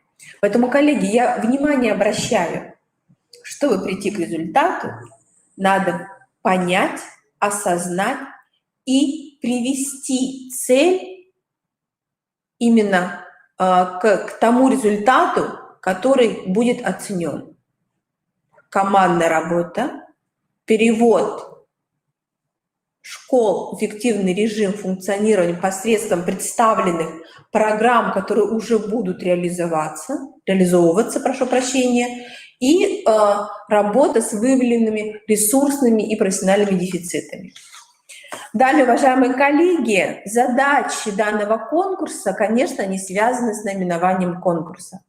Уважаемые коллеги, наш конкурс, он направлен на повышение качества образования, потому что мы выявляем лучшие практики, которые впоследствии могут быть транслированы, потому что это публичные практики. И не случайно мы будем подводить итоги конкурса в рамках международной научной конференции, которую мы традиционно проводим в октябре. И в этом году мы очень надеемся, что нам удастся аналогично провести эту конференцию, как и предыдущие годы, 4 либо 5 октября. И именно трансляция лучших практик, она связана с тем, что в них уже представлены механизмы повышения качества образования. А я напомню о нашем проекте. Проект «Эффективная школа», он входит в мероприятия по повышению качества образования. Поэтому, коллеги, это очень важно. И, наверное, самое приятное для коллег, мы уже приняли решение, и сегодня мы готовы вам озвучить, что школьные команды победители конкурса, которые занимают первое место, второе и третье, они получают финансовое вознаграждение, суммы представлены. Первое место 500 тысяч рублей, второе место – это уже дипломы второй степени 400 тысяч, третье место 300 тысяч рублей. Но, уважаемые коллеги, второй год подряд мы поддерживаем всех участников конкурса. Школьные команды, участники конкурса, не победители, а мы надеемся, что будут представлены все 20 муниципальных образований, получат сертификаты участников конкурса и тоже денежное поощрение. Коллеги, минимум 40, и далее в зависимости от количества 40 тысяч рублей, и далее в зависимости от участников конкурса. Итак, мы будем сейчас говорить о содержании заявки. Данная информация, коллеги, представлена в положении о конкурсе, но внимание обращаю, участвует в конкурсе действительно муниципальная команда. Поэтому, конечно же, вот 4 позиции, которые в заявке представлены, они очень важны. Это программа перевода школ раз, это программа тьюторского сопровождения, это описание опыта взаимодействия школьной команды, и обязательно в этом году важным элементом заявки будет являться муниципальная программа поддержки школ с низкими результатами обучения и школ, функционирующих в неблагоприятных социальных условиях. Коллеги, у нас есть участники конкурса, может быть, прошлых лет. Мы конкурс проводим уже 3-й год. Кто-то принимал участие в конкурсе, это очень для нас важно. Может быть, кто-то из коллег. Эльвира Александровна Караева, наверное, принимали вы участие? Итак, уважаемые коллеги, далее я по критериям передам слово Марине Анатольевне. Нет, не участвовали, да, Эльвира Александровна? А нам казалось, что вы так активно принимали участие в проекте. Да, и мы уже сейчас вспомнили, что, конечно, вы как опорная школа, скорее всего, принимали участие в другом конкурсе, а в рамках данного нет. Понятно, хорошо. О критериях оценивания я потом вернусь, когда мы уже будем говорить о позициях, связанных с материалами, которые представлены наши партнеры. Да, пожалуйста. Итак, в пакет документов входит, во-первых, программа тьюторского сопровождения школ, функционирующих в неблагоприятных условиях, да, и школ с низкими образовательными результатами. Основными критериями оценивания этих программ является то, что в программе должен быть обязательно представлен контекст деятельности образовательных организаций с учетом анализируемой проблемы. То есть здесь имеется в виду образовательные организации, участники проекта, да? То есть не сама школа-лидер, которая эту программу составляет, а школ участников проекта. Они анализируют свое состояние своей школы, внутреннюю среду, внешнюю среду, качество школьных процессов. Сейчас как раз завершается уже обработка результатов мониторинга входного, да, вот как раз эти результаты и лягут в основу разработки программ и тьюторского сопровождения школ, и разработки программ перевода школы в эффективный режим функционирования. Также очень важно, чтобы в программе тьюторского сопровождения были описаны те проблемы, которые выявились вот в ходе этого мониторинга, проблемы в деятельности руководителей школ, участников проекта, и те профессиональные затруднения, дефициты, которые выявлены у педагогического состава школ, участников проекта. Далее должны быть описаны обязательно управленческие действия, которые уже должна выполнять школа-лидер, да, в рамках тьюторского сопровождения, которые позволят разрешить эти проблемы в деятельности руководителей школ-участников и профессиональные затруднения школ-участников проекта. Должен быть обязательно представлен алгоритм тьюторского сопровождения школ, функционирующих в благоприятных условиях и демонстрирующих низкие образовательные результаты. И в качестве результатов, да, должны быть представлены ожидаемые результаты и показатели их достижения. Срок формирования этой программы вы можете определить самостоятельно. Об этом мы уже вчера с Александром Викторовичем говорили, позавчера, да, на одном из наших мероприятий, что программа может быть на год составлена, может быть на более длительный срок. Конечно, рекомендуется более длительный срок. Далее, критерии оценивания для программ перевода школ в эффективный режим функционирования. По итогам мониторинга, да, который сейчас проходит, должен быть представлен контекст деятельности образовательных организаций с учетом анализируемой проблемы, то есть это и внутренняя среда школы, внешняя среда школы, качество школьных процессов, качество управления. Должны быть описаны проблемы в деятельности руководителей школ и профессиональные затруднения педагогического состава школ-участников проекта. Должен быть представлен алгоритм перевода школы в эффективный режим функционирования и ожидаемые результаты и показатели их достижения. Хочу подчеркнуть, что если в муниципальной команде несколько школ-участников, то каждая школа-участник представляет свою программу перевода своей собственной школы в эффективный режим функционирования. Далее, следующим продуктом, да, который вы представляете на экспертизу, выступает эссе «Мы одна команда».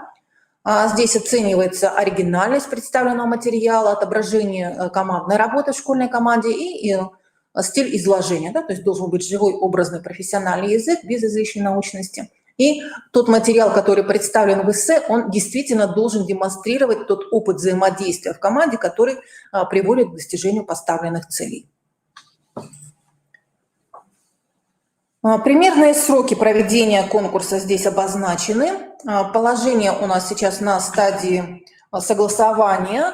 В Министерстве образования, науки и молодежной политики согласование пройдет и выйдет приказ о проведении конкурса. То есть мы предполагаем начать конкурс 4 сентября и завершить его 3 октября 2020 года. Обозначены основные этапы, что с 4 сентября по 18 сентября будет прием заявок и материалов на конкурс. С 19 по 25 сентября будет оценка материалов, будет работать жюри конкурса. До 28 сентября должна быть сформирована рейтинговая таблица победителей, и подведение итогов предполагается в рамках работы форума образования государства, общества, если он будет проходить. Если он проходить не будет, то мы в рамках онлайн-конференции всероссийской эти итоги будем подводить. Далее мы представили алгоритм, как стать участником конкурса для школ-лидеров. Практически такой же алгоритм, он будет и для школ-участников проекта. Первым делом необходимо изучить результаты мониторинга условий работы школы. Да, школа-лидер изучает результаты работы школ участников проекта, школы-участники, соответственно, свои собственные результаты по качеству управления, по качеству преподавания, по внешней и внутренней среде. В ближайшее время мы результаты мониторинга направим в каждую образовательную организацию. Далее необходимо определить сильные и слабые стороны школы. Например, да, это может быть наличие предметных низких результатов учащихся, либо это могут быть профессиональные дефициты у педагогов, да, то есть в зависимости от того, какая ситуация в какой школе сложилась. Далее выделяются приоритетные направления, в которых будут осуществляться изменения. Их не должно быть много, от 2 до 4 максимум. Это может быть работа с предметными результатами, это может быть оценивание и учет результатов, да, это может быть партнерство с родителями, либо поддержка профоразвития, либо еще какие-то другие направления приоритетные.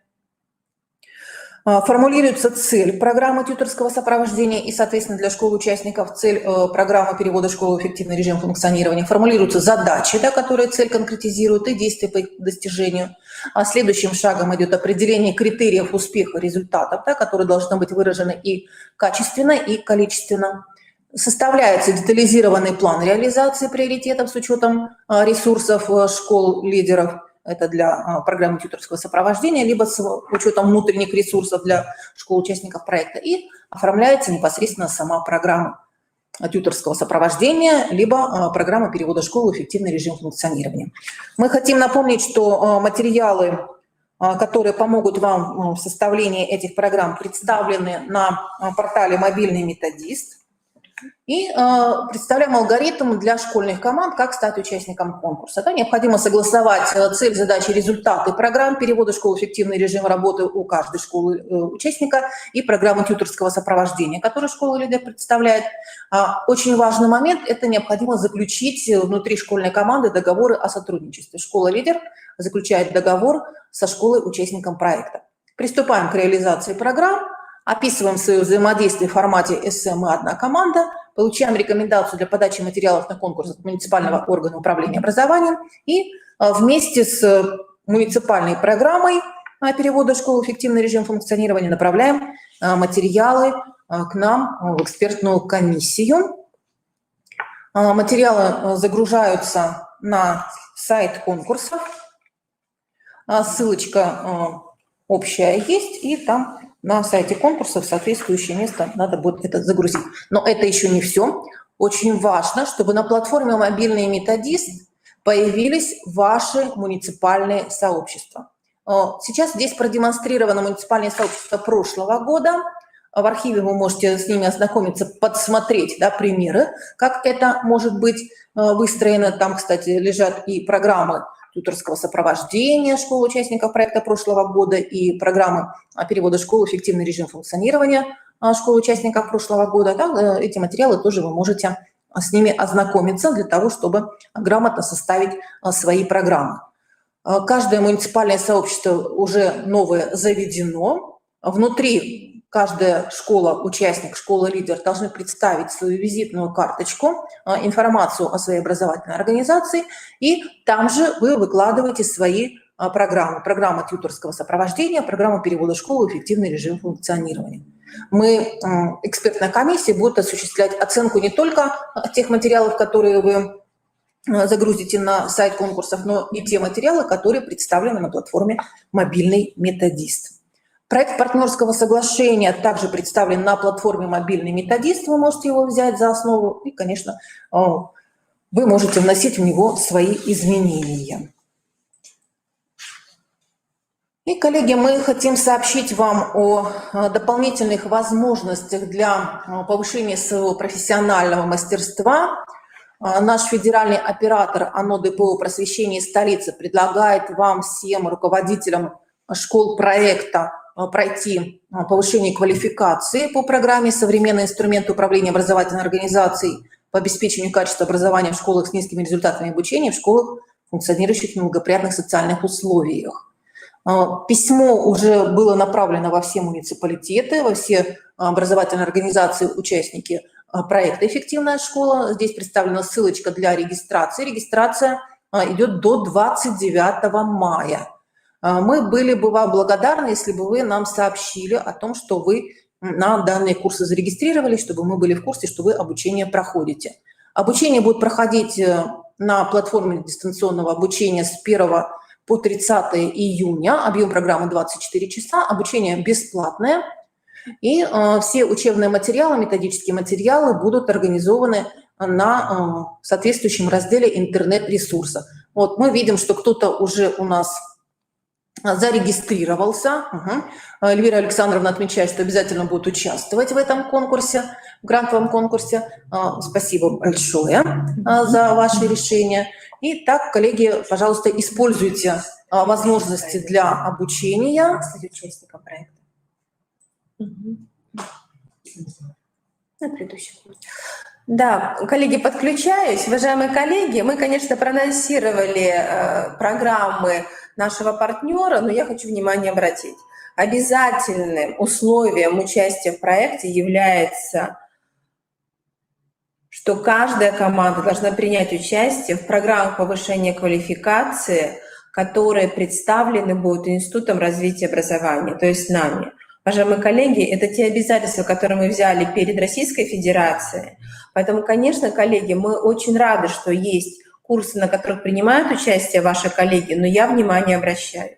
Мы должны, коллеги, обучить более 500 слушателей. Поэтому в каждой школе не менее 5 педагогов должны пройти обучение по нашим программам. Конечно, поэтому, коллеги, я внимание обращаю. Вы сейчас должны тоже понимать, что несмотря на то, что мы предлагаем и другие ресурсы, именно ресурсы дополнительных профессиональных образовательных программ института, которые разработаны на основе тех затруднений, которые продемонстрировали ваши педагоги, на основе тех затруднений, которые, к сожалению, позволили вас включить в проект, а кого-то и к счастью, потому что есть школы-лидеры.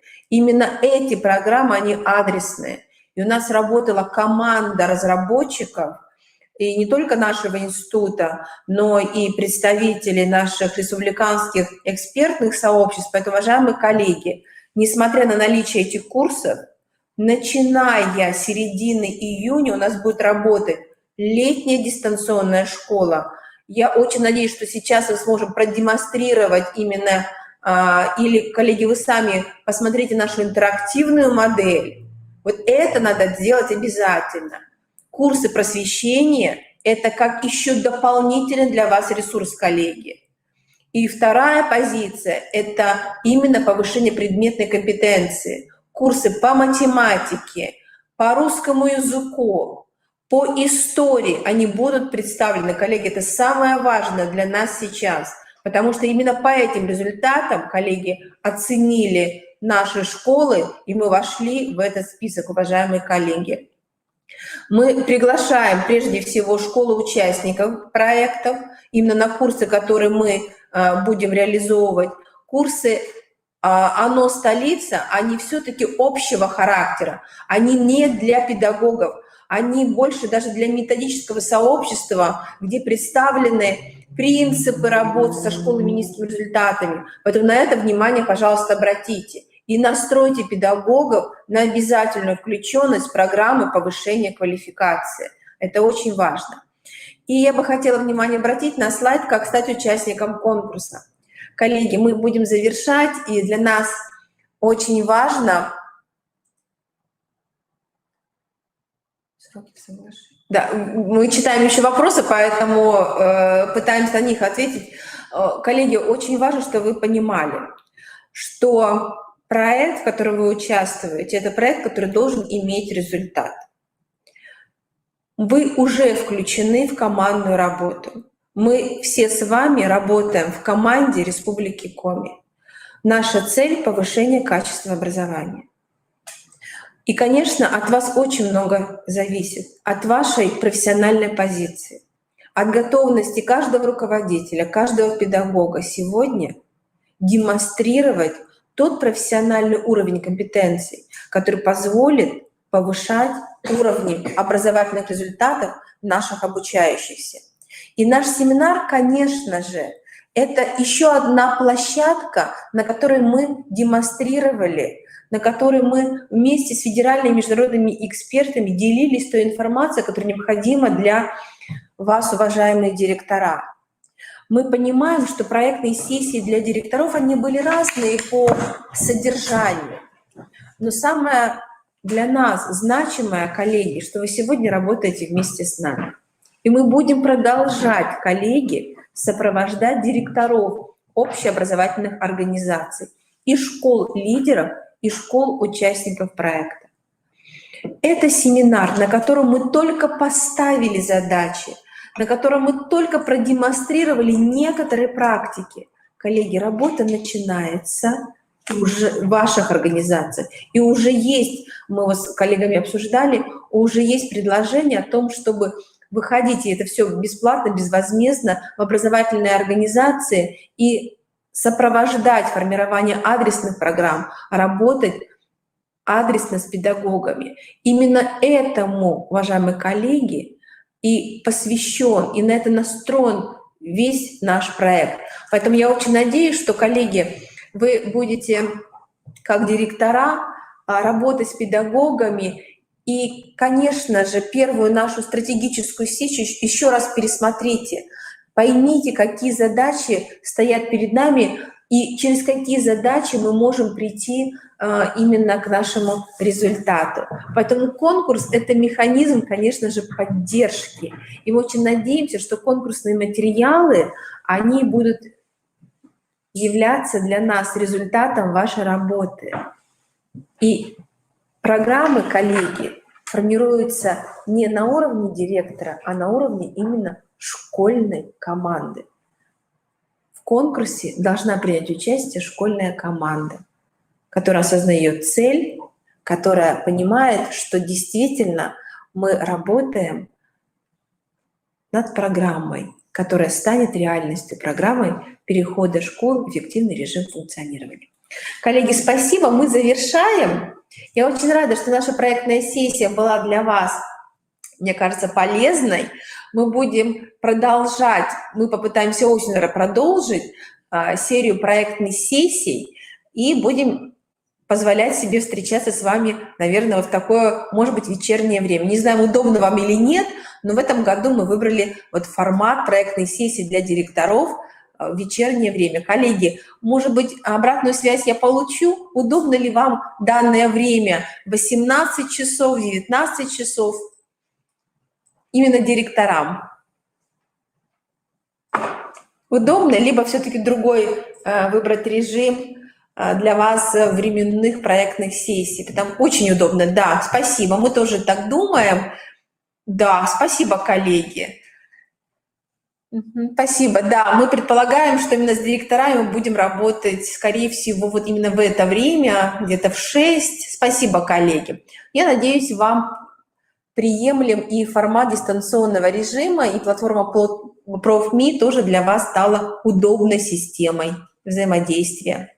Конечно, ничто не заменит очный формат, но предполагаем, что данная платформа вам тоже понравилась. Если понравилась платформа ProfMe, тогда тоже нам продемонстрируйте, если это так. Удобно ли вам было с ней работать, уважаемые директора? Можно плюсиками отметить.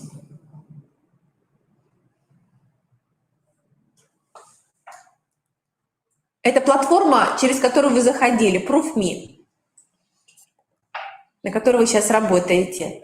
Да, да. Угу. Хорошо. Спасибо. Добрый вечер. Я поняла, что добрый вечер понравилось. Да, спасибо. Уважаемые директора, мы желаем вам доброго вечера. Спасибо, что были с нами на линейке проектных сессий. Планируем встречу с вами и в июне этого года. Спасибо. До новых встреч.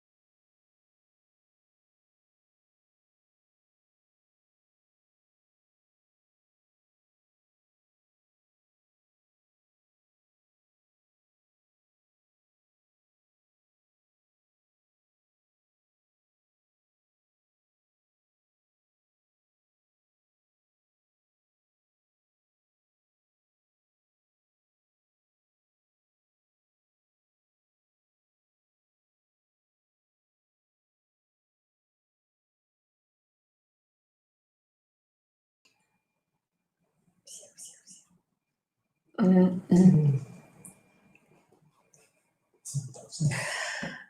день, уважаемые коллеги! Мы приветствуем участников международного методического семинара «Эффективный учитель для эффективной школы». 4 дня мы вместе с федеральными экспертами, международным сообществом, педагогами, руководителями общеобразовательных организаций нашей республики формировали инновационное пространство нашей системы образования. Нам очень важно, что в рамках проекта «Эффективная школа» мы с вами вместе включены в пространство трансформации педагогического сообщества. Нам очень важно, что именно вы, уважаемые коллеги, как активные участники международного семинара, вместе с нами представляли те лучшие практики системы образования Республики Коми, те процессы, которые сегодня связаны именно с повышением качества образования. Организатором данного семинара является Коми Республиканский институт развития образования.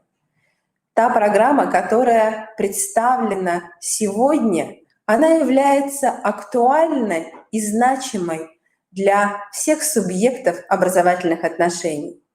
Уважаемые коллеги, общее количество участников семинара сегодня достигло уже 4000. К нам присоединялись представители субъектов Российской Федерации. Это были и представители Москвы, Татарстана, Удмуртии, Калининградской области, Ханты-Мансийского округа, Томска. Уважаемые коллеги, это определяет значимость и интерес к нашему семинару, именно как семинару, который сегодня является знаковым событием для профессионального сообщества не только Республики Коми, но и субъектов Российской Федерации. На нашем семинаре принимали участие более 45 спикеров из разных профессиональных сообществ. Уважаемые коллеги, конечно, нам очень важно, что именно вы, участники проекта «Эффективная школа», были самыми активными участниками семинара. Уважаемые коллеги, республиканская система оценки качества образования сегодня является основным механизмом, который позволяет нам понять те проблемы, которые существуют в нашей системе. И именно семинар определяет, что через правильное построение системы управления качеством образования мы вместе с вами сможем выйти на новый уровень демонстрации высоких образовательных результатов наших обучающихся. Вместе с нами, уважаемые коллеги, сегодня в рамках 4-го дня работали представители Министерства просвещения Российской Федерации. Это именно то значимое событие, которое позволяет нам, уважаемые коллеги, еще раз осознать, что мы работаем в едином образовательном и профессиональном пространстве. Коллеги, мы завершаем международный методический семинар. И мы, конечно же, будем продолжать вместе взаимодействовать и реализовывать проект «Эффективная школа». Коллеги, нас ожидает еще очень много важных профессиональных событий. Я анонсирую летнюю дистанционную школу для представителей школ, участников проекта. Нам предстоят проектные сессии для директоров. Нас ожидает грантовый конкурс, который выявит лучшие практики сопровождения школ. И, конечно, в октябре нас ожидает традиционная международная конференция, которая посвящена качеству образования. Коллеги, мы очень рады, что вы были с нами.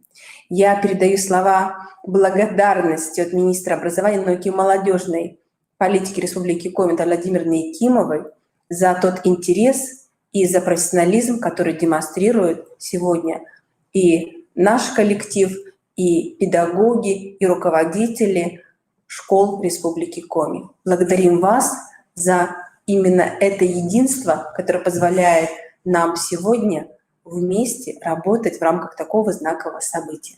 Спасибо, коллеги. И теперь именно от такого пафосного я перейду, наверное, к тем вопросам, которые вы нам задаете. Уважаемые коллеги, мы впервые работали в онлайн-режиме. Для нас это тот режим, который позволяет нам, конечно же, провести традиционный семинар в том режиме, который сегодня является для нас уже данностью. Та платформа, с которой вы познакомились, она позволяет вам высказать свое мнение, задать нам вопросы.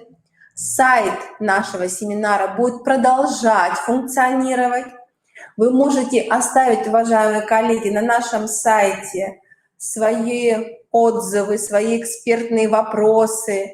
И наши эксперты, коллеги, это очень важно, продолжат с нами работать. Поэтому, коллеги, задавайте вопросы. Такая возможность у нас еще неделю точно будет, я вам обещаю. Конечно, много вопросов о сертификатах. Уважаемые коллеги, нам, конечно, важно, что мы в течение ближайших дней будем работать над всеми материалами, и все участники проекта получат готовый научно-методический продукт. И, конечно, каждый участник проекта «Эффективная школа» обязательно получит сертификат об участии в международном методическом семинаре. Это мы вам обещаем, уважаемые коллеги. На сайте мы разместим информацию, каким образом вы можете получить данный сертификат. Также на сайте будут размещены все научно-методические материалы, которые в течение 4 дней были представлены нашими экспертами международного, федерального и республиканского уровня. Коллеги, если есть вопросы, вы можете нам задать.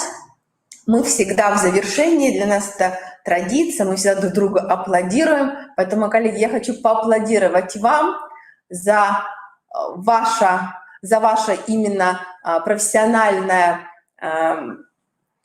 позиционирование данного семинара. Такое количество мы не ожидали, но то, что сегодня нас уже более 4000, это, коллеги, очень значимо. Поэтому спасибо вам за поддержку, за взаимопонимание и, конечно, за сотрудничество. Спасибо. Давайте поаплодируем друг другу. Спасибо.